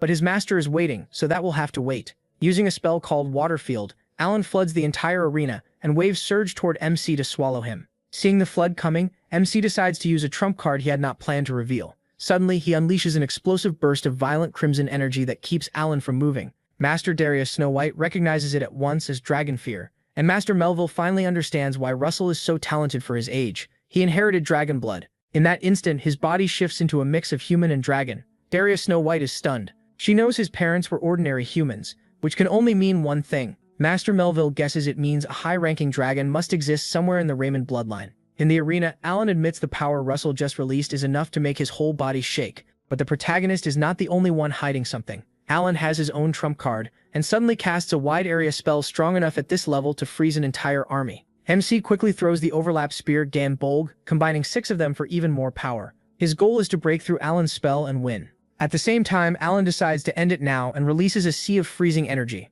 It shocks him because it is so cold it feels like it could freeze. Not just mana, but time itself. Even so, he cuts through it with his weapon and realizes he could not have done this without the battle experience he got from fighting McCrae Hughes. The fact that he breaks through leaves Alan stunned, and Russell leaps straight at him to strike. He is moving so fast that Alan realizes there is no time to use blink. He has to block. Before he can react, he is hit by the protagonist's spear and knocked to the ground, while the protagonist stands over him with the spear aimed at his face. In that moment, Alan smiles and accepts that he lost. Then the system announces the mission is complete, and Russell will receive a high-grade mana stone along with a relic from the Age of Gods. Master Darius Snow White walks over to Melville and asks if the old man really prepared the Age of Gods relic, and the old man admits defeat. As Master of the Blue Tower, he cannot break his promise, so he opens his storage to hand over the relic. That shocks Darius Snow White because he is actually giving it up. On the way home, Russell looks over the relic he received. Arachne's sewing tools, an Age of Gods relic that copies the goddess Arachne's power to cut and connect space. The dagger can slice space itself, and if you pour mana into the chain linking the dagger to the needle used to sew space, you can join visible space to the space the dagger cut. Cutting space alone is incredible, but being able to reconnect it too makes the relic extremely useful for ambushes or defense. Soon a knight tells him they have arrived at Autumn Moon Castle. As soon as he goes in, he meets Sir Gillian and thanks him for the invitation. Word of his win over Sir Alan has already reached the weapon master, though MC says it was just luck. MC soon realizes they are in Gillian's office, though he was not fully sure because it is packed with weapons and looks more like a training room. Gillian admits the room did not start out like this, but as he kept training, more and more weapons piled up. After hearing that Russell uses a spear, Gillian hands him one. He says he wants to measure his skill exactly so he can train him the right way. For the protagonist, getting taught by a weapon master is a huge chance. If he can sharpen his spear skills here, it will help him a lot in future fights. Once the spar begins, Sir Gillian lets MC strike first. MC gladly takes the chance and charges at Sir Gillian, but in the next instant, he is flat on his back. Russell is shocked he went down that easily, even without magic involved. That alone shows what a weapon master can do. When he asks how he did, Gillian says he has sharp eyes and thinks well on the fly, but he does not seem naturally gifted with the spear. Even so, Gillian is impressed since the protagonist taught himself. Watching him is still entertaining, while Russell wonders if he should use magic next time. Then Gillian makes one thing clear. He will not teach him for free. Instead, he offers training once a week if MC spars with his knights in return. That is not a bad deal, but simple matches alone would not make things equal. So he asks for one more condition. Soon after, Gillian calls all the knights to meet the protagonist. Hearing he is here, one knight guesses this is the mage who blew off McCrae Hughes' arm, then jokes that he must have horns and breathe fire. Another calls that nonsense since it makes him sound like a circus act. A moment later, Lord Gillian arrives with MC, and everyone greets them together. Right away, Gillian tells the knights they will start doing 2 training matches with Russell from now on. In the first round, magic and aura are allowed. In the second, neither can be used. The knights are surprised by that rule, since fighting without aura or magic seems worse for him, a mage, but the point is to build skill, not lean on power, so training without magic makes more sense. With that settled, he introduces himself and says he looks forward to learning from them before the sparring starts. Then the system pops up with a new mission. Fight the Knights of Autumn Moon Castle, beat them, and stack wins in a row for low-grade mana stone rewards. Soon after, Russell is matched with a knight named Rohakin, a 4th-grade knight. Rohakin says it is an honor to cross weapons with someone as famous as the protagonist. They begin, and Rohakin rushes in with textbook perfect form, something MC did not expect from a 4th-grade knight. Still, that level makes sense for someone trained by Sir Gillian. Even so, Russell slips past the attack and puts him on his back. With his spear pointed down, he asks if he wants to keep going, but Rohakin concedes. The other knights are impressed by how the protagonist moved and realize he has real skill beyond magic. That only makes them tense, since losing to a mage in pure martial skill naturally stings their pride. The favor Russell had asked of Gillian in private was to train without using magic, and Gillian accepted mostly because he thought it would be amusing. But now it turns into a strong push for everyone. Before long, another knight named Sir Vincent, a 2nd-grade knight, asks to spar with MC. Some of the others wonder if he is saying 3rd-grade knights cannot handle Sir MC. Sir Vincent is strong enough to be compared to a vice-captain of the Knight Order, and Russell thanks him for the match, knowing it will be a great chance to improve. Later that night, Gillian admits he underestimated him after seeing him fight Vincent to a draw, but he insists it was just luck again. Gillian does not buy that for a second and asks whether Vincent would have had any chance at all if the protagonist had used magic. The protagonist stays quiet, which tells Gillian everything. Vincent still would not have stood a chance, even if he were first class. And Gillian is right, because MC is a 5th circle mage, putting him on the level of a specialist grade knight. Gillian warns him not to belittle himself. Too much humility can turn into arrogance. Soon after, he opens a safe and shows Russell a gift.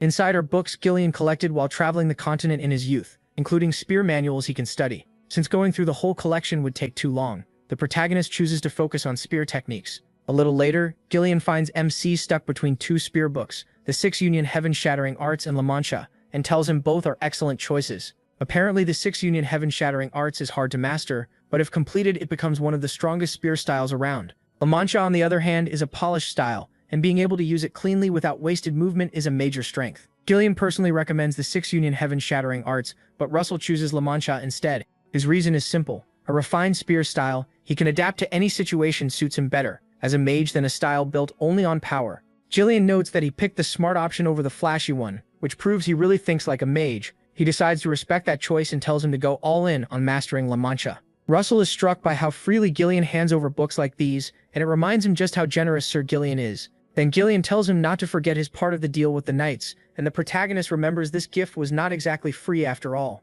Sometime later, while riding in a carriage, MC practices the La Mancha sequence in his head. The simple motions connect into one flow, but he keeps getting stuck at one point. It has already been a year and a half since Sir Gillian gave him La Mancha. Memorizing the forms alone is impressive, but truly mastering the spear means understanding what the style really means. Full focus would help, but too many other things keep pulling at him. One item on his mind is the system mission, telling him to break through his new wall and become a full 6th circle mage, with rewards ranging from advanced, mid, and low high-grade mana stones to an unknown prize. Reaching the 6th circle takes training and insight, so there is no quick fix. The Dragon King's words keep echoing in his head. He was told to find the dragons because their existence will connect him to him and help him become the master and hope of the dragons still left in this world. The problem is that he has no idea how to trace them. He searched old books and found 4 places where dragon traces might remain. So far he has checked 2 of them and found nothing. That leaves the Red Mountain Belt Canyon and Kuril Island. Kuril Island seems more likely, but it is far too dangerous at his current level. So he puts that trip off until he reaches the 6th circle, and decides to head to the Red Mountain Belt Gorge for now, to explore the underworld deep below. In a private talk with Master Darius Snow White, she learns that he plans to go to the underworld this time. The underworld is a land of dwarves, and humans cannot get in easily. Russell agrees, so she tells him to visit the White Magic Tower Master if he needs to go there, since she is half fairy-blooded and may know something useful. Later that night, the protagonist heads to the White Tower. It turns out dwarves are part of the fairy race, so Master Darius Snow White was right. As he nears the tower, he is suddenly ambushed by someone she forgot to mention would be there. Brother Olsen. Olsen throws his arms around Russell's neck and says it has been a long time. Apparently Olsen also signed up for the underworld research trip. He thought it would be lonely since few people choose that place, but with MC around, he figures it will not be boring. When MC asks if he has met the White Tower Master before, Olsen says yes, and describes her as cute but a little odd. Not long after, they are allowed into the tower, and Russell is taken aback by how adorable the room feels. When they reach the main hall, they are greeted by a young woman hugging a teddy bear. Olsen quickly bows while he just stares in disbelief as the White Tower Master recognizes them. Her name is Amelia Merwin, and she leads the White Tower. The White Tower Master can control wind and spirits. Maybe because she is half human and half elf, she also gives off the pure mana only elves usually have. Brother Olsen is surprised she remembers their names and assumes it is because Russell is famous, but Amelia says it is because of the protagonist's unusual mana. She floats over to him and takes a sniff, then says he has made a contract with a spirit. Russell quickly confirms it, especially since no one else had noticed before. The master asks if he can summon that spirit, because normal methods will not get him into the underworld. He would need the luck to find a hidden portal, a map marking one, or an artifact that can detect one. Since he has none of those, they will need a spirit to get there. Then MC summons Pepper, and Amelia instantly gushes over how cute he is. She also notices he is a mid-grade mutant spirit. Meanwhile, Archduke Bismarck is contacted by someone speaking through the enchanted skull named Kareem. He says he came because it is contract day. Kareem had to show up since Hypnos, the one tied to the Archduke, is busy. The Archduke is shocked that the 5-year deal is already over, and then he receives an apple he must eat when the term ends. The moment he bites into it, magic suddenly wraps around him. He realizes renewing this deal might help him reach immortality, but that will not be possible because of the side effects. After eating, he tells Kareem that Darius Snow White's disciple went to Red Canyon, but Kareem says he already knows. What he wants is news about that hateful woman. Kareem can tell the Archduke is worried about the border between Red Canyon and the Amazon forest, where he thinks Russell will get involved, especially because of the problem with Blaine. Still, Kareem makes it clear their secret operation is deep inside the forest, far from the canyon. Unless someone is searching for it on purpose, there is no way they will find it. Then Kareem abruptly leaves, saying other people are waiting, besides the Archduke. That disrespect from a mere cultist angers the Archduke, and he decides he will deal with him once he takes the throne. Then he suddenly notices his precious plant has withered, and realizes he needs to hurry. The next morning, inside a carriage, Amelia thanks Russell for making it easier to find the underworld. With Pepper's help, they should be able to track Noam, the Earth Spirit, and locate the way in. Soon after, they reach Red Canyon. Even from far away, he can feel a strange power coming from the rocks, and he hopes to find clues about dragons there. Olsen suggests they skip the city and head straight into the canyon, and Russell agrees. Soon after, they get off and let Pepper track Noam's scent. When Pepper flies higher, he is suddenly attacked by one-horned eagles. As Olsen moves to deal with them, Russell stops him because Pepper told them not to interfere. Pepper suddenly breathes fire, burning the eagles, then happily celebrates. Right after that, he senses Noam and leads them onward. The place looks like it has more than 300 caves. They could waste all their time checking them and still never reach the underworld. But Pepper leads them to one specific cave. When they step inside, they realize it is not a normal cave. It has no dampness or stalactites, which are typical of real caves, so it feels man-made. It is almost like an artificial cave was built to hide the entrance, which could also mean traps are waiting. Even so, they decide to go in and see what the dwarves prepared. Before long, they lose count of how many traps they have avoided. They seem to be on the 15th one already. Russell thought he could break the traps easily with magic, but he did not expect mana control devices to cover the cave, blocking his mana and forcing him to rely on draconification. Just as he is about to use it, he faintly senses mana while Olsen urges him to run. Our boy realizes the mana control devices were not placed in that one spot, so he quickly summons his flaming spear and uses it. The only reason they would leave one place without mana control devices is because that is where the teleport gate to the underworld is hidden. Russell tears open the wall with his flaming spear and reveals the concealed teleport gate. No matter how advanced dwarf technology is, space travel cannot work without mana. That is why there are no mana control devices where the warp gate stands. His discovery impresses Olsen, and the two of them step through the gate. After entering, they arrive in the underworld. The protagonist expected a small underground city, but it is just as large as Endymion's royal capital. After they go down some stairs, a group of dwarves approaches them. The dwarves say it has been a long time since humans came here, since the warp gate is not easy to find. One asks if they got the tribe's map or if they are spirit contractors, but says they will be treated as guests either way. The dwarves motion for them to follow if they are entering the city, so they can show them around, because the underworld is far more impressive from the inside. Russell stares at the dwarves in disbelief, since he has never seen them before. During the tour, they explain that the glowing stones set in the ceiling were placed there over 100 years ago and still shine like stars. As they keep showing off one amazing thing after another, MC feels they are bragging more than guiding them. Then Olsen steps over to him and reminds him that, even though they came together, their research goals are different. Once Russell agrees, Olsen runs after the dark-skinned dwarf and suggests they meet back here in 3 weeks. He ignores the protagonist's protest and heads off, while the protagonist is pulled away by another dwarf named Miggy, who says there is still a lot left to show him. During the tour, MC spots a statue of a red dragon. He remembers the legend that says the underworld was blessed by 2 dragons, and Miggy confirms it. Apparently the silver dragon, ruler of iron and wind, gave the blessing of steel to those who live in the underworld, while the fire dragon, ruler of flame, gave them the blessing of fire. The place with the statue was built when the fire dragon granted that blessing, and the story says the dragon even stayed there from time to time thousands of years ago. Hearing that, Russell thinks there may still be traces left behind if a dragon once rested there. He quickly asks Miggy if outsiders are allowed into the altar, and Miggy decides to take him inside. On the way, Miggy explains that weapons sold in the underworld are far better than anything from normal smithies, so other races live or visit there too, especially people from the fairy race of the Amazon forest, who come to trade or buy equipment. While they are walking, Russell is surprised when Lady Elo happily greets him, glad to see him again. Soon after, an elder from the White Ash Tree tribe, Ilu's tribe, introduces himself as Scan. He recognizes him as the one who helped Alu, and they exchange greetings. Scan says he had been curious about the person who helped Alu. He senses an aura like a living volcano from the protagonist, and is shocked that a human could have such pure mana. The protagonist soon learns that Alu came to the underworld to buy weapons. It sounds strange that a peace-loving elf would need weapons, so Russell asks if something happened to her tribe. His suspicion is right. The monsters in the Amazon forest have gone wild. Ilu sadly says it would not have happened if her blood had awakened, but Scan comforts her and says it is not her fault. In the past, Ilu told Russell she carried the blood of the green dragon, and that makes him wonder if the White Ash tribe has any records or legends about dragons. However, she says she knows nothing beyond inheriting a dragon's blood, but promises to check her tribe's records if she can, while he is still in the underworld. Soon they reach the fire dragon altar, but MC does not notice anything special. He thinks about visiting the silver dragon altar, only to learn that both altars share the same place and structure. As he wonders if there is really nothing here, Miggy steps out to wait while Russell looks around. Then he puts his hand on the statue, and a green light appears, slowly lighting up the eyes of the silver statue. Then the silver dragon says he has waited a very long time and is glad Russell arrived before the end of his remaining life. As the green light grows stronger, the dragon tells him to follow the path and come find him, so he can show him their master, the origin of all dragons. A green compass with an arrow suddenly appears above his hands, and the dragon's voice urges him to hurry. Our boy quickly runs in that direction, especially because the voice sounds like someone close to death. While running, he notices the arrow getting shorter, which means he is closing in on the dragon guiding him.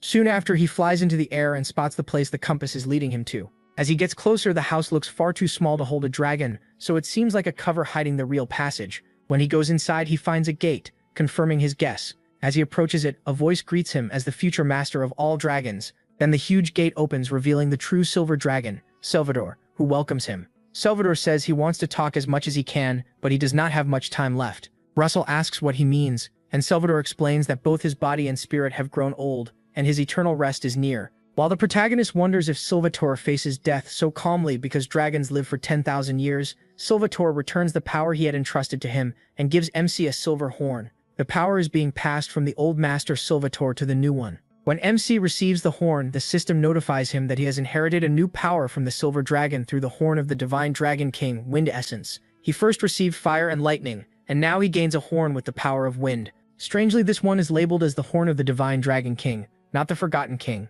When Salvador asks why the young master is delaying the succession of power, Russell explains that the horn's power has been increasing his understanding of each element in his mana. Because of that, it would be more efficient to become a sixth circle mage first and then use the power. This surprises Salvador, who laughs and says he is a master worthy of waiting 10,000 years for. After praying that all of his wishes come true, Salvador suddenly begins to fade away but says his mission does not end here even if his body and spirit vanish. Apparently, Salvador will leave his power to the child who carries his blood.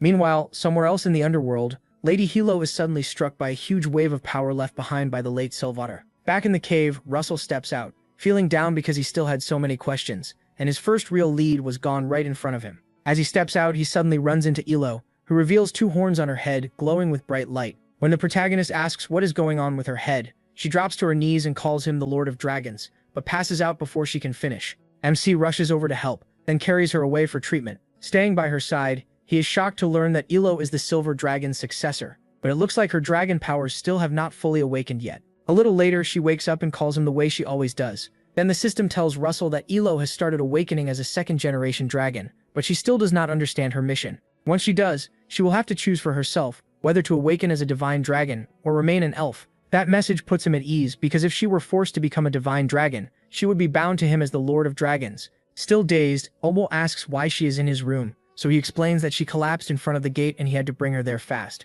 After hearing that, she is glad he was the one who found her, and wonders if this happened because of the horns. It seems a silver light flew into her right before she blacked out, and it looks like the dragon essence inside her has awakened. When she realizes her companions must be worried, she decides to go see them and prays that the blessings of the forest stay with him on his journey before she leaves. The next day, Russell finds out he has more time than expected, since he thought it would take 20 days to find any trace of the dragon. He decides to use that time to visit Miggy and his friend at their forge. As soon as he gets there, he shows them an item from his storage and asks them to inspect it. They notice that it holds incredibly pure mana, like condensed mana made solid, almost like a dragon heart. Still, the mana is far too pure to come from a lesser dragon, and too small to be from a higher one. So they ask to keep it for a while and study it properly, and Russell agrees. The dwarves are thrilled and rush off to check their dragon encyclopedia. The protagonist thinks they look like excited scholars who just got research funding. Soon after, he heads to the great library Miggy told him about. The underground library is unusual and packed with valuable knowledge. Normally, MC would not be allowed in,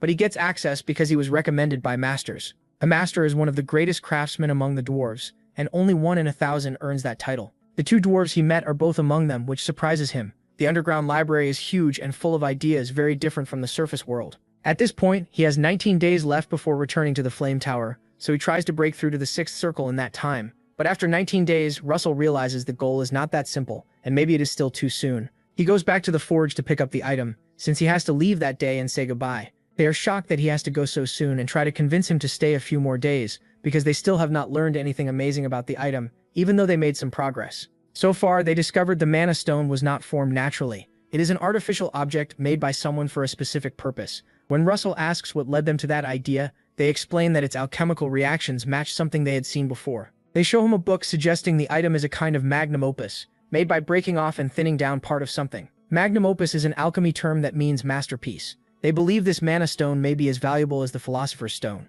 But their biggest problem is that they still do not know what it was made from. Even so, Russell thanks them, since that information is more than enough, and says their help showed him how incredible the underworld really is. They tell him to come back whenever he can. As he leaves, he figures the material for the mana stone is probably a dragon heart, which would be a shocking truth. When he reaches the place where Olsen asked to meet, he does not see him, but apparently this oil is the secret behind dwarf strength, and Olsen plans to adjust it for humans once they return, which was his original research goal. Seeing that Russell looks troubled, Olsen asks if his research is going badly, but the protagonist admits he actually found what he came here for. So Olsen realizes the real issue is MC's struggle to become a 6th circle mage. he can see the barrier, but he cannot break through it, and that frustrates him. Olsen remembers a saying, 100 mages will have 100 different enlightenments. That shows how delicate this kind of insight is. Even advice meant to help can do harm, so people usually do not interfere. But shows how delicate this kind of insight is. Even advice meant to help can do harm, so people usually do not interfere.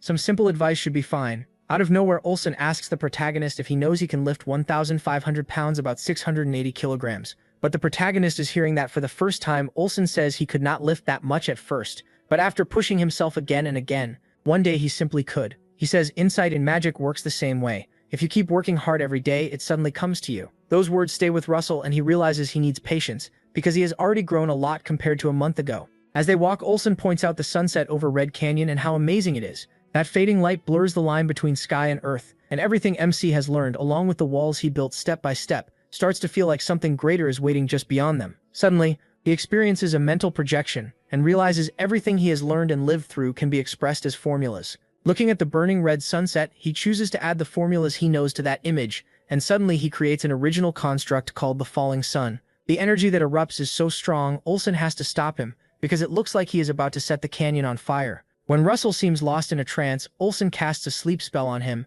and he collapses onto his shoulders. Olsen gave him advice about enlightenment, but he never expected it to happen so suddenly, and this is going to cause a huge stir in the academic world. At this point, the protagonist is the youngest 6th Circle mage. The system soon announces that he reached the 6th Circle and rewards him with higher-grade mana stones, advanced-grade mana stones, intermediate-grade mana stones, lower-grade mana stones, and an unknown reward. Sometime later, back at the Flame Tower, Russell thinks back on the original construct Fallen Sun that let him become a 6th Circle mage. There is a strong flow of mana through his veins, unlike anything he felt as a 5th Circle mage. On top of that, he received the second Golden Mask as a reward for reaching the 6th Circle. Unlike the first one, which helped with attack calculations, this artifact blocks debuffs and is specially made to defend against curses, and it will help him resist pagan sorcery. Master Daria is happy to see him back and asks how the underworld was. Before she can finish, she notices he already broke through, so he admits the trip and research helped. It has only been a year since he fully mastered 5th Circle magic, and Daria clearly underestimated his talent, since she thought it would take at least a few more years.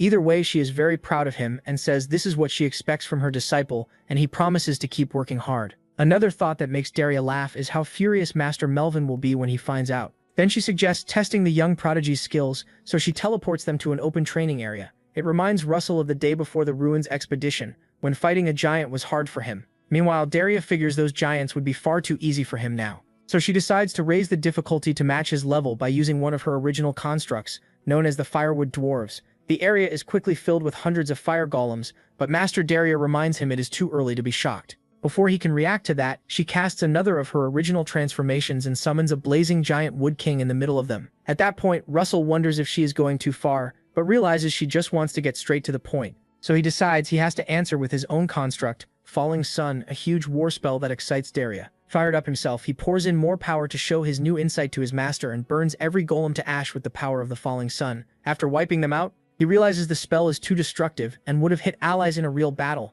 so he needs to be careful. Master Daria quickly approaches and realizes the reason he advanced so fast is that he reached mental projection. She asks what image he used to shape that power, and he tells her it was a burning sunset. That fascinates her, because mental projection is a once-in-a-lifetime chance for a mage, and what Russell showed her is still an unfinished spell that needs work. The thought that he might complete it excites her. Watching a disciple she took in during her later years grow like this is deeply fun for her. Sometime later, while MC is alone at home, he remembers how his master said she would officially request a circle achievement record with the association because he stood out in casting speed, power, and rarity as an original mage. Her recognition means a lot to him, so the next thing on his list is absorbing the mana from the wind essence horn Sylvator gave him, along with the mana stones he got as rewards. There's so much mana that finishing it all will take a long time, so he starts by stabbing himself with the horn. After absorbing mana from morning to night, the system tells him he has fully absorbed the Divine Dragon King's horn with wind essence. Any mana beyond the limit will be stored as latent power, which will awaken later and grant him great strength. His understanding of the wind attribute has also improved a lot. Even so, his rank hasn't changed. On top of that, his body feels a little lighter, likely because of the wind attribute. Out of nowhere, he throws a light punch and releases a huge burst of force. If he boosts his body with Overload and Mage Body too, he might be able to fight second-class knights even without magic. While he's thinking about that, he gets word that someone has come to see him, and he tenses up, wondering if it's the princess. He was right. Russell goes out to meet her, and she asks about his trip to the underworld. Then she explains that she was so curious about what happened there that she rushed over, even though she knows it might be rude. He gladly tells her she can ask anything about what he saw below, but she says there's something else she wants to ask first. As the protagonist braces for the question he already expects, the system gives him a new mission: answer the princess's heart. Princess Hecate Ratmos has waited a long time for his reply, and now it's his turn. The rewards include a mid-grade mana stone and a pair of Eros and Psyche rings. Her question is simple: did he think about her while he was away? Russell feels cornered the moment he realizes this is now a mission. He turns red and awkwardly says her teasing is too much. That reaction actually relaxes her, because she enjoys flustering him since he's always so serious. At last, she says it seems her efforts weren't wasted. Anyway, she makes it clear she doesn't need an answer right now, she only wants him to truly consider her. By efforts, she means how she has kept getting closer to Russell ever since the last ball, while he kept pushing her away by saying he was too busy chasing revenge. That now makes him feel like a coward. When she notices how much time has passed, she says time doesn't seem to pass when she's with him, it just disappears. Still, it's a shame she won't get the answer she hoped for today. Before she can finish speaking, Russell drops to one knee, takes out the rings and confesses that he really is stiff and awkward, just like she said. Even so, the one thing he can honestly say is that he looks forward to the future with her. Startled, Hecate stands up and jokes that he has no sense of mood at all. Even so, she admits it's strange. His plain awkward words still sound sweet to her. She accepts his ring and says she's looking forward to that future too. Then she warns him to be ready, because she plans to tease him for the rest of his life as punishment for making her wait. Not long after, the day of the princess's engagement party arrives, and the whole city is busy preparing wine, food, and entertainment. A delegation from Kiel arrives, and the crown prince Saren of the Golden Sand Dunes thinks the celebration is pointless showiness. But the great shaman with him says this level of grandeur is needed to honor a young man who reached the 6th circle at only 20 years old. Even so, Saren believes it's really a move to gather allies against the Empire, especially with so many nations invited. He adds that he's tired of the boring talk and just wants the ceremony to start, so he can see what Russell is really like. Meanwhile, MC is stunned that he has to wear 4 tuxedos for the banquet, plus formal court clothes, and asks Sir Alan if engagements are always this troublesome. Alan, however, reminds him this is no ordinary engagement. Too many envoys from neighboring nations, even ones that aren't allies, are attending. The king likely doesn't want this to be just a joyful event. He also wants political gains. It may not be only about strengthening royal power. It could also be a stage to show off Endymion's strength. Russell then realizes the strongest card Endymion can display is him, so his role will be vital. Alan assures him he'll do fine, and gets him started on studying etiquette. Sometime later, once the tables are ready, the announcer presents Hecate Ratmos as the first heir to the throne of the Endymion royal family. After she appears, her fiancé is announced as Count Russell Raymond, and our guy steps out with calm elegance. As he enters, one guest doubts this young man could really match a Tower Master,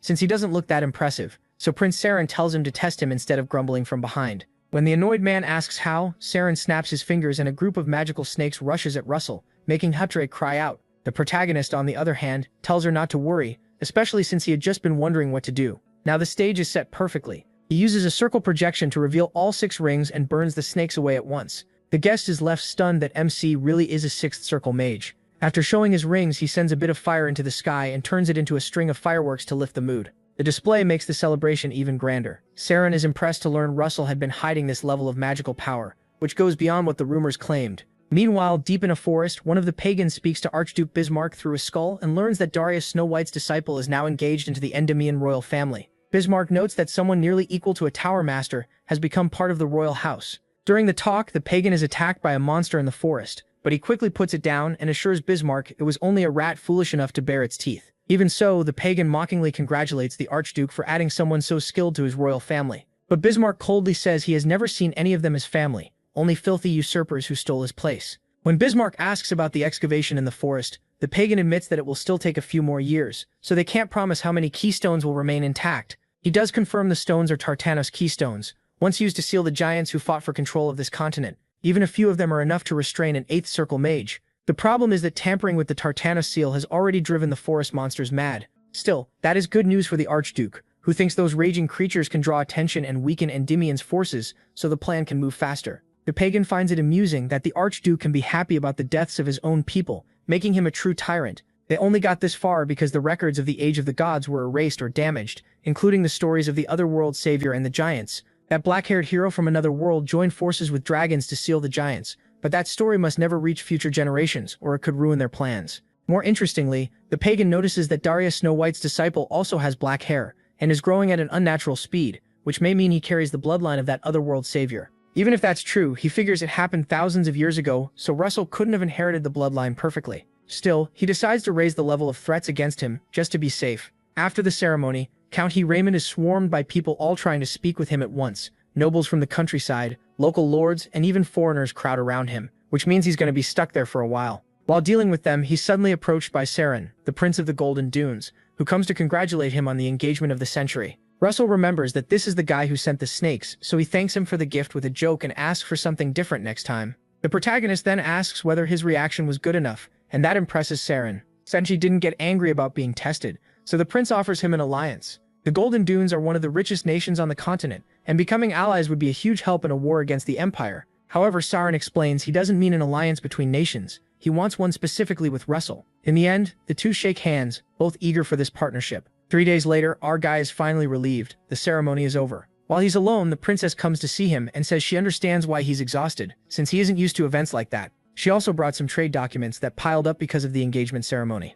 But she finished her work quickly because she wanted to see her fiancé. That makes Russell blush again, and he accuses her of teasing him again. Then he notices a letter among the papers, which Heichi says is for him. When he opens it, he sees it's a research request letter she filed in his name, so he won't have to be so careful whenever he wants to go out alone. She asks if it was unnecessary, but he hugs her from behind and thanks her for thinking of him. She finds it funny that something so natural made him this happy, then suddenly says she's tired. Finally, she turns to him with a seductive look and suggests they put out the lights. Russell agrees. They soon head to bed and make love passionately. Sometime later, in the City-State Alliance, in a place called Nashel, an official who handles freelance mages tells a man they don't have what he wants. Only third circle mages are available. The man argues that only a fourth circle mage can drive off a pirate ship. Right then, a mage steps in after hearing that. When asked who he is, he shows his ID. He introduces himself as Ridman Lewis, a 38-year-old freelance fourth circle mage. After a formal greeting, he says he is looking for work headed to Khalil Island. In truth, it is Russell Raymond in disguise, using magic to change his identity. Soon they set sail, and the trip seems calm so far. The protagonist hopes nothing goes wrong before they reach Khalil Island. Meanwhile, another fourth circle mage, Carl Neiman, grabs his friend Aiden Owl, a third circle mage, and urges him to drink with them. Aiden objects, saying they should not drink during a guard job, but Carl says they will not get drunk, especially since it is beer he cooled himself with magic. Aiden finally gives in, and Carl offers some to Ridman too. He accepts, though not happily. Ridman did not expect to meet Aiden Owl here. In the future, Aiden will shake the academic world by improving a potion's effect by about 20%, but because Archduke Bismarck backed him, he had no choice but to hand that discovery to the Empire. This time, Russell plans to make sure Endymion gets it instead. As they keep drinking, Ridman notices mana flowing from Carl's bracelet and asks if it is an artifact. Carl says it is a mind-clearing artifact. While they are still celebrating, pirates suddenly appear with around 5 ships. The man who hired them rushes off to gather the mages, but Carl just smiles. He drugged the beer he gave the mages, making them pass out. When the ship owner arrives, he finds Aiden and Ridman on the floor and realizes Carl is working with the pirates.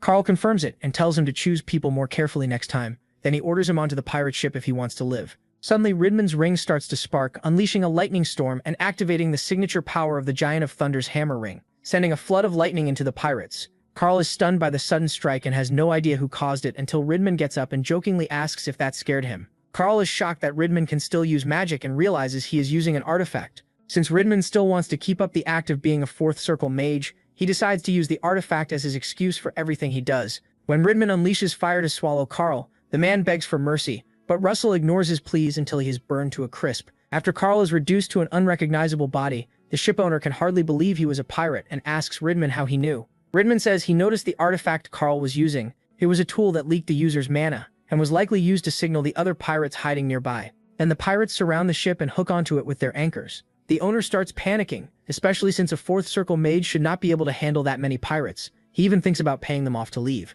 But Ridman tells him to look after Aiden, while he goes feed the fish. Then Ridman rises above the ship and ends it fast by raining fire down on the pirate vessels. Sometime later, after the pirate ships are destroyed at sea, Aiden wakes up and asks what happened to the pirates. Ridman does not answer. He just tells him to rest and says he sent a little fire energy through his mana path to remove the drug's effects. Aiden lies back down and apologizes for not being more careful. Ridman tells him it is fine, then asks if he wrote the research paper found with him. Aiden is surprised to see it, and Ridman explains that he picked it up after Aiden dropped it while being carried to his room. He says the study on improving potion effects is really interesting, which excites Aiden. Because of that, Ridman offers to help with the research. Aiden says he is grateful, but gathering enough potions will cost too much. Ridman makes it clear money is not the issue and gives him an ID token he can show at the Flame Tower. It will support him until he gets the funds he needs, and Russell is sure Master Daria Snow White will see how valuable the research is. When Aiden reads the token, he realizes it belongs to MC, the War-Mage of the Flame Tower, and he almost loses his mind because he is meeting the famous him. He quickly tells him to stay quiet and explains that he is disguised for reasons he cannot reveal. In the end, Aiden admits that Russell is the first person to see the worth of his research,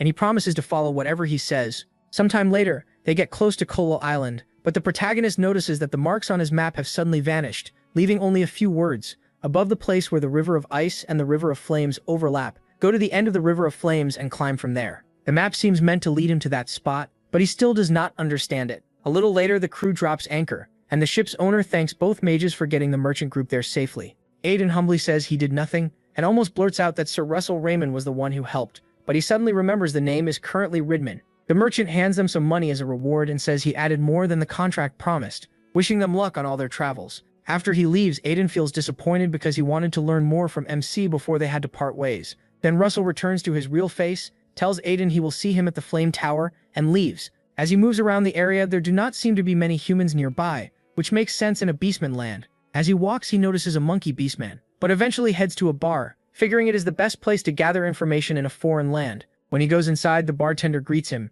and he orders an ice-cold beer. When he pays extra, the bartender says it is too much for one drink, so Russell tells her to treat the change as payment for answering his questions. She smiles and eagerly asks what he wants to know. The protagonist asks if there is a river of flames on the island. The bartender does not recognize that name, but says there are places where lava flows. Apparently, Kolil Island was formed by a volcanic eruption, though it has not erupted in centuries. He also asks if there is any place where a river of ice and a river of flames overlap, but she clearly does not know what he means, so he tells her not to worry about it. In the end, Russell decides he will need to look around himself, so he heads toward the center of the island. On the way, he runs into the same monkey beastman from earlier, who asks if he needs a guide, saying the price is 2 silver an hour. When the beastman promises he will not regret hiring him, MC thinks the guy is an obvious fool trying to scam him like usual. Still, MC follows him. The monkey explains there is no race more connected than the monkey beastmen among those living near the coast. He says they know the area best, and he agrees but asks where exactly he is being taken. The monkey cheerfully insists he is leading him where he wants to go,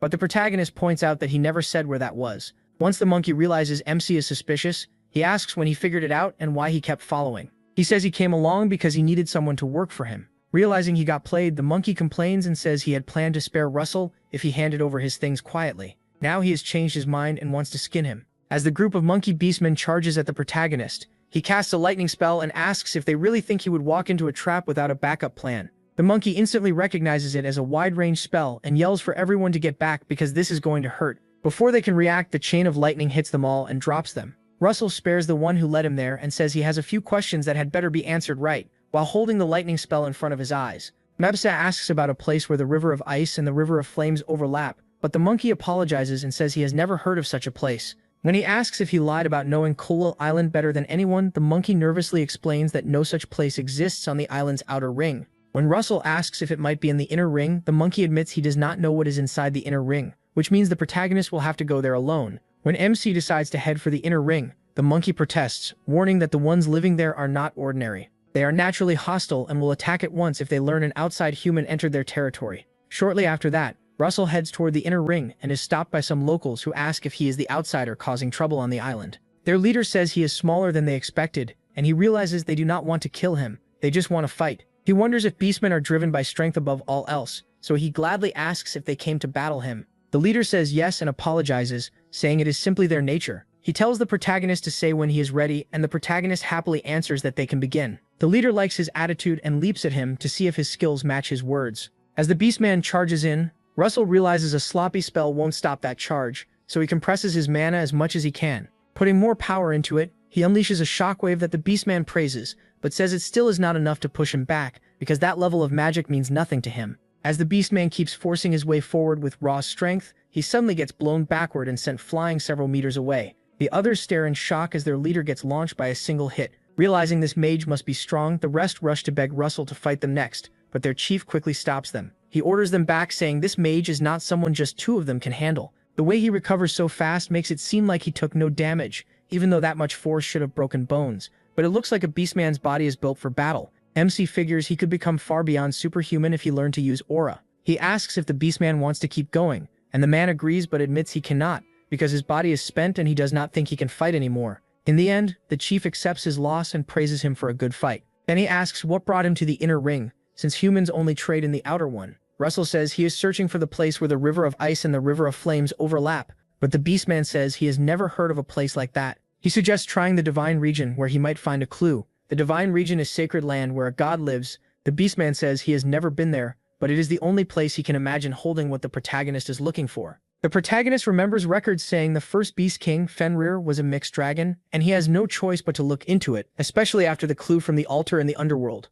Days later, MC beats another Beastman in the inner circle, and it seems to be his 17th fight that day alone. The chief he fought before told him he would need a sword and the approval of the great warriors and great elders to enter the Divine Region, but first he had to prove his strength. He has been fighting for 15 straight days, yet no one has come to recognize him. A little later, another Beastman from the Jaguar tribe shows up and asks if he is the human outsider everyone is talking about. When he says yes, the Beastman tells him to come along because someone is looking for him. He notices the knot around his waist and recognizes it as the mark of a great warrior, so he asks whether a great warrior or a great elder wants to see him. The Beastman tells him it is Muja, the Beast King. The protagonist thought maybe a great warrior or elder would call for him, but he never expected the Beast King herself. That is far more than he hoped for. Some time ago, Muja had called Jaguar tribe beastmen to ask about the outsiders stirring up the island. They said they knew all about it, especially since guardians from several tribes had been beaten. The Beast King seems surprised that fighters close to great warrior level were defeated, and asks the beastmen to help bring that person to her. They promise to drag him in to kneel before the king, but Muja tells them to bring him quietly instead, as the king's guest. Back in the present, as the Jaguar beastmen pass this along, Russell is eager to leave at once. But one of them looks at him with contempt because he seems weaker than the rumors made him sound. The Beastman assumes the ones who lost just let their guard down and cannot believe the king is treating someone like him as a guest. Another Beastman notices his companion's hostility and warns him not to give in to his instincts. Hearing that, the Jaguar man says he is not stupid enough to provoke the king's guest, then angrily walks up to MC and tells him they need to move faster because they are busy. When MC agrees, the guy leaps into the sky and tells him to keep up. As the Beastman starts flying toward the Beast King's location, he secretly plans to show Russell how far above humans his people are. But he quickly appears behind him, praising his speed. The Beastman is stunned that the protagonist caught up to him at full speed, but he is even more shocked when MC tells him not to slow down for his sake, since he can go even faster. When they arrive, the Beastman praises Russell's speed, saying he never thought a human could keep up with him. He finally asks if he is the fastest runner among humans, but he admits at least 30 people in his kingdom can do what he can, and maybe around 100 across the whole continent.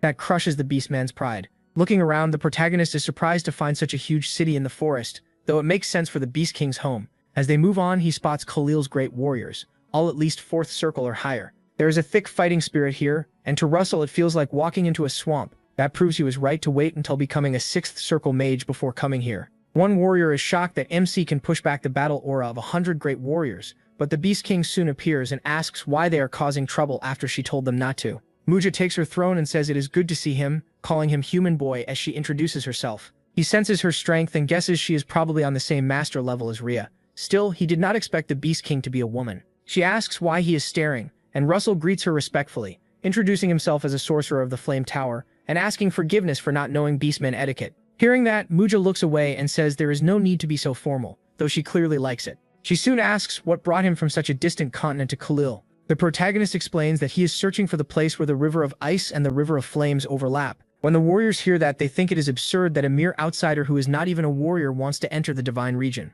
The king quickly silences them, and MC asks whether no outsider has ever entered the Divine Region, or if there is some rule that makes it impossible. Muja notices that he sees things clearly. With strength at least equal to the great warriors and sharp insight that could help the Beastman grow again, he catches her interest. She tells him to go on, and he asks again whether anyone recognized as a warrior can enter the Divine Region. Muja asks if he is saying a human wants to attempt the warrior trial. The protagonist admits he is willing to take the test if that is the only proper way into the Divine Region. Soon after, he is told the rules are simple. Survive in a canyon for 10 days. He will get no food, so he must find his own, and he must fight 5 great warriors each day, winning every battle. Russell realizes the test measures mental strength, survival skill, and combat ability. He also senses a strange dark energy flowing from the canyon, so he understands that he has to be careful and keep his mind steady. Not long after, Muja says it is time to enter the canyon, and the warrior trial begins as soon as he jumps down. When he lands in the canyon, he realizes the dark energy is stronger than he expected, and remembers hearing that this is where Jormungandr's body lies, the serpent that killed Fenrir, the first Beast King. Suddenly, several snakes rush toward him, but Mage calmly summons Pepper, who drives them back with fire breath. After that, Mage says snake meat is on the menu for dinner. On the last day of the trial, Muja is impressed by his amazing willpower and skill. The fire he made with magic has been burning for 5 straight days, and even after facing 20 great warriors, he is still unhurt. Muja realizes she cannot hold herself back after seeing such a tempting challenge in front of her. Against her warrior's wishes, she jumps into the canyon, and Russell complains that it is a little unfair for her to join the fight too. But she says her blood started boiling after seeing someone this strong. Since she is also technically a beastman warrior, she offers him a deal. If he endures 5 of her attacks, he passes the warrior test, since she has no intention of cheating him. The protagonist likes the idea of not having anything else to deal with today if he can survive 5 attacks, but the Beast King is clearly far tougher than the great warriors. Since this is what she wants, he agrees and quickly activates his draconification. The warriors are shocked by the sudden burst of power and wonder if Russell is really human. Meanwhile, the Beast King is intrigued to see his full strength, because it means she can enjoy this, even if it does not last long. Her words make MC tense up as she charges at him. She swings her weapon with excitement, trying to pierce him, but Russell quickly blocks with a shield.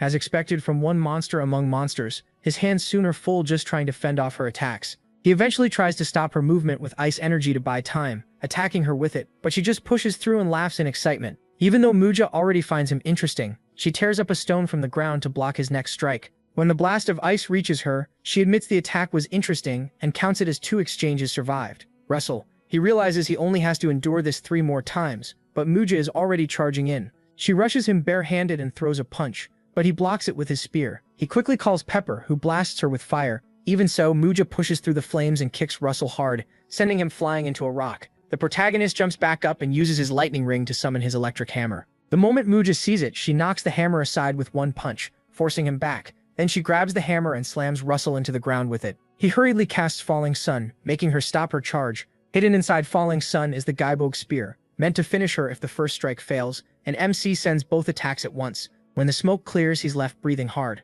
Then the Beast King decides to stop there, since he can't keep going, even if she wanted more. She admits the fight was fun and gives him a passing grade right before he blacks out. Sometime later, Russell wakes up with his whole body wrapped in bandages and Pepper is beside him. The Beast King tells him Pepper never left his side, but he panics when he sees her taking off her clothes. He quickly uses Pepper to cover his eyes and asks what she's doing. Confused, Muja says she only wanted to show the passionate marks he left on her body, and the protagonist turns red, asking when that even happened. Then she suddenly tosses Pepper aside and shows the mark on her shoulder. Apparently, she never expected him to make Falling Sun explode through a spear, and the burn would have been much worse if she had dodged even a second later. It seems his final attack did work, but the wound is too small for him to really count it. When Muja notices how red his face is, she checks him and confirms he doesn't have a fever. Realizing it's something else, she asks if he looks like that because he wants to mate with her. She says if that's the reason, she might start calling him a man instead of an outsider. While Russell tries to calm her down so she'll listen, Muja moves closer in a teasing way and says she wouldn't mind taking his seed. MC feels her intense energy, but stops her and says he already has a lover he promised his future to.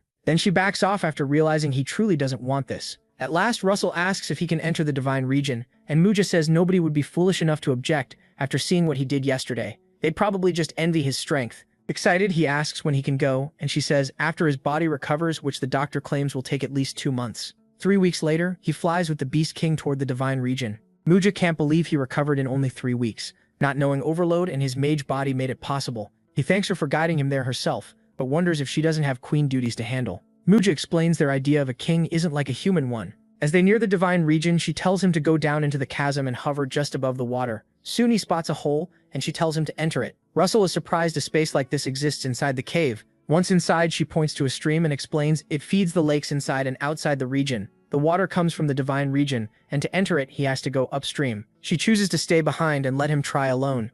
As he climbs the river, he finally reaches the Divine Region, the sacred land where the Beastman's god lives. Crossing the huge river, everything seems normal until he reaches a place where the water splits into 2 colors. His mission was to reach the end of the River of Flames, so he keeps moving toward its source. He finds out the river begins at a volcano, but the map said there was something important here. When he notices bubbles rising from the water, he realizes finding what he wants may be easy, and the bubbles mean it connects to another place, probably the source of the true river. He dives into the river and finds another cave below the water. This has to be it, so Russell calls Pepper to track any magic inside, since it's so dark. Pepper quickly follows a trail until they find Ignore, the fire dragon. He is dead, but his essence greets the young master, and apologizes for not being able to wait for his arrival. The dragon reveals the divine weapon Brahmastra and says he remained here to pass down this great magic. Russell can feel its power without even touching it, and wonders if he can handle something this strong at his current level. Suddenly the system tells him the corrupted will of Fenrir, the first Beast King, is reacting to the divine weapon Brahmastra.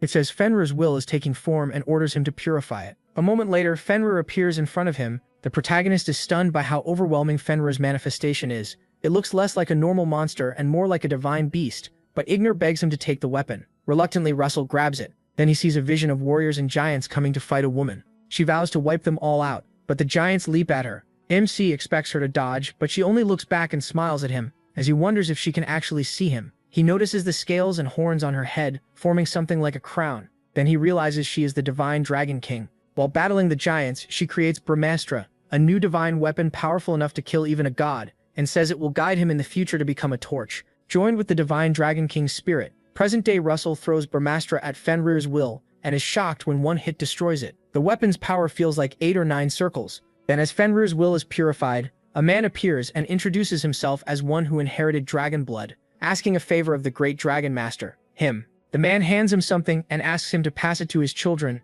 and Russell recognizes it as the treasure of the Beastmen, the thing that unites them. The man hopes the protagonist will break the chains binding them. Right after that, the system tells him that Fenrir's corrupted will has been purified, and that Brahmastra will be his reward. As the weapon moves toward him, MC can't withstand the fierce fire energy, and it feels like the mana veins across his body are burning. With his current understanding of fire, he shouldn't be in this much pain. But what's hitting his mana veins is high-level magic and formulas close to the 9th circle. As it races through him, he realizes his brain will burst if he can't understand or control it. Soon after, the system tells him Brahmastra has expanded his brain and increased his understanding of it. Then Brahmastra starts rebuilding his brain, and he finally passes out when it ends. Pepper rushes to his side in tears, afraid he died. But the divine dragon tells Pepper not to worry. Russell only fainted from exhaustion, and will wake up soon. She says her son, Ignor, was meant to serve him but couldn't because of fate, then asks Pepper if he will inherit that power. When Pepper looks uneasy, the divine dragon explains there's no need to be shocked. Being part dragon and part spirit makes him more than worthy.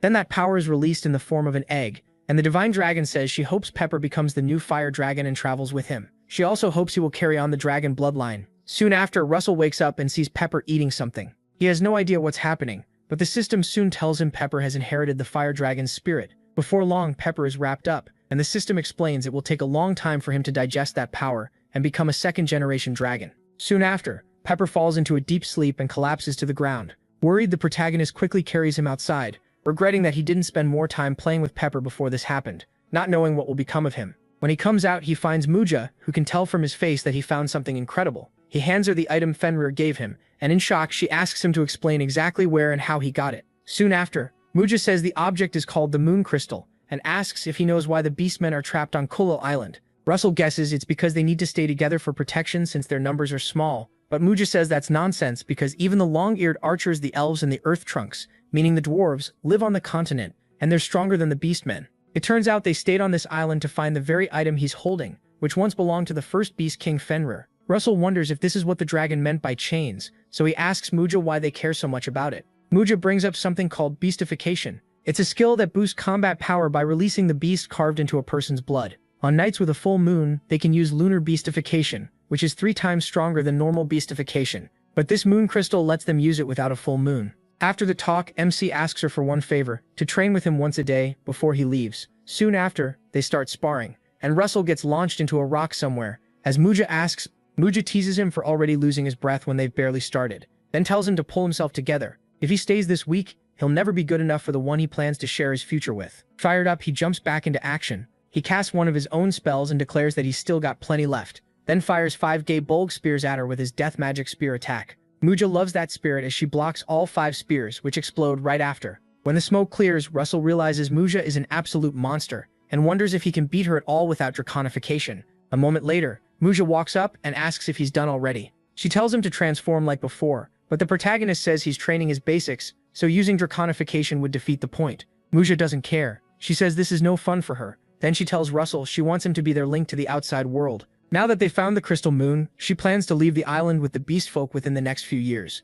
MC doesn't fully get what she wants, since he has no power to hand over any of Endymion's land. Annoyed, she clears it up. She only wants a small area, just enough for her people to live. That makes him light up. He asks the Queen of Beasts if she wants to join Endymion, and she says yes. She's even willing to bow before his king and offer help in wars and border fights. It's surprising that she'd go that far, and the protagonist is thrilled to hear it. Later at Endymion's palace, the king meets with top officials to talk about allowing the beast folk of Kulil Island to migrate. The finance minister objects at once. There are over 200,000 of them, and finding enough food and shelter would be a huge problem. But the military minister pushes back, saying even if only half join their wars, that still means a massive boost in soldiers they can't ignore. So the room quickly splits into opposing sides. The king shuts the argument down. He says they're debating without enough facts. So he asks Russell, the princess's future husband, to speak since he met them and spent time with them. MC explains that the beast folk are rough by nature, and their culture really isn't that different from Endymions. Even if they'll need new land, he believes accepting them will build a much stronger army and make the deal worth it. Then Gillian asks how strong Muja really is. Russell says that from training with her, he'd place her 3 levels above McCrae Hughes. When Princess Hecate hears the Beast King is a woman, she stiffens. Amelia, the White Tower Master, cuts in and asks him if Muja only seemed that strong because he's weak. Gillian quickly tells the White Tower Master to calm down, but Amelia calls him a fool, obsessed with a child, and demands to know why he keeps calling the protagonist a child. Even then, Gillian just laughs and says the Beast King is a warrior, not a mage, so it makes sense for him to judge the matter since he trains in aura. Amelia finally backs off, still irritated, and Gillian launches a storm of weapons at MC to test him. MC is shocked that Gillian can form hundreds of weapons with aura alone. Blocking them would turn him into Swiss cheese, so he chooses to deflect them instead. That stuns Gillian. He can now knock aside his aura attacks. Gillian sees he's grown stronger and wonders if his fights with the Beast King gave him some kind of breakthrough. After the protagonist passes the test, Sir Gillian apologizes to the king for the disruption and says the protagonist's judgment can be trusted, especially given his skill. Based on that, the king says the only thing left is learning the Beast King's true intent, whether she's sincere or planning something. Russell quickly says she's probably telling the truth and shows the necklace she gave him, made from one of her fangs, as proof of her sincerity. After hearing more, the king says they'll discuss it further later. Still, if nothing unexpected happens, Endymion will accept 200,000 beast folk. He also calls it a great achievement by Count MC Raymond. Russell protests, saying he only stumbled into this and wasn't trying to earn praise, but the king insists it still counts as a major contribution, so he grants him the title Count Morning Star and gives him the right to choose one item from the Imperial Vault. He ends by saying he hopes he keeps shining for Endymion, just like his title says. Just one item from the Imperial Vault is worth at least billions in gold, and the protagonist feels the reward is way too generous. Even so, he starts wondering if the king has another reason for giving him so much. While he's still thinking, Master Darius Snow White tells him to come to the reception room after the meeting because His Majesty has something urgent to discuss with both of them. Some time later, Russell shows Hecate a jade hairpin he heard women use to hold their hair in place. Hecate says she's heard of it too, but asks why he bought it. Our boy admits he thought it would look pretty on her. She shyly says hearing that makes her happier than the gift itself, so he helps her put it on. While he does, Hecate reminds him that he said the Beast King is female and asks what kind of relationship he has with her. Russell stammers and drops the hairpin. Then he says they only dueled, just like he told her before. Hecate picks up the pin and points out that doesn't explain why Muja gave him a necklace made from her fang. MC panics as Hecate corners him with the hairpin, and he knows he's in trouble. Sometime later, after he finally gets away, he realizes he never expected Hecate to get jealous. Part of him feels that's unfair, but he's happy too. Luckily for him, the king showed up at just the right moment. The king then reveals something shocking. He's been reviewing old reports about House Raymond for a while, and found out the report claiming their territory was returned to the National Treasury was fake. In truth, it was seized, and that's what drove Russell from his land. The king apologizes for his failure and even bows to the protagonist and his family. But the protagonist begs His Majesty to raise his head. Then MC remembers Hughes calling him a fool for thinking the Empire killed his father. If the report given to the king was forged, that means someone inside Endymion caused his father's death. Hecate places her hand over his to comfort him, and that helps Russell calm down. Even though he knows it can't make up for everything, the king gives him a permit to enter the 6th basement level of the Louvre Museum. The protagonist heads there right away, planning to visit the Imperial Vault afterward. Soon he reaches the 5th basement, which most people think is the deepest floor, but there's a hidden one below it. The 6th basement holds the Magic Tower Master's views on magic, plus records of original spells, and only those with direct permission from the king can enter. When he opens the permit, teleportation magic activates and sends him to the 6th basement, which is packed with thousands of books. He only gets 48 hours here, so there's no way he can read everything. On top of that, this place blocks magic, so he can't use image magic and has to choose carefully what to read. Soon he finds a book called Dragon's Roar by Irwin, who was the Yellow Tower Master in the capital 400 years ago, and that immediately grabs his attention. He starts reading and learns Irwin turned 5th circle earthquake magic into a 7th circle spell. He did it by gathering scattered mana deep underground, pulling it up to the surface, and then releasing it in a fan-shaped shockwave. As he studies, the system says his understanding of advanced earth magic has increased slightly and reached its limit. Another screen appears with a mission: push his advanced earth magic past that limit and reach mastery rank. The reward is advanced mana stones and 2 earth dragon footprints. He is stunned to see a dragon trace as a reward, since after finding the silver dragon and fire dragon, he had no clue how to locate the others. The only problem is that he still doesn't know how to raise his earth understanding to mastery, so he decides to memorize as much as he can from the books. But after going through several of them, he realizes memorizing alone isn't helping, and then he remembers he was told he could take one book out with him after the 48 hours end. After thinking about which one to choose, he notices a book being held by a nearby statue, and wonders why it isn't on the shelves. He goes over to check and finds a book titled Transcendent Dream, written by the founding mage. The founding mage is none other than Luther the 1100th Raymond, the founding father of MC's family, and Transcendent Dream is the spell most tied to Luther, while the stone statue is clearly modeled after him. He wonders if Luther meant for him to find it. Then Master Darius Snow White suddenly teleports into the room. She immediately starts scolding him for not sleeping for 48 hours, especially after always warning him how important rest is for his body. Once she finishes, she notices the book in his hands. She explains that Transcendent Dream goes past human form and recreates magic in its purest state. It breaks the world's limits. Stories say the founding mage became a giant tsunami during a massive storm at sea, and even turned into lightning itself in the middle of heavy rain. Just imagining something like that and making it real is exactly why Transcendent Dream is so respected. Russell is amazed by how highly she speaks of it, and Daria makes it clear she will not stop him from trying to learn it. Still, she warns him to be careful. Transcendent Dream is an 8th circle spell, and it goes even beyond that. If anything goes wrong, it could consume him. So the protagonist decides to be cautious. Soon after, the two head for the Imperial Vault outside the city. On the way, Daria says they will start with the first treasure vault. The first holds accessories, the second stores weapons, and the third keeps every other kind of treasure. When they arrive, she tells him to watch as she opens the place with encrypted magic circles layered with dozens, maybe hundreds of traps, something he never could have unlocked alone. A river splits apart and reveals stairs leading down. As they descend, Daria reminds him he can take only one item, just like at the museum.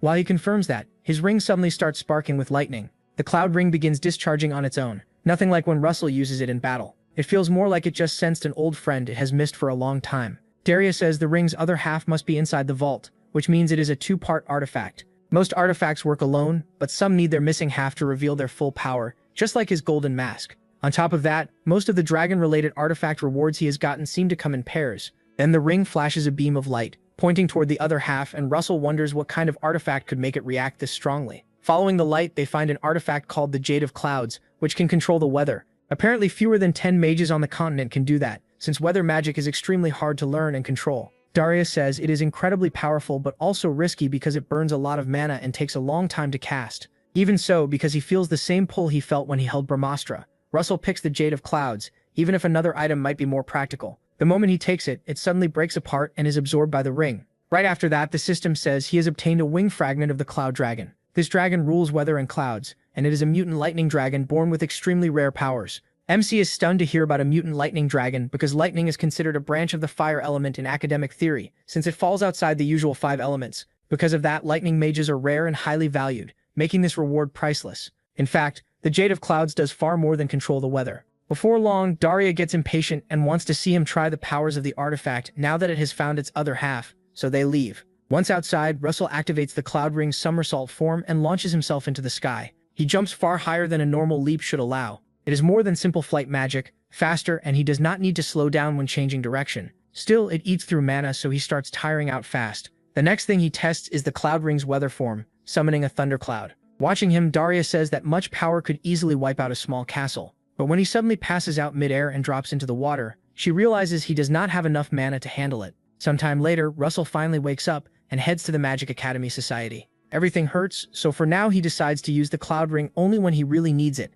as he gets ready to continue his mission of raising his advanced Earth magic to mastery level. Since the Yellow Tower knows Earth magic better than anyone in Endymion, he starts by looking for 6th Circle mages and above there. Soon he finds the perfect person and goes to meet him. He arrives at Elder Spiegel's office and apologizes for not visiting often, but the Elder says it is fine. He notices Russell has reached the 6th Circle, when he was only a 5th Circle mage during the mission at the Temple of Mirrors. Soon he explains that he wants advice about the Earth magic he studied in the underground library, and Spiegel is glad to help him. Later that night, at home, the Archduke writes a letter telling an ally that they have won over many people, and that weapon production is going well. It seems they will not need to worry about military supplies, and all that remains is to wait for the right moment. Then the throne of Endymion will be his. Not long after, he gets a late-night visitor who apologizes for coming so late. Seeing the visitor's green eyes, the Archduke suspects it is Chiron, and soon confirms it, since this is their first meeting in person. Chiron says he came to show him the sample he wanted so badly, the Magic Sealing Keystone. The Magic Sealing Keystone is part of the seal that kept the gates of Tartarus shut for a very long time.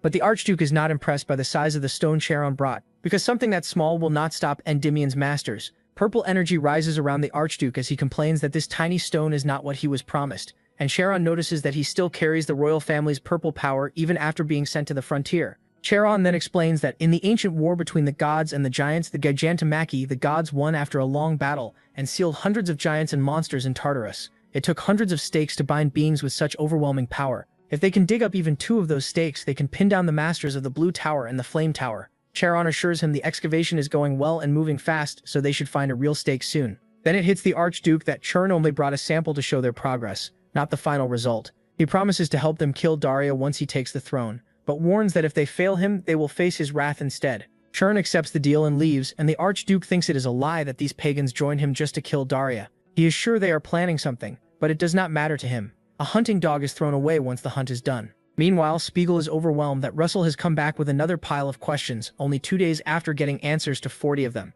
Every one of those questions is sharp, proving the protagonist is not just talented, he works hard too. After getting the answers he needed, MC returns home to sort through everything. He realizes the Earth Dragon's roar is not just about releasing mana, its real base is using the Earth's heat. When he tries to understand it, he keeps it tied to the Earth element while leaving room for branches into flame, wind, and lightning, opening up more possibilities. Then a mental image of a huge glowing tree appears, startling Russell, and the system says part of his understanding of Earth magic has grown and is turning into mastery-level Earth magic through his own effort. He soon gets a notice that he completed the mission and received 2 advanced mana stones and the Earth Dragon's footprints, which look like a small tube. The shape confuses him, and he has no idea how to use it, especially since he expected a map like last time. When it does not work like a weapon, he spots a strange pattern and quickly rubs some ink over it, realizing it is not just an ordinary stick. Marks on the paper line up like a constellation, so it is probably a star map. Once he figures that out, the system gives him a new mission. Find the place marked on the star map and enter the Earth Dragon's dwelling.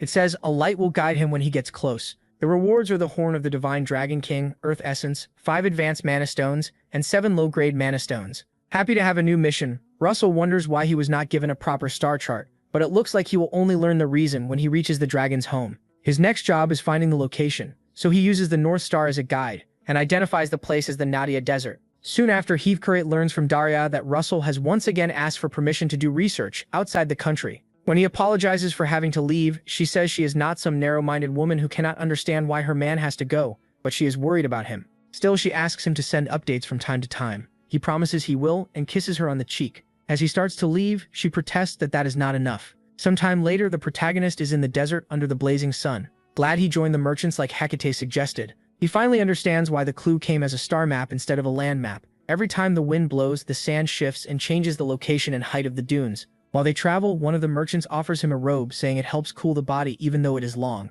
But Russell politely turns it down. Then he suddenly feels a tremor that did not come from the sand's surface, making it seem like something huge is swimming underground. A giant monster suddenly appears. A giant monster called Torko bursts out of the sand, and the merchants scatter at once. They know fighting it means certain death. Russell just watches. One merchant woman yells for him to run, but he tells her to stay close so she'll be safe. To MC, this is the perfect chance to test the new magic he learned from an old book written 200 years ago by Gail Glowman, which he found in the 6th floor basement. He quickly casts a blazing whirlwind called Desert Flower. The spell wraps around Torko and burns it down until it dies, leaving the merchants stunned. They can only wonder who the mage was that saved them. Then blood poison from the dead, Torko splashes onto Russell's camel, so he sinks the animal into quicksand before the poison can spread. Once that is handled, the woman from before walks up and introduces herself as Anne Mashling from the Kurtberg Merchant Association, thanking him for saving them. Russell introduces himself as Richard and asks her for a camel after she offers him any reward he wants. Since he is heading in another direction, they will part ways here, and he needs the camel for the trip. Later that night, he spots a constellation, and his star map suddenly gives off a bright line of light that points him toward a certain place.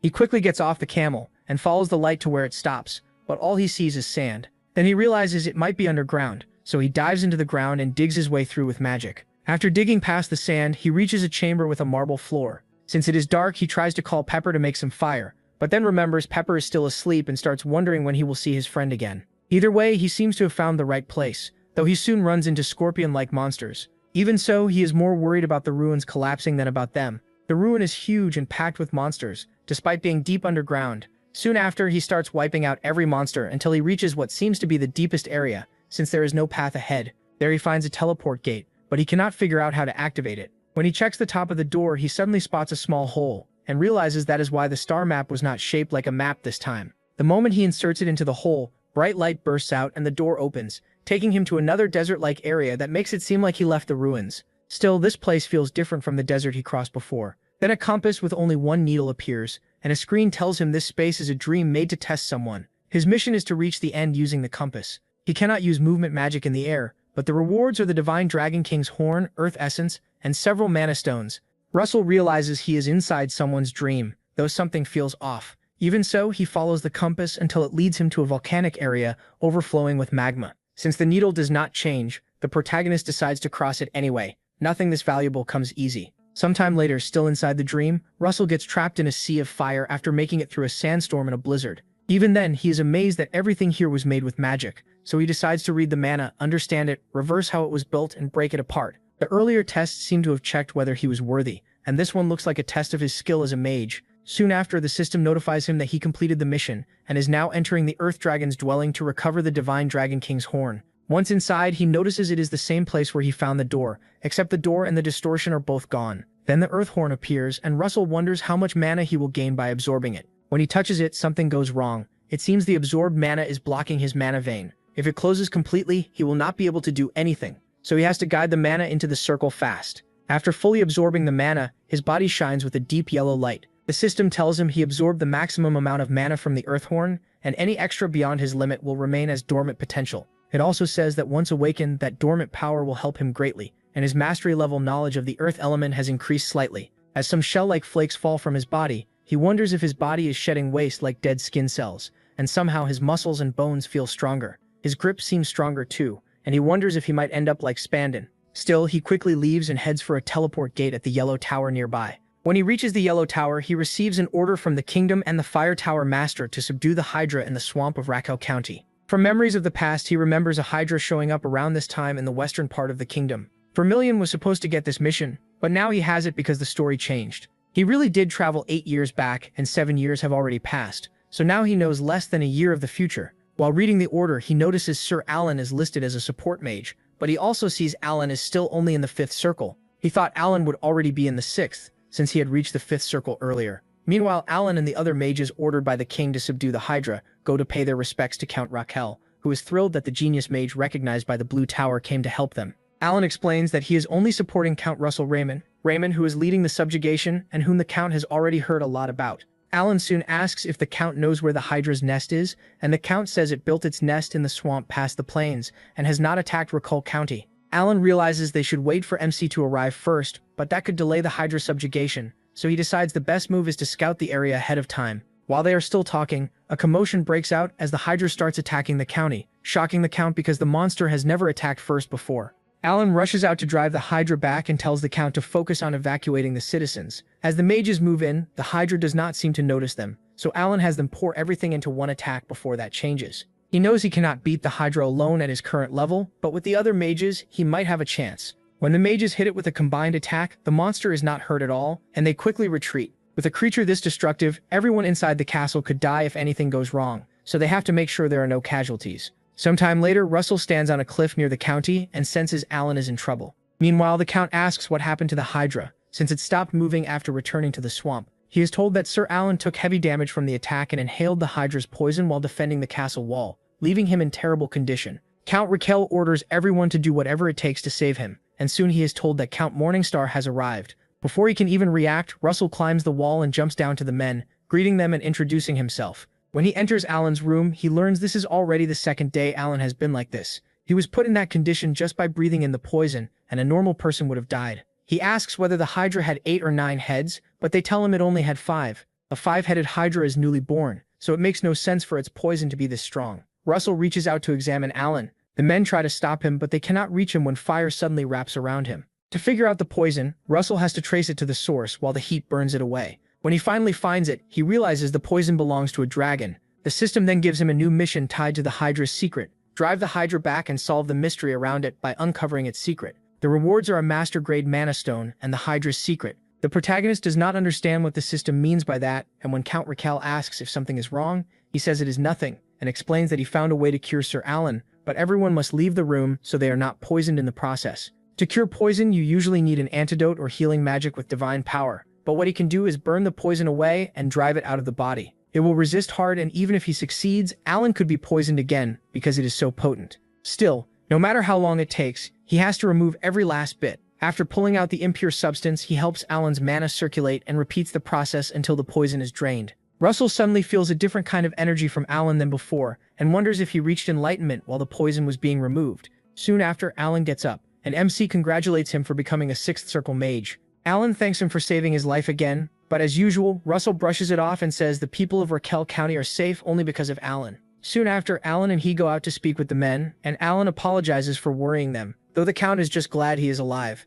Still, the protagonist asks about the number and skill of the knights joining the subjugation, along with details about the monsters in the swamp area. He is told there are 30 knights and around 500 soldiers, but none of them are at specialist level. The swamp covers about 1,500 hectares, but they do not know exactly what kinds of monsters are there or how many. Ever since the Hydra made its nest, the whole swamp has turned into a monster den. With an area that large, there must be thousands of them, and the swamp itself makes it hard for the soldiers to move. Russell Raymond, though, says he already has a plan. He just needs the Count's help so everything can be ready, and they can leave in 3 days. 3 days later, the army captain reminds everyone that last autumn their land was filled with golden light and peace, but the Hydra took that away. His words fire the men up to fight back. Once their spirits are raised, MC Raymond lays out the plan for the subjugation. First, the knights will be split into 2 groups. They must guard the 3rd and 4th Circle Mages while supporting from the rear and stopping monsters from getting away. They will also join the 5th Circle Mages and above to break through the enemy line. When one of the soldiers asks how they are supposed to handle the monsters in front since they cannot move forward, Russell Raymond tells them not to worry about that. When they finally reach the swamp packed with monsters, the monsters rush toward the light and cross over, just as he uses his original spell, Falling Sun. The whole swamp is soon swallowed by flames, and the soldiers can only stare as he wipes out beast after beast with ease, seeing the power of a 6th Circle Mage. Russell Raymond then asks Sir Alan to handle the next wave, and Alan explains that he cannot freeze such a huge group all at once, but he will do his best since it is a request from his employer. Alan soon casts the same spell he once used against the protagonist Raymond, called Age of Ice, and freezes the monsters with ease, turning them into ice statues. Right after that, the army is led forward over the ice as footing, and they start cutting down the frozen monsters. As they fight, one of the officers gets grabbed by a huge monster and thrown around, but the creature is quickly brought down. Russell Raymond notices the monsters are not thinning out, but he cannot use a wide area spell without killing his own side. Eventually, he decides to focus on taking down the Hydra and runs into the forest to find it. On the way, he feels tremors and realizes the Hydra is close, coming from the side. A little later, the Hydra catches some soldiers off guard, and they panic because of how far away and huge it is. Then Alan throws up an ice wall between the soldiers and the Hydra, but it smashes through and charges them anyway. Alan drops the temperature even more and uses a move called Ice Stop, and Russell Raymond moves in to strike. Then he suddenly hears the Hydra's thoughts through his dragon side and learns it has gone mad trying to avenge its dead mother. Nearby, a strange man with dragon eyes watches from a cliff as MC Raymond tries to use draconic control on the Hydra, but it does not work. The Hydra does not react at all, as if he never even tried, so something seems to be blocking his control before it reaches the beast. In the end, Russell Raymond has no choice but to crush it, raining fire down and then using his strongest 5th Circle Ring of Lightning spell, Giant Thunderhammer, in a single move called Karavanos. The whole display shocks Alan, who realizes there is still a huge gap between his power and Russell Raymond's. Even though they are both 6th Circle Mages, the attack leaves the Hydra badly wounded. But the strange man watching refuses to let it end there, because the dragon blood he shares with the Hydra should be capable of far more. A bright purple light suddenly wraps around the dragon, and the man orders his servant, the Hydra, to rise. As soon as the light reaches the Hydra, Raymond realizes they are in danger if it regenerates, so he fires several gay bolt spears, causing an explosion that badly injures the Hydra again. He goes in for one more attack to finish it, but is stunned when Black Mage appears out of nowhere. It looks like the power the pagans used, only darker. Because it feels familiar, he starts thinking of someone he knows. Right in front of them, a massive sphere of mana spreads over a huge area. At the same time, the Hydra's heads grow back, and now there is no longer just the same number of heads. It has become a 6-headed Hydra. Russell Raymond reads its thoughts. It wants to tear apart and devour the filthy humans who stand in the way of vengeance for its mother. When the Hydra lunges at the protagonist and Alan, they quickly raise a magic shield. The protagonist immediately tells Alan to pull the troops back to the rear. The Hydra Vermilion Olsen defeated in the past had 5 heads, so a 6-headed Hydra means history has changed, because of some interference, maybe his or something else. After he attacks it, he does not leave even a scratch,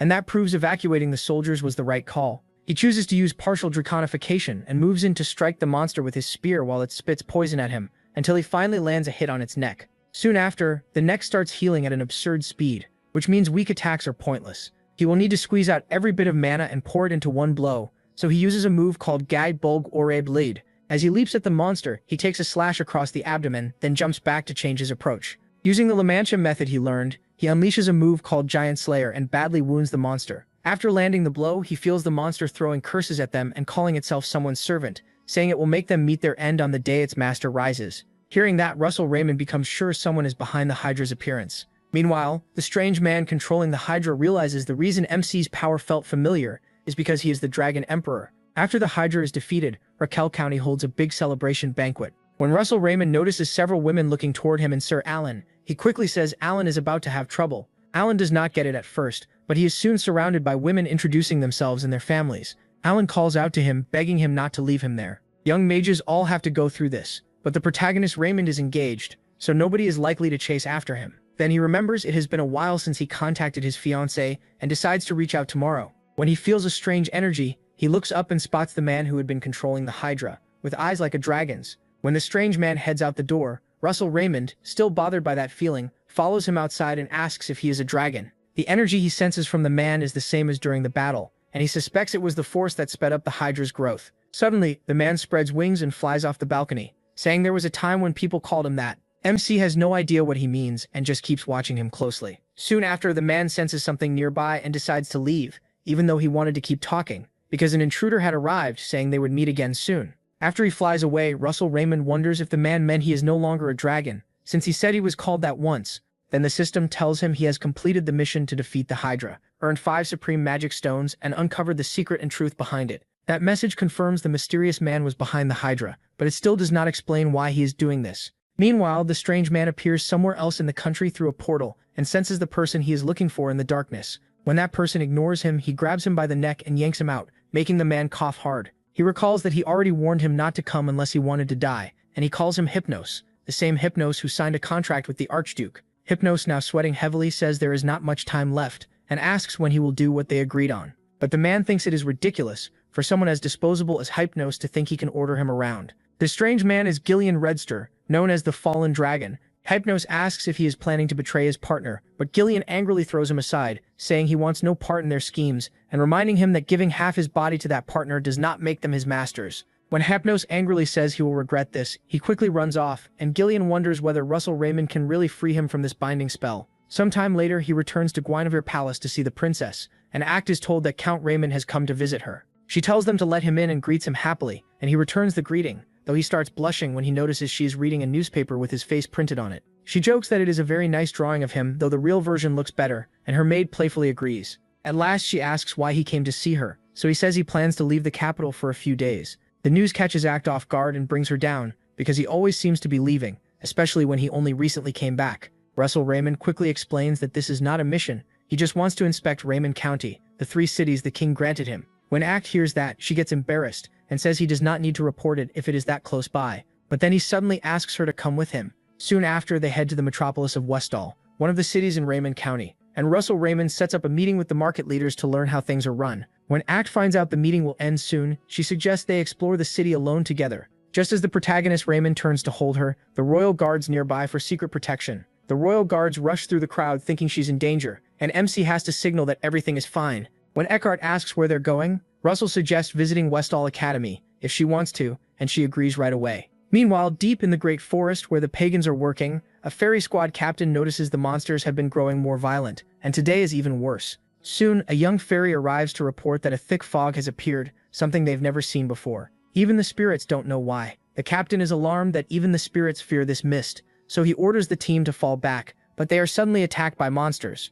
As monsters storm the fairy village, everyone tries to get the children out first, and pray for the north wind to protect them. While many are killed and others cry for help, Hypnos appears holding 2 stakes from the magic ceiling markers, pleased by the sight. He turns around, thrilled that Tartarus will soon open, because the monster horde is only getting started, and the remaining seals will not be enough to hold the barrier. Once they break through, the titans once worshipped as gods of destruction will rise. When that happens, all of Endymion will burn, and the thought fills Hypnos with excitement. Meanwhile, in the city of Westall, Russell realizes the point where his return to the past began is getting close, and the broken future knowledge he had, along with its advantages, is running out. Now he needs to decide what comes next, and face a future he can't predict. When Eckhart asks what he's thinking about so seriously, he's startled and tells her he was just looking back on everything he's done and wondering if he can keep moving forward. Then Eckhart asks if he knows why His Majesty gave him this city, but Russell admits he never really thought about it. She explains that money and rank matter, but real power comes from people. She tells him the king wants House Raymond to rise again,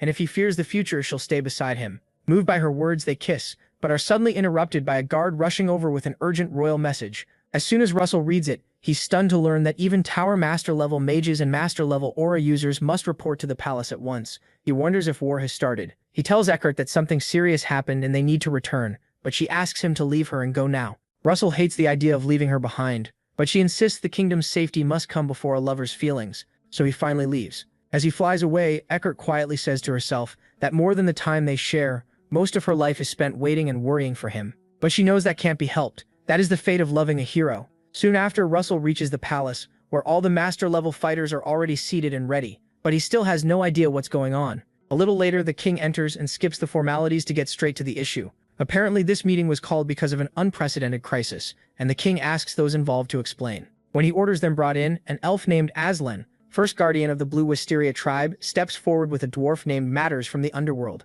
Russell is surprised to see elves and dwarves arriving together, even though both live in the kingdom's southwest, and he suspects something happened there. Soon afterward, using projector technology recently developed in the underworld, images of a massive monster invasion are shown on the wall. There seem to be at least tens of thousands, which makes no sense. Aslan explains that the monsters suddenly attacked, driving elves and fairies out of the Great Forest, and the same thing happened in the Red Canyon of the underworld, forcing out the dwarves. Russell quickly raises his hand and the king lets him speak. After getting permission, he points out that the number of monsters is far too high because the Great Forest alone shouldn't hold that many. The Tower Master Melvilo wonders if the monsters were somehow created, and Daria asks if another dimension might have been opened, but Amelia notes something else is wrong. These monsters were supposed to have gone extinct long ago. Then Aslan and Matters beg for help for both the Great Forest and the underworld, pleading with Endymion's masters to save their homes. The king tells them to rise and states that no one knows how this shocking army of monsters appeared, but if they are left unchecked, the damage will be disastrous. In the name of the king of Endymion, he orders them to aid the Great Forest and the underworld and make sure no monster crosses their borders.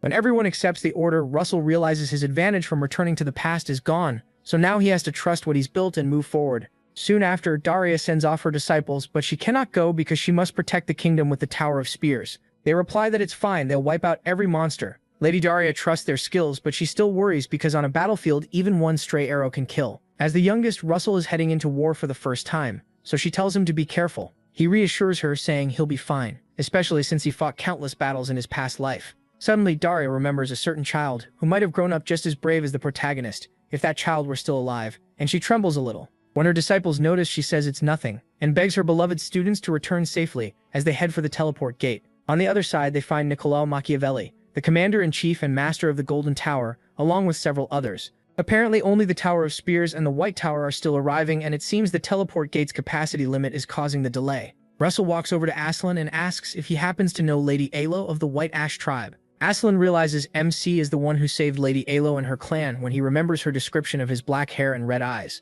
Once he sees Aslan knows Yahello well, he asks more, and Aslan explains she is not just from the tribe, she is a sentinel. A sentinel is a protector not only of one tribe but of all elves. Russell asks if Yahello became a sentinel because she awakened dragon power. When he asks if she is safe, Aslan says she was fighting on the front line when he left, so he isn't sure. That at least confirms she was alive 5 days ago, and the protagonist realizes they need to help fast. While they talk, Olive, a White Tower mage, arrives through the teleport gate with Amelia. Soon after, Sir Nicholas explains that the elves' command center was moved out of the Great Forest, likely because the monsters pushed them back. Amelia adds that the 5th and 7th Corps will need at least 10 days to arrive, since moving that many troops takes time. Their job is to drive the monsters back into the Great Forest before the infantry arrives, and the trip will take 3 days. After Nicholas explains the mission, everyone heads for the command center, determined to crush the monsters even if they have to march deep into the night. While they are still moving, Amelia senses something, and orders everyone to stop because she smells blood, and the scent grows stronger the farther they go. That means something is wrong, even though they are still far from the command center, so Nicholas orders the group to split up. He tells the Flame Tower priests to follow him, while the others go around the Rocky Mountain.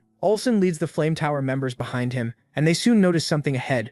When they climb up, they find countless monsters attacking members of the Feather Tribe who are throwing stones at them, while other elves try to hold them back with arrows. Niccolo gets furious at the sight and slams the ground with his legs, blasting up hundreds of broken stones and firing them into the monsters. Then the wind suddenly shifts, revealing Amelia's move as she uses wind magic to sweep away around 100 monsters. Russell watches the strength of the 4 great tower masters of the capital in awe. Meanwhile, Olsen tells the others they can't just stand there watching. even if the masters struck first. So MC quickly unleashes his original construct Fallen Sun on the confused monsters. When the dwarves and elves fighting below see Endymions mages, they cheer Aslan and Matters made it and rescue has come. Russell glares at the monsters and coldly tells them to die as Fallen Sun crashes down, turning the area into a monster roast. Meanwhile, deep in the Great Forest, a strange many-faced monster awakens. Back on the mountain, Aslan drops several monsters with ice spears, while Master Amelia destroys more with a lightning storm, and Master Niccolo skewers others with spears of earth. The problem with magic attacks this huge is that no one has seen power on this scale in a long time, and the land is being torn up so badly they may need a new map afterward.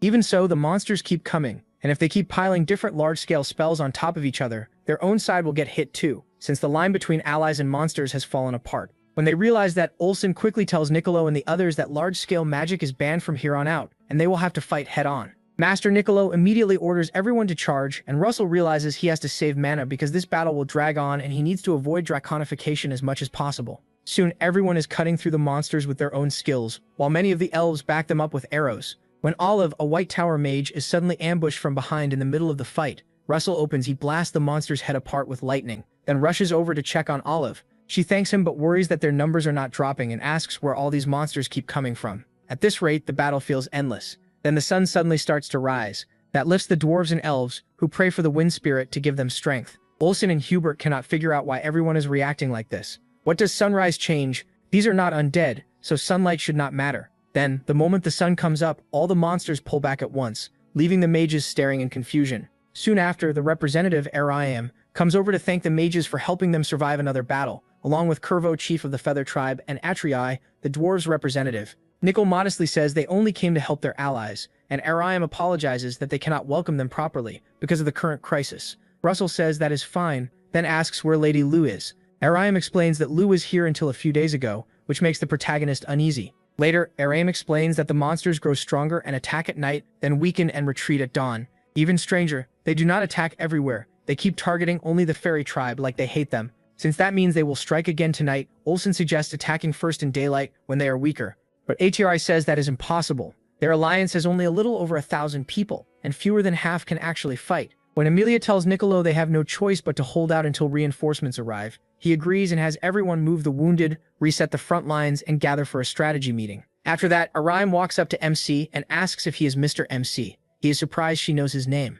She quickly introduces herself as Ariam, chief of the White Ash tribe, one of the Manure elves and Ilo's mother. Apparently, Ilo learned about the isolated fairy tribe and left to save them. Many fairies could not join because the monsters attacked so suddenly, and many others were scattered during the retreat. Meanwhile, Russell says he hopes they are safe, and Ariam assures him her daughter is strong. Soon after, the others are shocked to learn Ariam is one of the Manhwa. The Manhwa are the highest leaders of all elf tribes, filling the place left by the vanished high elves, and only 5 appear in a century. Niccolo is amazed that he got to meet the elves Manhwa in his lifetime, and Amelia says it is an honor to meet Ariam, unsure how she should address her. Orium laughs, realizing Amelia is confused about the right honorific, because she grew up in the human kingdom, even though she is an elf. She then bows to greet Amelia and tells her not to worry about it. Soon after, Niccolo explains the plan made in Endymion. The first step is to form a siege. The army on the way has nearly 60,000 soldiers, enough to surround the monsters. Amelia says the second step is to wipe out the monsters inside that ring, forcing them to fall back into the Great Forest. So the battlefield shifts from Red Canyon to the Great Forest. That shocks the elf leader and the Feather Tribe chief, because the Great Forest is not only their home, but also a sacred land blessed by the gods for the fairy tribe. If the battle moves there, it will suffer major damage and take decades to recover. A single forest can take that long to fully heal. One as huge as the Great Forest may need at least a century. Niccolo says that while the damage is hard to predict, Endymion will help restore it and provide housing for the fairy tribe. Hearing that, Aram and Curvo accept the destruction they cannot avoid, and Niccolo thanks them, promising to do everything he can to limit the damage to the Great Forest. Suddenly, a soldier warns the commander that something is flying toward them, and they wonder if it is a monster. When Curvo looks closer, he realizes it is not a monster but an ally, a soldier sent out days ago to rescue the fairy tribe. When the badly injured soldier crashes to the ground, Curvo orders them to call the medics at once. As he tries to help, the soldier mutters that the silver-haired sentinel is in danger, which puts Russell and Aram on alert. Once Niccolo notices he knows the person in danger, he tells him to leave with the rescue team. Olsen offers to go too, which helps calm the protagonist down. Since White Tower search magic will be useful, Amelia sends Olive with them. Aram also sends Aslan and several elf soldiers because she trusts him, and he promises to bring her back safely. She prays for the spirit's blessing to go with him. The rescue team heads out, and not long after, Olive senses movement ahead that seems to be flying monsters. Olsen tells her to keep going because they will handle them, and soon they run into hundreds of vulture-like monsters called Great Rock, creatures usually known to live in the West. The elves quickly take battle positions, and Russell uses a skill called Red Lightning, plus a burst of electric current to knock many of them down. As Olive pushes forward, she realizes that both she and Russell are Tower Lord level, but she is stunned by the gap between them. As they keep moving, a loud blast erupts behind them. It is Olsen targeting a huge pack of monsters on their rear, since he cannot leave everything to MC. As the monsters explode, he excitedly wonders if Olsen is really a mage or some kind of martial artist. The sheer destruction makes everyone else pull back fast, and Olsen jokes that maybe he overdid it. Just as they are about to rest, Aslan tells them to leave the remaining monsters to his group, and they will follow once they finish. Hearing that, Olsen and Russell sprint after Olive at full speed, and the protagonist hopes ILU is safe. Meanwhile, deep in the Great Forest, ILU and the other elves maintain a barrier to keep monsters from getting through. Before long, everyone starts running out of mana, and ILU wonders if they can hold on until dawn while praying reinforcements arrive. Soon after, one monster breaks through the barrier, and before they can stop it, another does the same. As ILU fires an arrow, she calls on Eurus, the wind spirit, for strength and releases a gust arrow. Later that night, Olive senses clashing energies beyond the mountains, and tells the others they need to hurry. They rush that way, and Russell prays they are not too late. Beyond the mountain, after the monsters break the first barrier, Lady ILU unleashes wind rain on them and tells one of the other elves to raise the barrier while they have the chance. Before the elf can answer, warriors behind them cry for help. The rear barrier has been broken too. ILU instantly turns and fires at those monsters, but Russell suddenly flashes through her mind and she feels embarrassed for thinking about him right then. Out of nowhere, MC arrives and throws up a wall of fire in front of her, burning the monsters rushing in. ILU lights up when she sees him. As the fire mages land, Olsen decides to make an opening for Russell with one of his original constructs, Flame Strike. The attack blows back several monsters and lets he reach ILU, where he confirms she is safe. She says she does not know how to repay him for helping, but he reminds her that he is a mage from an allied nation and only did what had to be done. He tells her to drop the barrier when she is ready so they can wipe out the monsters on the other side before more appear. When ILU points out that the children and wounded will not be able to keep up if they leave now, Russell reassures her and asks Olive to handle it. Olive quickly casts magic over the whole fairy tribe, helping them run fast without tiring. ILU suddenly feels her body become much lighter. Right after that, the combat support team arrives and ILU is glad to see them. Meanwhile, Olsen explains that Olive and the fairy tribe will stay in the center. The protagonist will take the left, and ILU will take the right with Aslan while he leads from the front and clears out the monsters. Once the orders are given, ILU quickly tells the other elves to drop the barrier so they can move, and they start running. Not long after, they near Red Canyon, and Olsen reminds Russell to save his mana, no matter how tired he is, because they still need to break through the monsters to reach their allies. As they get close to the canyon, they spot Niccolo and the others surrounded by a sea of monsters protected by a fortress Niccolo built during the night. When Hubert sees the rescue team, he happily tells Commander Niccolo that the rescue squad and the fairy tribe are back, and Aram is overjoyed to see ILU with them. Niccolo decides to open a path for their allies, so he raises a defensive wall, leaving Olsen and Russell to break through in one burst with all their mana. The two fire mages unleash a massive fire attack, tearing a road through the monsters ahead while shouting to the others that safety is just ahead. Soon after, everyone gets through the opening, and ILU reunites with her mother while the rescue team finally gets to rest. As everyone celebrates, Russell is relieved that the long night ended with everyone alive. A few hours later, the sun rises and peace returns. Then a week passes and they are still fighting monsters at sunset and killing the ones hiding when morning comes. The situation is far more under control now, and they have rescued many scattered members of the fairy tribe. There are about 9,000 of them there now, and many are warriors who can fight. Not long after, Endymion's 5th and 7th Corps arrive. The next day, in the Tower War Room, commanders from several legions gather around a large map table. Niccolo opens the meeting by thanking them, but the 5th and 7th legions tell him they are only doing their duty to the people and the nation. Niccolo then lays out the mission. Their legions will lead the rescue at the front. To explain the threat, he calls forward the one who faced it directly. Russell stepped forward with a confident smile. A quiet murmur spread through the room. Now everyone knew his name. As he moved the pieces on the map, MC laid out the plan. The 5th Legion would hold the defense line since the monsters were gathering and could push deeper into Endymion at any time. That made two things urgent: build a strong perimeter, and rescue the elf tribe trapped in the canyon. Russell made one promise clear: no monster would get past the 5th Legion. Then he turned to Duel and the 7th Legion. Their job was a direct strike, drive the monsters back into the Great Forest and stop them from regrouping. Duel nodded, ready to move. The operation would begin in 3 days. After one last review of the plan, he rose and declared their goal: take back the Great Forest. The 5th and 7th Legions were not just strong, they were the best on the continent. Standing by the wall, Russell looked over the land ahead, sure they could win. Still, something felt off. A soft voice called his name, and he turned to find an elf behind him. He shifted slightly, realizing he had overlooked something important in all the chaos. She watched him quietly, and he could tell he was no longer the same boy she once knew. He had grown stronger and calmer. A small smile crossed her face. Her mother watched with quiet amusement and placed a hand on her shoulder, making the girl flinch. With a smile, her mother urged her to go talk to him. Ilu froze, embarrassed. She shook her head. Russell was engaged to someone from Endymion's royal family. She knew she should not feel this way, but she did.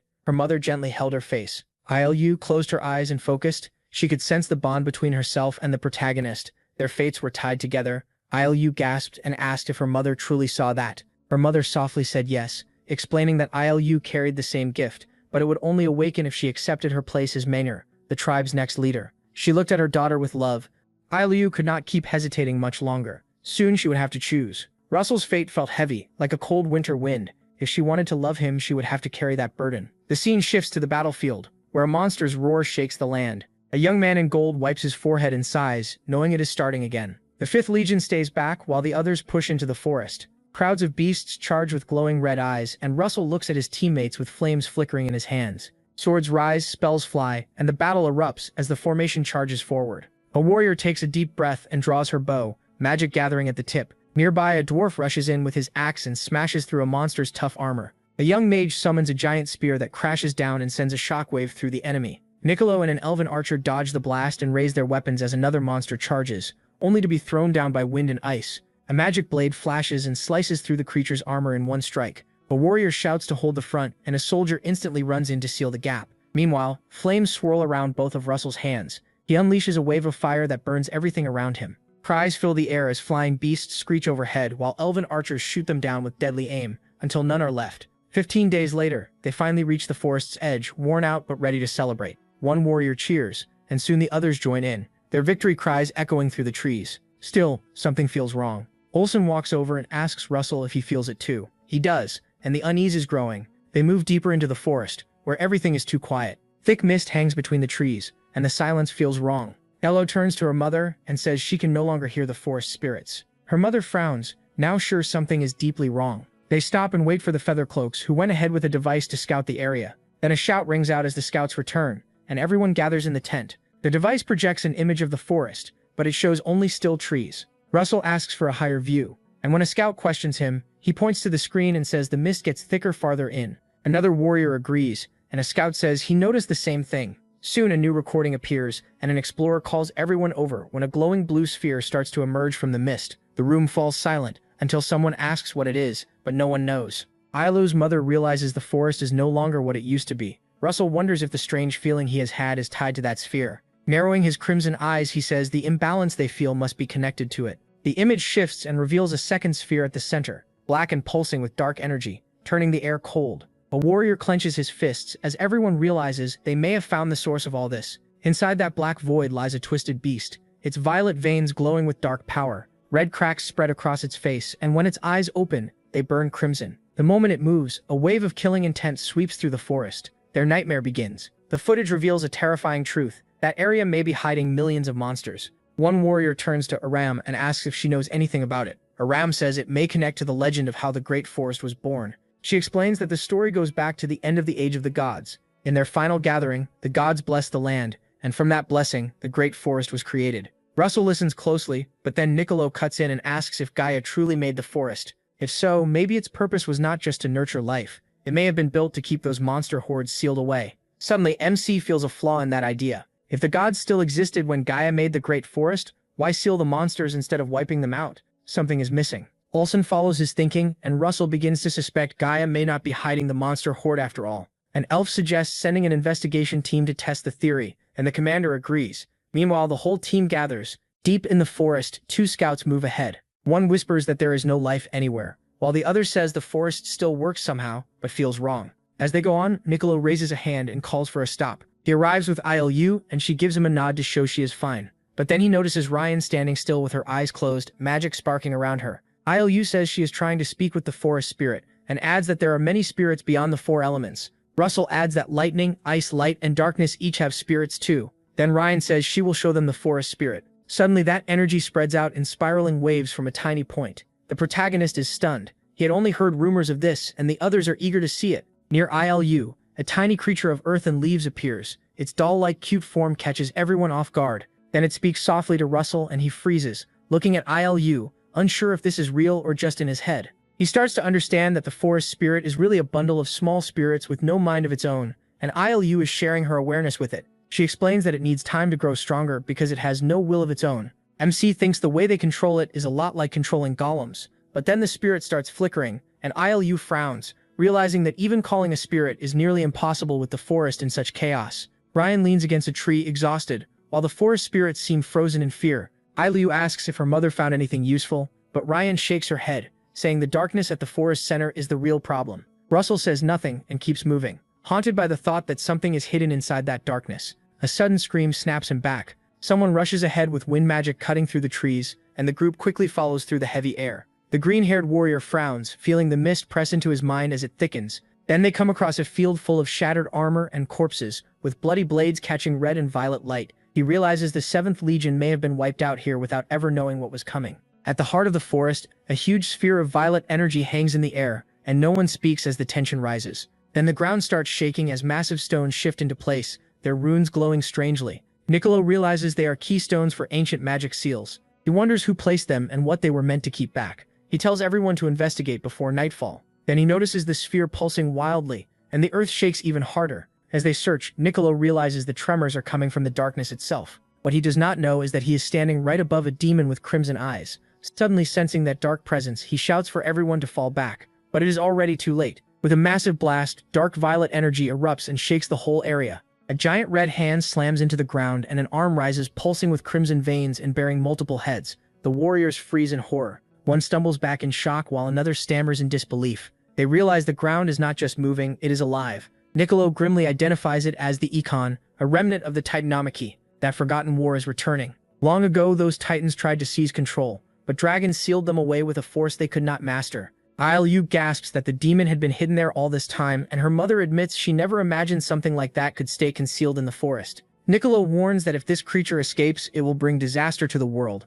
Red light bursts from the abyss and a roar shatters the silence. Shockwaves rip through the ground and throw people into the air. That roar alone could kill. ILU shrinks back, overwhelmed by the rage pouring off it. Her mother keeps a barrier up and warns that this is more than anger, it's pure killing intent. Russell clenches his fists and says they have to stop it now. This is their only chance. Niccolo is caught off guard, but he stays firm. He keeps his eyes on the monster and says they cannot afford to lose. Off in the distance, a hooded figure stands at the edge of a cliff, stunned by what he sees. He realizes this is not a titan, but something worse, a recon. His shock slowly turns into a grin as he whispers that a god is being reborn. Then a masked figure steps in and tells the hooded man this is the ending he wanted. Startled to see Charon, he asks what he is doing there. Charon stays calm as darkness swirls around him. He says it is disappointing that Ho is not happy to see him, then adds that he brought a gift. Ho mutters under his breath while Charon explains that the keystone for healing magic is far stronger than the one used in Tartarus. Ho smiles, and Charon gives him a small nod of thanks. Surrounded by dark mist, Charon asks if Ho knows whose seal is about to break. Still staring at the box, Ho says it belongs to a creature from the Recon race from the age of Titanomachy. He names Brigarius, the vanguard general who once made even the gods tremble. The heroes group stands frozen in shock as Ho coldly mentions telling the Fire Witch about her apprentice's deaths. Charon opens a green portal and laughs, saying he cannot wait to hear that, but then his voice turns sharp, and he warns Ho that failure will cost more than his life. The seal breaks and light bursts out. One warrior yells that the seal is gone, while another tells everyone to stay calm, thinking the creature is still weak. Beneath the dark sky, Brioris rises, crackling with wild energy. He has not regained all his strength, but he is still a huge threat. Russell grips his weapon and says they must take him down now. The Master of the White Tower raises her hand and summons green power. Her focus is absolute, as she fires a beam of cosmic energy straight at Brioris. The creature turns its glowing eyes and charges. The protagonist hears a voice in his head. It is Niccolo. At the same time, Brich grows stronger. Green energy wraps around his arm and he slams the ground with a massive punch that shakes the whole battlefield. A warrior rushes to the White Tower Master and asks if she is all right. Dazed on one knee, she says she is fine, though she quietly hopes her spell does not fail. Out of nowhere, Niccolo appears and casually says, "Sorry I'm late." He casts a spell that turns the ground into sand, but Britros ignores it and keeps coming. Niccolo shouts for everyone to attack, and the warriors unleash blasts of red and green energy. The explosion rocks the battlefield, knocking Brihidarius down with a howl. At the same time, two mages in meditation draw on the forest power, and vines rise to pin Brihidarius in place. Then the Great Spirit appears and wraps him in huge stone arms. He thrashes but cannot break free. One warrior smiles, thinking they have already won, But another cuts in and warns that it still is not enough. Bergarius rages and smashes the stone arms apart with one huge blow, sending shards everywhere. He roars at the warriors and calls them useless. Dark energy gathers in his mouth, and he fires a deadly blast, making the mages cry out in shock. No one expected the monster to speak. Each step he takes makes the ground shake. He stares at the warriors like they are insects. Niccolo drops to his knees, gasping, and Brioshbur mocks him, saying he must want to be eaten. With a cruel grin, Brioshbur morses to tear them all apart and enjoy it. Niccolo stays calm, looks up and hints that Brioshbur missed something. Then a huge wave of energy lights up the sky, and Russell's fist crackles with lightning. Niccolo urges him to get ready for the final strike, while he tries to hold the beast down. Brioshbur pauses for a moment and looks at the black-haired fighter. Omsi gathers a spark in his hand, and a massive bolt of lightning crashes down. Niccolo can hardly believe it. How can someone in the 6th magic circle produce that much power? Behind the glowing barrier, Yahello realizes the master of the fire tower had good reason to back him. Russell floats in the smoke, lights swirling around him. The spell is draining far more mana than he expected. Even with all that force, it is still unclear if the monster took the full hit. He stays focused. Sure, he landed it, but the enemy is still standing. Its red eyes still burn bright. His allies cannot believe it, and Niccolo knows the attack only bought them a little time. Breathing hard, the protagonist is stunned that the beast shrugged it off. The creature growls that the protagonist's magic reeks of dragon energy and demands to know his link to Kinsung. The protagonist has no idea who that is. The enemy's aura swells as it says that name brings back painful memories it wanted buried. Then, in a cold voice, it declares that now it is Russell's turn to die. Suddenly a burst of red light flashes, and a sharp blade of wind shoots right at him. A red-haired guy runs toward MC, yelling for him to move. Looking up, he finally sees the attack coming. For the second time, he freezes. In the distance, the monster burns with fire on one side and ice on the other. Even after everything, it still has its full strength. A white-haired fighter watches in confusion, unable to understand why Alan is doing this. Blood flies and the sound starts to fade. Russell stumbles back and tastes blood on his lips. He realizes he is badly hurt. If that hit had landed any closer, he would be dead. Someone asks if he is okay. Olsen is trapped under a huge rock, barely breathing. The protagonist hears him and shouts his name. Another teammate checks Olsen and says he looks bad. His ribs might be broken. Leaning against the stone, Olsen gives a faint smile, knowing he will not be training for a while. The protagonist slowly gets back up, aching all over. Niccolo calls to him, and MC says he is fine. While they face the monster, Niccolo asks if he can use that same spell again. If he aims it right, it could do real damage. Right then, the enemy smashes the ground again. He knows a clean hit could change everything, but he is still struggling to control that lightning vortex at his level. With his fists tight and energy snapping around him, he gets ready to cast again. This may be their only shot at winning. The monk grits his teeth and braces for the pressure coming at them, while wondering if the protagonist can really fire another spell. The protagonist stands there, fighting for breath as Niccolo says he needs 15 minutes to prepare. He gathers the group and shouts that they will hold the line and protect MC. Everyone behind him nods and gets ready to keep the enemy back. From where he stands, Russell thinks Olsen is safe, but he cannot go far. He has to stay close. Feeling his mana almost gone, he knows he needs to recharge. His body shifts slightly into a draconic form as his inner power kicks in. Suddenly, a bright light bursts out, and a powerful weapon appears in the air. It is the Brahmastra spear, said to pierce anything. The enemy freezes, clearly shaken by the overwhelming power aimed at him. With a fearful roar, the beast locks its red eyes on him and curses him as a damned descendant of Kim Hyung. Then it explodes in rage, slamming the ground and sending shockwaves across the area. It charges forward fast, giving off deadly energy. Just then, a wave of blue power sweeps across the battlefield and freezes the enemy mid-step. The white-haired girl uses a magic trick to stop the monster and signals the team. They rush in, glowing with radiant power. A huge Prometheus flame blast erupts and lights up the field. Everyone shifts to defense, holding the enemy back while the beast lets out a pained roar, its massive body buckling under their attacks. A silver-haired man summons freezing pillars of ice from the ground. At the same time, two mages kneel and call on the forest spirits. A vine grows fast, wrapping around the beast and pinning it while it struggles. Niccolo sees that the team is worn out from throwing so many strong spells, but time is still on their side. With 15 minutes left, the monster, smoke pouring from its mouth, glares at them in pure fury. It curses them and attacks again, its punch bursting with dark purple energy and wrecking everything around it. Above, Russell hovers with the glowing spear in hand. Niccolo stumbles back in panic as he realizes how bad things are. Then a warrior lunges forward, slamming his hands into the ground and shouting in fear. The white-haired fairy cries out the protagonist's name, her heart pounding. He has always been the one protecting her. Now it is her turn. She remembers all the times they escaped together. If she can stop this next attack, they might still have a chance. A burst of purple light races at Russell. She reaches out with a glowing hand and prays for one last chance to protect him. Just when she thinks she is out of options, the wild energy in front of her slows down. The raging light fades as the power breaks apart, like something unseen is tearing it to pieces. She stares in disbelief. Did time really stop? Everything around her turns still. Darkness wraps around the space and smothers it in silence. Her lips shake as she whispers in awe. Then a divine being appears, floating in the void. Its voice tells her the true power was always inside her. She just had not unlocked it yet. Sitting on the ground, confused and curious, she looks up at the being. It smiles gently and reminds her that she already understands the nature of her gift.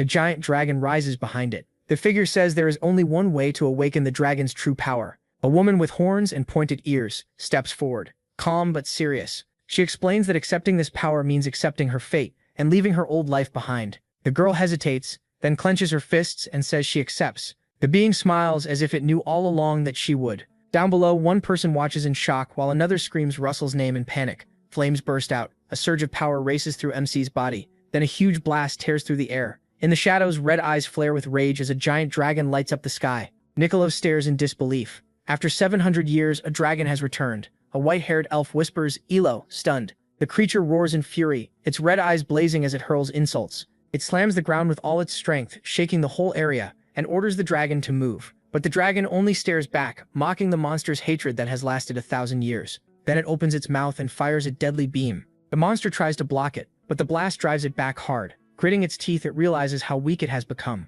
Still, it swears to tear off the dragon's wings and rip out its heart, smoke swirling around its body as it vows to devour the beast. Then a streak of light drops from the sky and the beast freezes in shock. Even after giving everything, there's no fear, just the sense that something is changing. The dragon turns toward the horned woman, closes its eyes and vanishes. Its role is over. Russell Raymond now stands ready, filled with divine power. The Brahmastra spear shines with raw destructive force, and the warriors sweat from the heat while Niccolo watches in awe as a silent elf and a small creature hover nearby. Their stalling plan worked, but Niccolo still can't grasp the power of a 6th-level mage. In the middle of the chaos, Russell Raymond stands wrapped in flames, his bright spear in hand. Niccolo can't help thinking that if this power hadn't been shaped into a weapon, its force alone could have wiped out the whole forest. In the distance, the monster's eyes widen in fear. For the first time, Bryros is scared. It's something no one has seen before, a Titan general trembling. Then Raymond hurls the spear at the monster with incredible speed. Bryros twists through the air and barely avoids the hit. He laughs, pleased with his quick dodge, but Russell Raymond is already on him. The monster's eyes go wide when it sees how close he is. A chill runs down its spine. When did he become this fast? Using one last trick, the protagonist speaks Arachne's words and summons 2 dazzling daggers. The sky burns red and orange, with light falling like the world is ending. In the next moment, powerful mana pierces Bryros' core, making him roar and shake the air. A hole opens in his body and he begins to cry. After being trapped for ages, I'm finally free, but all that pain and loss turned into pure rage. Smoke and dust fill the air as Bryros dives fast. Our hero spits blood, hit hard by the beast recoil. The magic he just used is tearing him apart. It's more than he can bear. He falls through the thick air, the wind rushing past him as he crashes toward the battlefield below. He's covered in wounds, pain spreading through his body, and his vision starts to blur, but he knows he protected everyone. Then a notification appears, saying the mission is complete, and his reward is ready. Later, he lies in bed, wrapped in bandages, breathing weakly but steadily. His eyes open, but a sharp pain shoots through him when he tries to sit up with a low groan. A voice calls from outside, and Ella walks in with medicine. Clearly happy he's finally awake. Russell Raymond slowly sits up, fighting the pain as he asks about the others. She gently nods and says most of them are recovering, but Olsen still needs more time.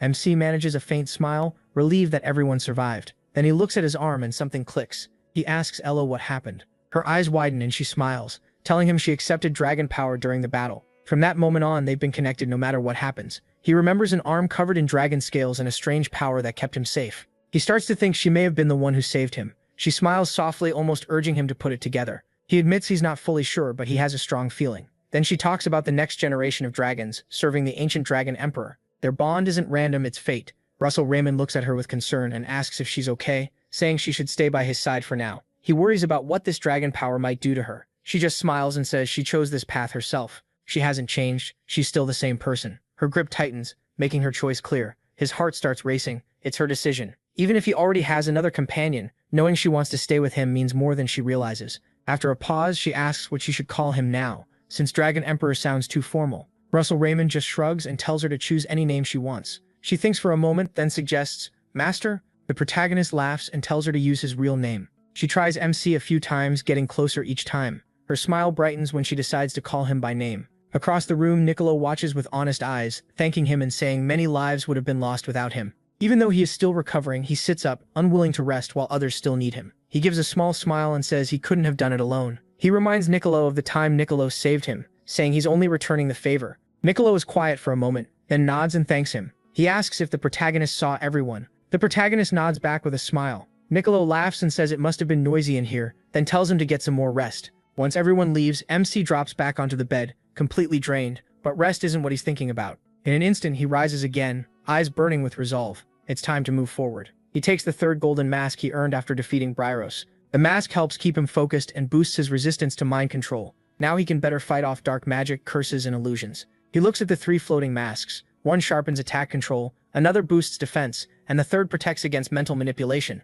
But he can't use all 3, so he decides to fuse them. Pain hits as energy rushes through his body, but he grits his teeth and keeps going. Slowly, the masks merge and return to their original form. The system confirms he has obtained the Crown of Solomon. It holds the full power of all 3. As it shines brightly, the legendary figure of Solomon, the ancient king of mages, appears. Russell Raymond is stunned. A relic from legend is right in front of him. But then he notices something strange. The crown is much smaller than he expected. As the tiny crowns spin around him, he wonders if they're summoning relics. Suddenly, one breaks away and shoots toward him. He flinches as a strange feeling spreads over him. It's like a second version of himself has appeared. His body glows with a red aura as something powerful awakens inside him. Now he finds himself in a huge blue void filled with glowing symbols. It feels like he entered another realm. A strange calm surrounds him as he floats through this magic space. Looking at the crown, he senses a living presence inside it, helping with complex magic calculations. It feels like part of his mind has merged with the crown. And it's not just a feeling, it truly sharpens his magic. But then something changes.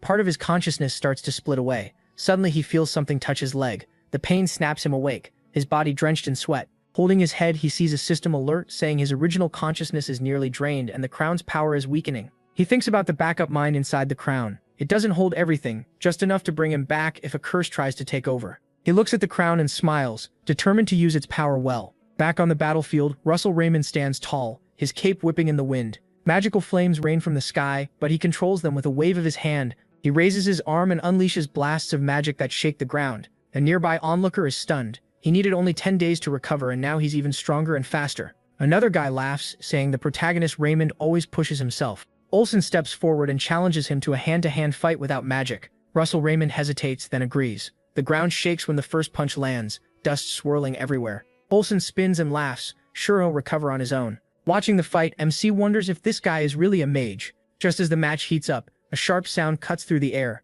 A soldier shouts from the tower. Something is happening. Most of the monsters may be gone, but danger is still out there. Then he sees someone flying through the air and his heart sinks. Mounted knights rush in, while one waves a red flag, clearly signaling an emergency. Olsen frowns, wondering if the Empire has made its move. Niccolo steps forward, his face tense, and announces that a national emergency has been declared. Soon after, a flag with a strange symbol appears, followed by the icy presence of Grand Duke Bismarck. Niccolo confirms that Bismarck has finally shown his true intentions. Olsen slams his hand on the table and asks if Endymion is under attack. The answer is clearly yes. Then flames shoot into the sky. 5 magic towers, along with the 13th and 21st Legions, have launched a full attack on the capital. The young man clenches his fists, fury burning in his eyes. Blaine's words echo in his mind. This is the man who destroyed his family. He realizes Blaine is tied to Duke Bismarck. Memories rush back of how his master once saved him. Across from him, someone smiles knowingly, challenging him again. He freezes, confused. Why are his master and the guardian of the Blue Tower in the capital? In an instant, both of them vanish. The group turns in shock. The old man with silver hair and the battle-worn woman disappear without a trace. Olsen slams the table in anger that all this happened while he was away. Russell Raymond stands beside him, calm, saying their master can't lose. If he had, the enemy would already be celebrating to crush everyone's spirit. The silver-haired girl folds her arms and agrees, guessing Duke Bismarck probably just locked him away. The protagonist starts to think the real target may be the throne, which means the king and princess are in danger. Niccolo cuts in. He says Sir Gilliam Pearson is protecting the king, and a blue-haired knight is guarding the princess. Even so, things look bad. A chill runs down MC's spine. If the enemy has someone as strong as a tower guardian, then Princess Hecate is in real danger. One name keeps coming back to him, Hecate. A knight from the 7th Legion urges them to leave at once and wipe out the enemy. Niccolo raises a hand to calm everyone down. Even if they leave now, they will not reach the capital in time. He turns to Sir Hubert and asks for the fastest route. A mage at the gate says teleportation would be the best answer, but the gate is likely down. Another option is the Rubra Gorge and the magic tower near the capital, though that would still take a full day. Niccolo says they cannot wait that long. Russell looks at him and asks if he has a faster way to reach the capital. Niccolo hesitates. Then a box opens, revealing the rings of Eros and Psyche. The ring of Eros can send its wearer to whoever holds the ring of Psyche. The silver-haired girl says a guardian should use it instead. but Russell stays calm and explains that only he can. Once the ring is bound, it cannot be handed off. Niccolo gives him a reassuring squeeze on the shoulder and places the mission in his hands. He swears he will protect the princess no matter what. A bright blue light wraps around him as he activates the ring. His red eyes narrow in focus. A mission alert appears: protect Princess Hecate Ratmos until the rebellion ends. The reward is unknown. Outside the palace, the kingdom is in chaos. Warriors shout orders to hold the line and drive back the rebels. At Genevra's western gate, the royal forces regroup for the next assault. One soldier yells for the wounded to be moved back and for the front line to stay firm. At the same time, medics rush for more supplies as the number of casualties keeps rising. Nearby, a knight groans from a bad chest wound. Another kneels beside him and tells him to endure the treatment, no matter how much it hurts. A soldier spots Princess Hecate and freezes. She kneels beside him and gently takes his hand. With a soft smile, she reminds him that none of them are disposable. Before he can answer, her eyes widen. The western gate has just fallen. Voices shout for one final stand, even if it costs their lives. The warriors grip their weapons, ready to die fighting. Then boom, an explosion tears through the battlefield. Fire rolls over the soldiers, and their screams echo through the smoke. Out of the flames steps a single figure in a red robe, looking almost bored as he wonders if this is even needed,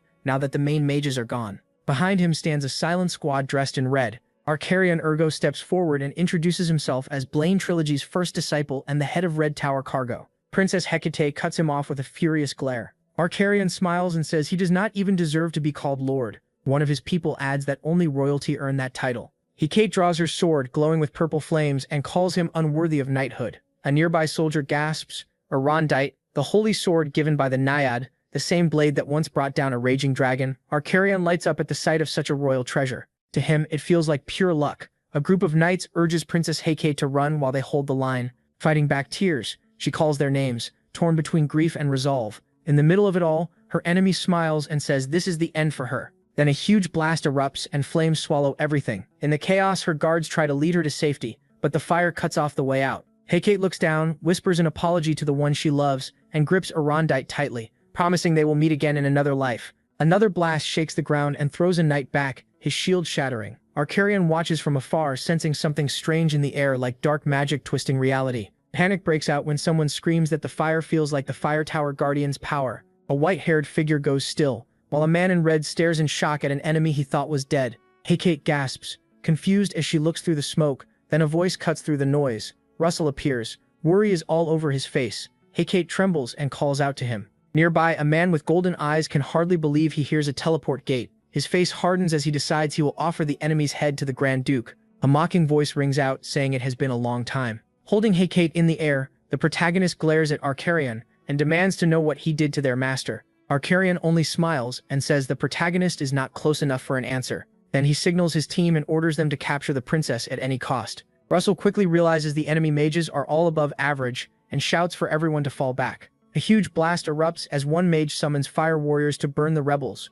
Arcarian joins in, unleashing a wave of flames while mocking them for being so arrogant. MC rushes forward, determined to keep Arcarian away from Hecate. Blue lightning sparks from his fingertips as he slices through the flames. Arcarian is caught off guard and he strikes with lightning, breaking Arcarian's shield and sending him flying. Arcarian groans, cursing Russell for fighting dirty. He fires back with a massive burst of fire, swearing to turn him to ash, but the protagonist holds his ground, ready to answer with his cannon technique. Their powers crash together in a fiery blast that shakes the battlefield. MC stands firm, impressed by how fast and strong his opponent is. Arcarian may not be monstrous, but his casting speed is dangerous. He realizes he is skipping heavier spells to move faster, which weakens their force. A smile spreads across his face as he gets ready to strike back. Suddenly, a giant serpent of fire lunges at him. Russell narrows his eyes, sweat runs down his face, but he stays calm. He waves a hand and bends the flames like a wild beast, sweeping them across the field. Hecate panics, watching the protagonist fight as her fear keeps growing. Far away, near a tower, a group of mages is carrying out a strange ritual. A voice from the shadows mocks them, calling the golden student a failure. Bryaros lies motionless on the ground. A hooded figure steps over him and says the real target is the enemy faction. With crazed eyes, he swears to drown Endymion in flames. From the darkness, a masked voice coldly declares that not only Endymion, but all of its disciples will be destroyed. The barrier still holds, but the force hitting it is insane. Magic and raw power slam into it like a wrecking ball. Russell looks at his torn robe and mutters a curse. A royal knight comes running in, telling the princess to get away. Hecate looks at MC, her face full of worry. The enemy sees her trying to escape and starts chasing her. He stays calm, trusting the knights to handle Arcarian's underlings. Then a man in a red jacket starts laughing and unleashes a storm of fire. daring anyone to survive it. The blast makes the ground shake, but Russell holds firm inside his magic shield. He knows defense alone will not be enough. Then an idea hits him, and he summons the magic sword Bolg, which fires a deadly beam of energy. Flames flicker as the man in the red jacket realizes too late what is coming. The blast slams into him hard.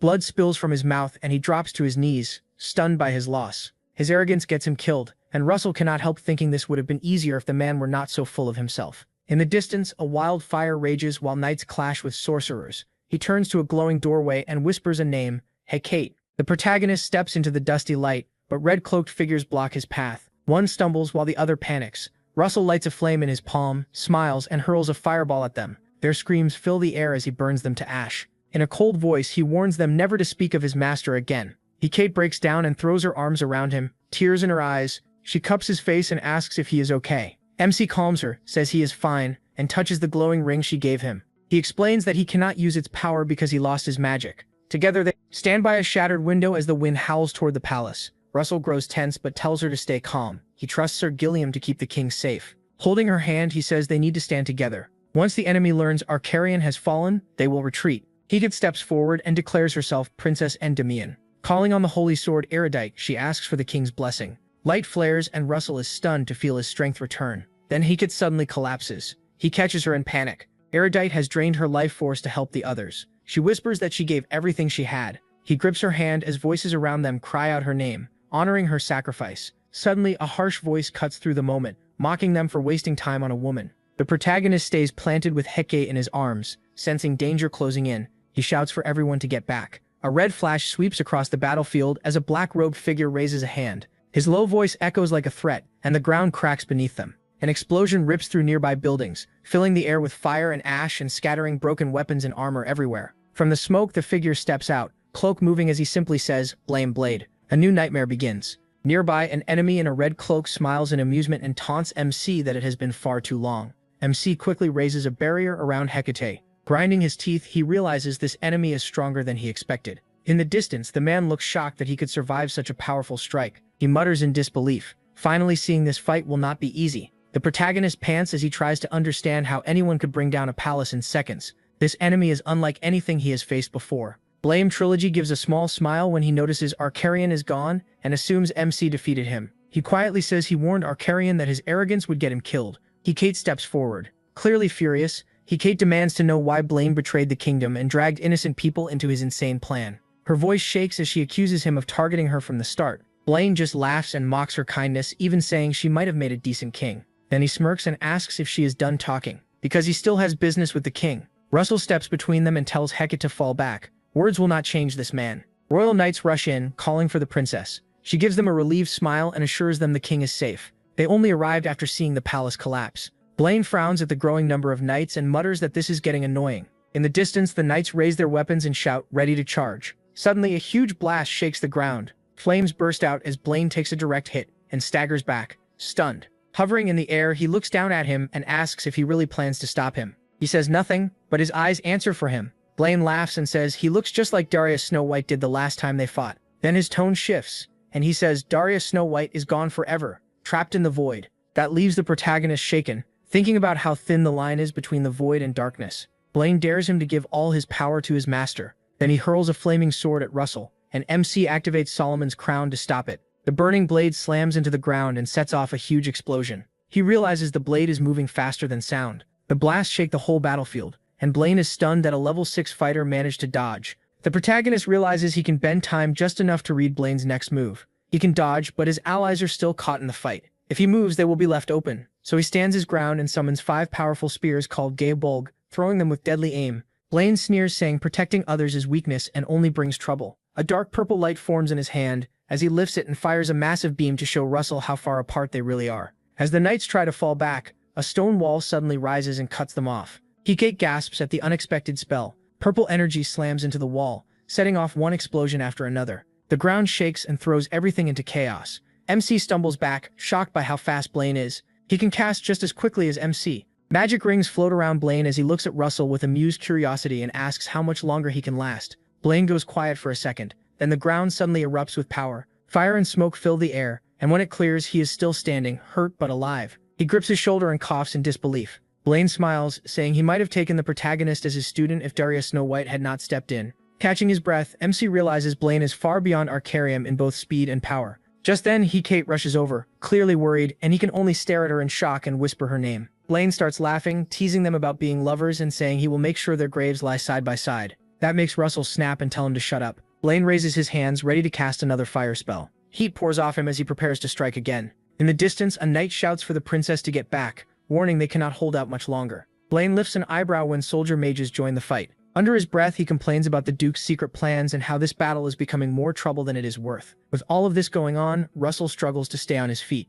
Kate runs to him and he tells her he is fine. He knows it is time to use his full dragon form. A notification appears telling him to take the Princess Kate's blue necklace. He turns to her and asks for it. She is surprised but finally hands it over after touching it in surprise. It is a keepsake from her mother, but she sighs and gives it to him anyway. Russell thanks her and pours mana into the necklace. A bright blue light bursts out, shocking them both. The system confirms the relic's true form has returned. It is a dragon scale. He was expecting horns but accepts it and declares he will absorb the scale. The light wraps around him as blue energy explodes outward and shakes the ground. Blaine's eyes go wide and sweat runs down his face as he stares in disbelief. Out of the dust, Russell steps forward, covered in black dragon scales, and Hagem can only stare in awe. The system announces that the protagonist's body has been strengthened and the transformation will last longer with fewer side effects. Clenching his fist, he feels raw power surge through him, one eye shining as dragon energy floods his body. With the transformation complete, he stands tall in black scales, giving off intense power. Blaine hovers above them and mutters that the rumors about MC's dragon blood must be true. MC glares back, full of resolve. Nearby, a scar-faced man watches and finally understands how McCrae Hughes was defeated.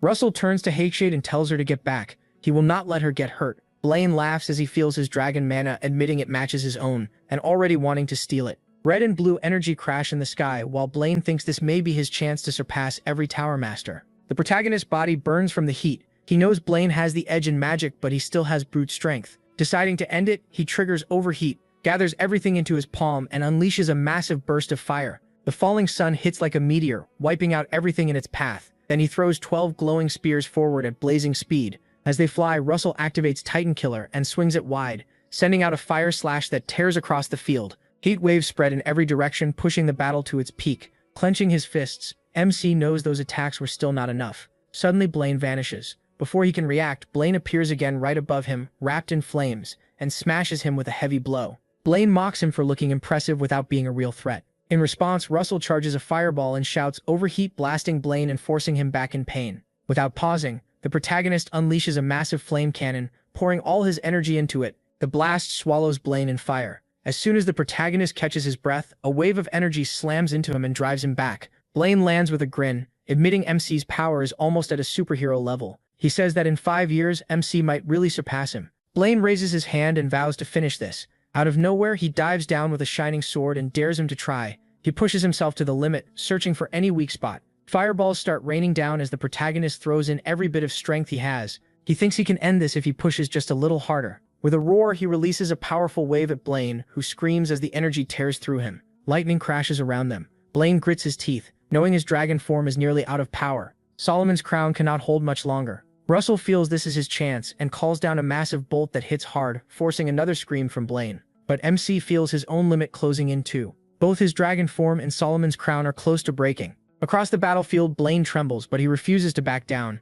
Filled with hatred, he curses him and prepares his final move. The sky shakes as a dark storm gathers overhead. Blaine unleashes his ultimate spell, Demon Flame. Just before it hits, another powerful blast crashes into it and tears through the sky. Thunder roars as blue light erupts and destroys everything in its path. Russell drops to the ground, aching and barely able to see. But even through the pain, his red eyes still burn fiercely. He thinks about the people he cares about and forces himself back up, refusing to stay down. Blaine watches in shock at how far the protagonist has come. MC has now reached the 7th level, a stage he never thought he would touch. Another bolt strikes, and Blaine is racked with pain. The enemy mutters that reaching the 7th conclusion is unacceptable. Then a new voice cuts in, mocking the red magic tower master for looking so pathetic. A blue-haired man threatens to rip out the enemy's tongue if he says one more word. Another figure asks why he is late. A deep voice answers that some things got messy after the others left. The man in the black cloak smiles and touches his cracked face, saying he broke the Fire Tower Master's seal, but sealed him up again perfectly.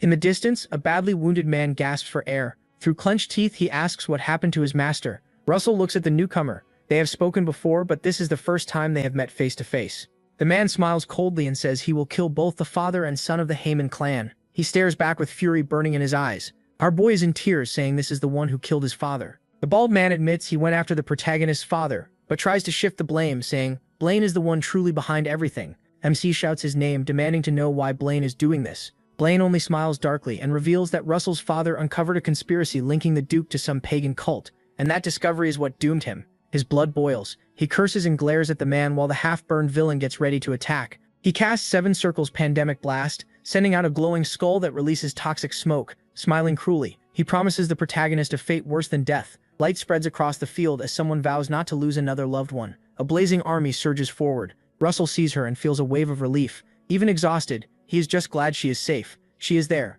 Through the flames, she gives him a small smile and silently apologizes for coming so late. Both enemies are left stunned. They can't understand how she escaped Tartarus. Nervous, they look at each other, trying to figure out how someone they looked down on broke that seal. Filled with rage, she lets out a cold laugh and tells them it's ridiculous to treat her or her partner like ordinary humans. She makes it clear they made a huge mistake by underestimating her. Meanwhile, Blaine and his allies start panicking when they realize the Blue Tower Master got out too. Russell drops to his knees and calls for his master in worry. She calms him down, saying this will all be over soon. Then her face turns hard as she curses the traitors and vows to make them pay for opening old wounds again. Then a flashback begins. A young MC excitedly raises his hand and tells his mother he wants to become a great mage like her. She smiles and lifts him up, saying he can do it because he's her son. Russell proudly shows off a magic missile, and his mother praises his talent. He trains all day, eager to shine with fire and make her proud. He also has a serious sweet tooth, always hunting for candy. His mother used to tease him about it. Then one night, everything changed. His mother got a sudden letter from the royal court and rushed out, not knowing it was a trap.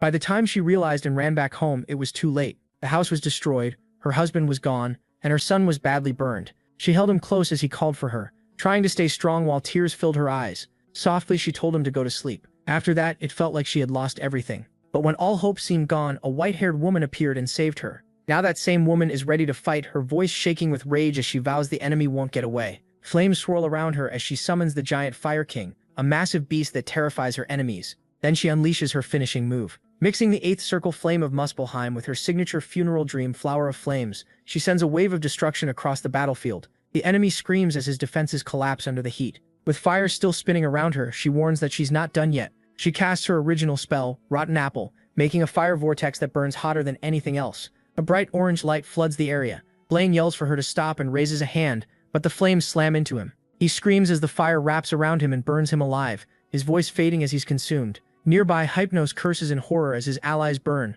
At last, he snaps and shouts that he has no choice. A huge blast lights up the sky as he joins the Duke in bringing down the royal house. He tries to run, but flames coil around his legs. Russell shouts that no one is getting away as he holds the fire rope tight. Hypnos panics after getting hit by a burst of fire. He only stands there, coldly reminding him he was warned. The white-haired woman is set on letting no one leave alive. Hypnos freezes when he feels how fierce the flames are. Then a massive explosion erupts, and his scream is swallowed by blinding light. Trapped, he struggles against the flames, but they only tighten around him. He screams again, completely swallowed by fire. The white-haired woman demands that Hypnos talk, promising a quick death if he does, but Hypnos only laughs and says the real darkness is still coming. He vows to drown the continent in blood and chaos, laughing like a madman. She calls him twisted, saying he's willing to destroy himself just to win. Meanwhile, Blaine is slumped against a wall, bleeding and shaking. He admits the plan failed and curses the cult he trusted. Then he decides to disappear and start over. When Russell walks closer, Blaine notices how much he looks like Alex Raymond and goes still. Memories of Alex's death come rushing back, leaving him in shock as he covers his face, unable to handle it. Before he can recover, Russell charges with a flaming sword. It strikes Blaine right in the chest, and only then does he realize the protagonist is Alex's son. As he falls, Blaine whispers that Alex Raymond wins. Blood spreads across the ground, ending their long feud. High on the walls, a clash of energy shakes the air. A magic barrier is holding, and the knights panic as they ask when help will arrive. Then a bearded mage appears, blasting water at the enemy and mocking them as they scatter. Soldiers shout that the fire tower has joined the battle, while flame beasts charge across the field. One warns that Jillian is guarding the walls. The commander tells the troops not to fall back, saying they still have the numbers. A knight curses her, saying the enemy is turning the fight just before the walls collapse. Another knight looks angry and asks how the monsters got loose, blaming Blaine and Hypnos. Soon, a new figure appears and points to 2 burned bodies. With the sunset behind her, she says they can't be recognized anymore, but they were brought here for a reason. A woman shouts the Grand Duke's name and rushes forward with flames in her hands, ready to protect Russell and the others. A knight wrapped in purple light charges ahead, bragging about years of planning. With contempt, he shouts and raises his sword, ready to cut down anyone in his way. Just when it looks bad, MC's hands burst into flames. The white-haired woman reminds him they still have a score to settle. After a quick nod, Russell releases the flame of destruction, creating a massive firestorm across the battlefield. The purple knight is caught in it, screaming as his armor melts and his body turns to ash. Then everything goes quiet. One by one, the knights lower their heads, realizing the battle is finally over. At dawn, light spills through the ruined palace. The king speaks about rebuilding, and insists on using the Golden Tower to help restore the people's homes. The tower leader agrees and says they'll begin at once. Then the white-haired woman updates the king and confirms that Hypnos' warning was real. She says Hypnos warned that someone is about to bring true darkness to the continent. The king sees how serious this is and orders everyone to prepare. He asks the Lady of the Flame Tower to investigate the cult's movements, and she accepts right away. As the king checks a list of names, he stops at Russell Raymond and can't help smiling in disbelief at how fast the young man has risen. Meanwhile, he lies in bed wrapped in bandages, quietly voicing his worries. The princess watches anxiously. The white-haired woman gently reassures her that Russell only needs rest. She explains that he recently unlocked his powers and pushed himself too hard, but his magic ring is stable. In a flashback, the protagonist gives a weak smile during the final battle, showing amazing endurance. The woman tells the princess to give him space and promises he'll recover like he always does. As sunlight falls in, MC's ring glows softly. He stirs and calls for his master, feeling a warm red energy nearby. It's Pepper now, an intermediate fire dragon. A notification appears confirming their fusion is complete. He smiles, feeling a fresh wave of strength and hope. Outside, under the moonlight, he presses his hand to his chest where Pepper's light pulses, feeling stronger than ever. He forms the spell of perfection and thinks about his journey. He defeated the man who killed his father, but there is still work to do. The cult is still out there, and with clenched fists and rising flames, he vows to become even stronger. Looking around the open area, he wonders if Pepper can still change size like before. Excited, he opens the spirit gate and calls Pepper's name. A ball of fire shoots into the sky. From it, Pepper appears, a stunning red dragon with blazing wings. Russell stares in amazement, overjoyed to see his powerful partner again. He rushes forward with open arms to greet the dragon spirit. Pepper lets out a happy roar while the protagonist gently pets his head and praises him. It feels like they've finally reconnected after so long. MC studies Pepper's new form, amazed by how much stronger and grander he has become. He realizes Pepper only awakens after he reaches 7 perfections, and their bond is deeper than ever. Russell places a hand on his chest and feels their mana flowing together perfectly. He smiles, knowing they're ready for whatever comes next. Looking up, he asks if Pepper can still shrink. The dragon tilts his head as if listening, and with a tiny snap, shrinks down to an adorable little size with big eyes. He laughs and claps, impressed that Pepper still knows that trick. Pepper hops around, clearly loving the attention. The protagonist suggests they go have some fun, and Pepper quickly agrees,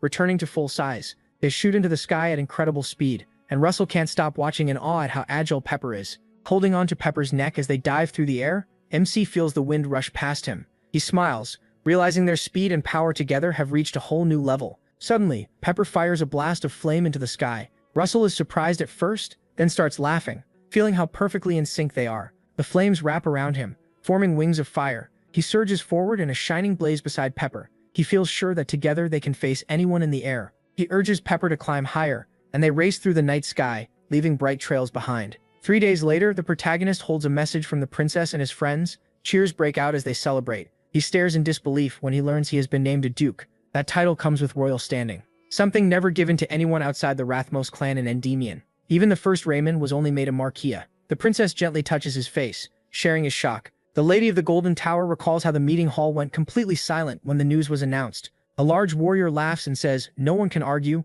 Russell truly earned that title." The Lady of the Fire Tower teases him by calling him Duke the 1100th Raymond. Embarrassed, he asks everyone to treat him the same. He insists he's still Raymond. Raymond, a student of the Lady of the Fire Tower. She promises that nothing will change. A warrior gives him a slap on the shoulder and laughs that Russell's humility makes him even more likable. Everyone laughs, and the mood turns warm and friendly. Later that night, the protagonist sat on his bed, gently petting the sleeping Pepper, then checked his mission rewards. One glowing item revealed a map marking a dragon near the Empire. MC leaned in, surprised and curious, while Pepper tilted his head at his reaction. He started thinking through his next move. A picture of Britannia's flag over the imperial capital came to mind. He remembered the rumors: a sick emperor, princes at odds, and rising tension. Getting in would not be easy with strict borders and heavy security. Lying back, Russell muttered that he never thought Britannia would be his next stop. It would be dangerous, but he was set on going. Rubbing Pepper's cheek, he said they would figure it out, and Pepper chirped softly in agreement. Meanwhile, a woman stood on a ship under the stars, staring at the horizon with a smile. She whispered that the boy should wait for her and promised she would find him. Then the king entered the great hall as morning light spread across the floor. Everyone bowed at once. He looked around and said they had gathered to decide the future of the fairy folk and the beast people. In the crowd, a young man drifted into thought. Memories came back, and he was shocked by how much time had passed since he last saw them. Guilt hit him for nearly forgetting how the fairy and beast races escaped during the rebellion. But it soon turned into resolve. The king assigned the Lady of the White Tower to aid the fairies, while Duke Raymond would protect the beast people. A man nearby bowed and accepted calmly. With a tight smile, the king said it was time to move on to future plans. Though the room still felt tense, the protagonist tried to stay composed, but he secretly worried about Muja's reckless nature. He could not stop thinking she might challenge him, especially while he was still injured. That alone left him uneasy about what he would do if it happened. Meanwhile, Muja soaked up the sun, stretching like a wild cat ready to pounce. She could not hide her grin at the thought of facing that human boy again. The idea of a real fight had her excited. Someone nearby noted that the Queen of Beasts seemed unusually fired up. A large bullman agreed and said it made sense, since a worthy opponent had finally appeared. Another onlooker looked confused, but before he could ask, a small rabbit with binoculars shouted that land was in sight. The excitement grew as Endymion's coastline appeared, marking the end of the sea journey. Russell studied the rows of warships lined up at the harbor, ready to strike if needed. He soon noticed a huge crowd waiting at the dock, eager to see the beast people they had only heard about in stories. Then MC felt a strange wave of mana from inside the crowd. He quietly asked where it came from, and scanned the people there. At that moment, someone called out to Sir Alan. A silver-haired man stepped forward with a smile, recognizing him and saying the king had sent him to help however he could. Russell laughed and told him to drop the formal title. Alan joked, asking if he should call him Duke instead. The protagonist admitted that actually sounded pretty cool. Before they could settle in, a loud voice ordered everyone to line up. The crowd turned toward the port, buzzing with energy as the next chapter began. The beast people walked in single file, each with their own striking traits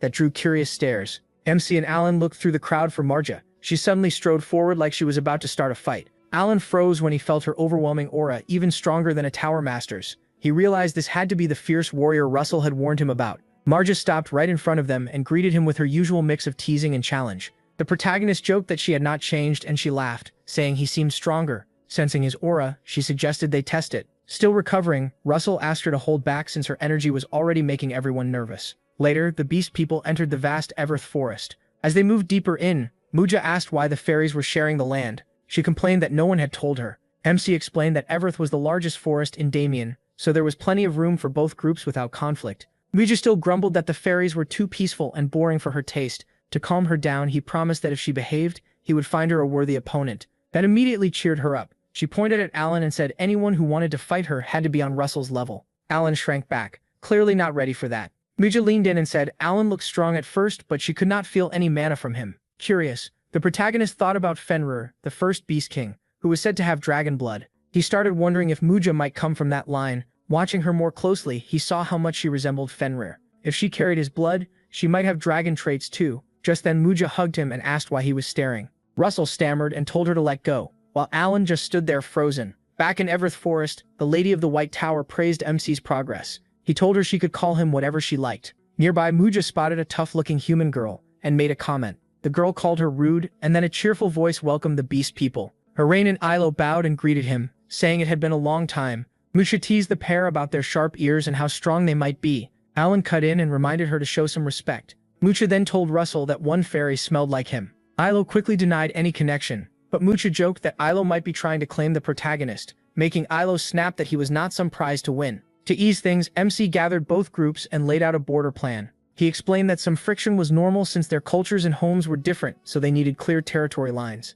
He suggested using a huge chestnut tree as the divider. North for the fairies, south for the beast people. Both Arain and Muja agreed. Of course, Muja still reminded him about their fight. Later, in a quiet vehicle on the way to the capital, Arain asked if the meeting with the king would be something special. Russell said Muja would speak for the beast people. She brushed off the title and said she only cared about a good fight. He added that the palace would host a grand ball to show the world their strength and unity. The moment Muja heard there would be food, she lit up, but then quickly tensed after sensing two powerful presences coming closer. She said one of them might match her strength, but the other was far stronger. The thought of fighting them thrilled her. Russell tried to calm her down by explaining that one of them was his master. Muja snapped that he should have said that sooner, then hurriedly fixed her clothes and asked how she looked. The protagonist had no idea what to say, so he stayed quiet. When the carriage stopped, MC's master and the Lady of the Blue Tower stepped out. He was surprised they had come in person. Hemingway Melville and Darius Snow White explained that the king had asked them to welcome the new guests. Arain recognized Darius Snow White and thanked her deeply, remembering how she had once saved her daughter.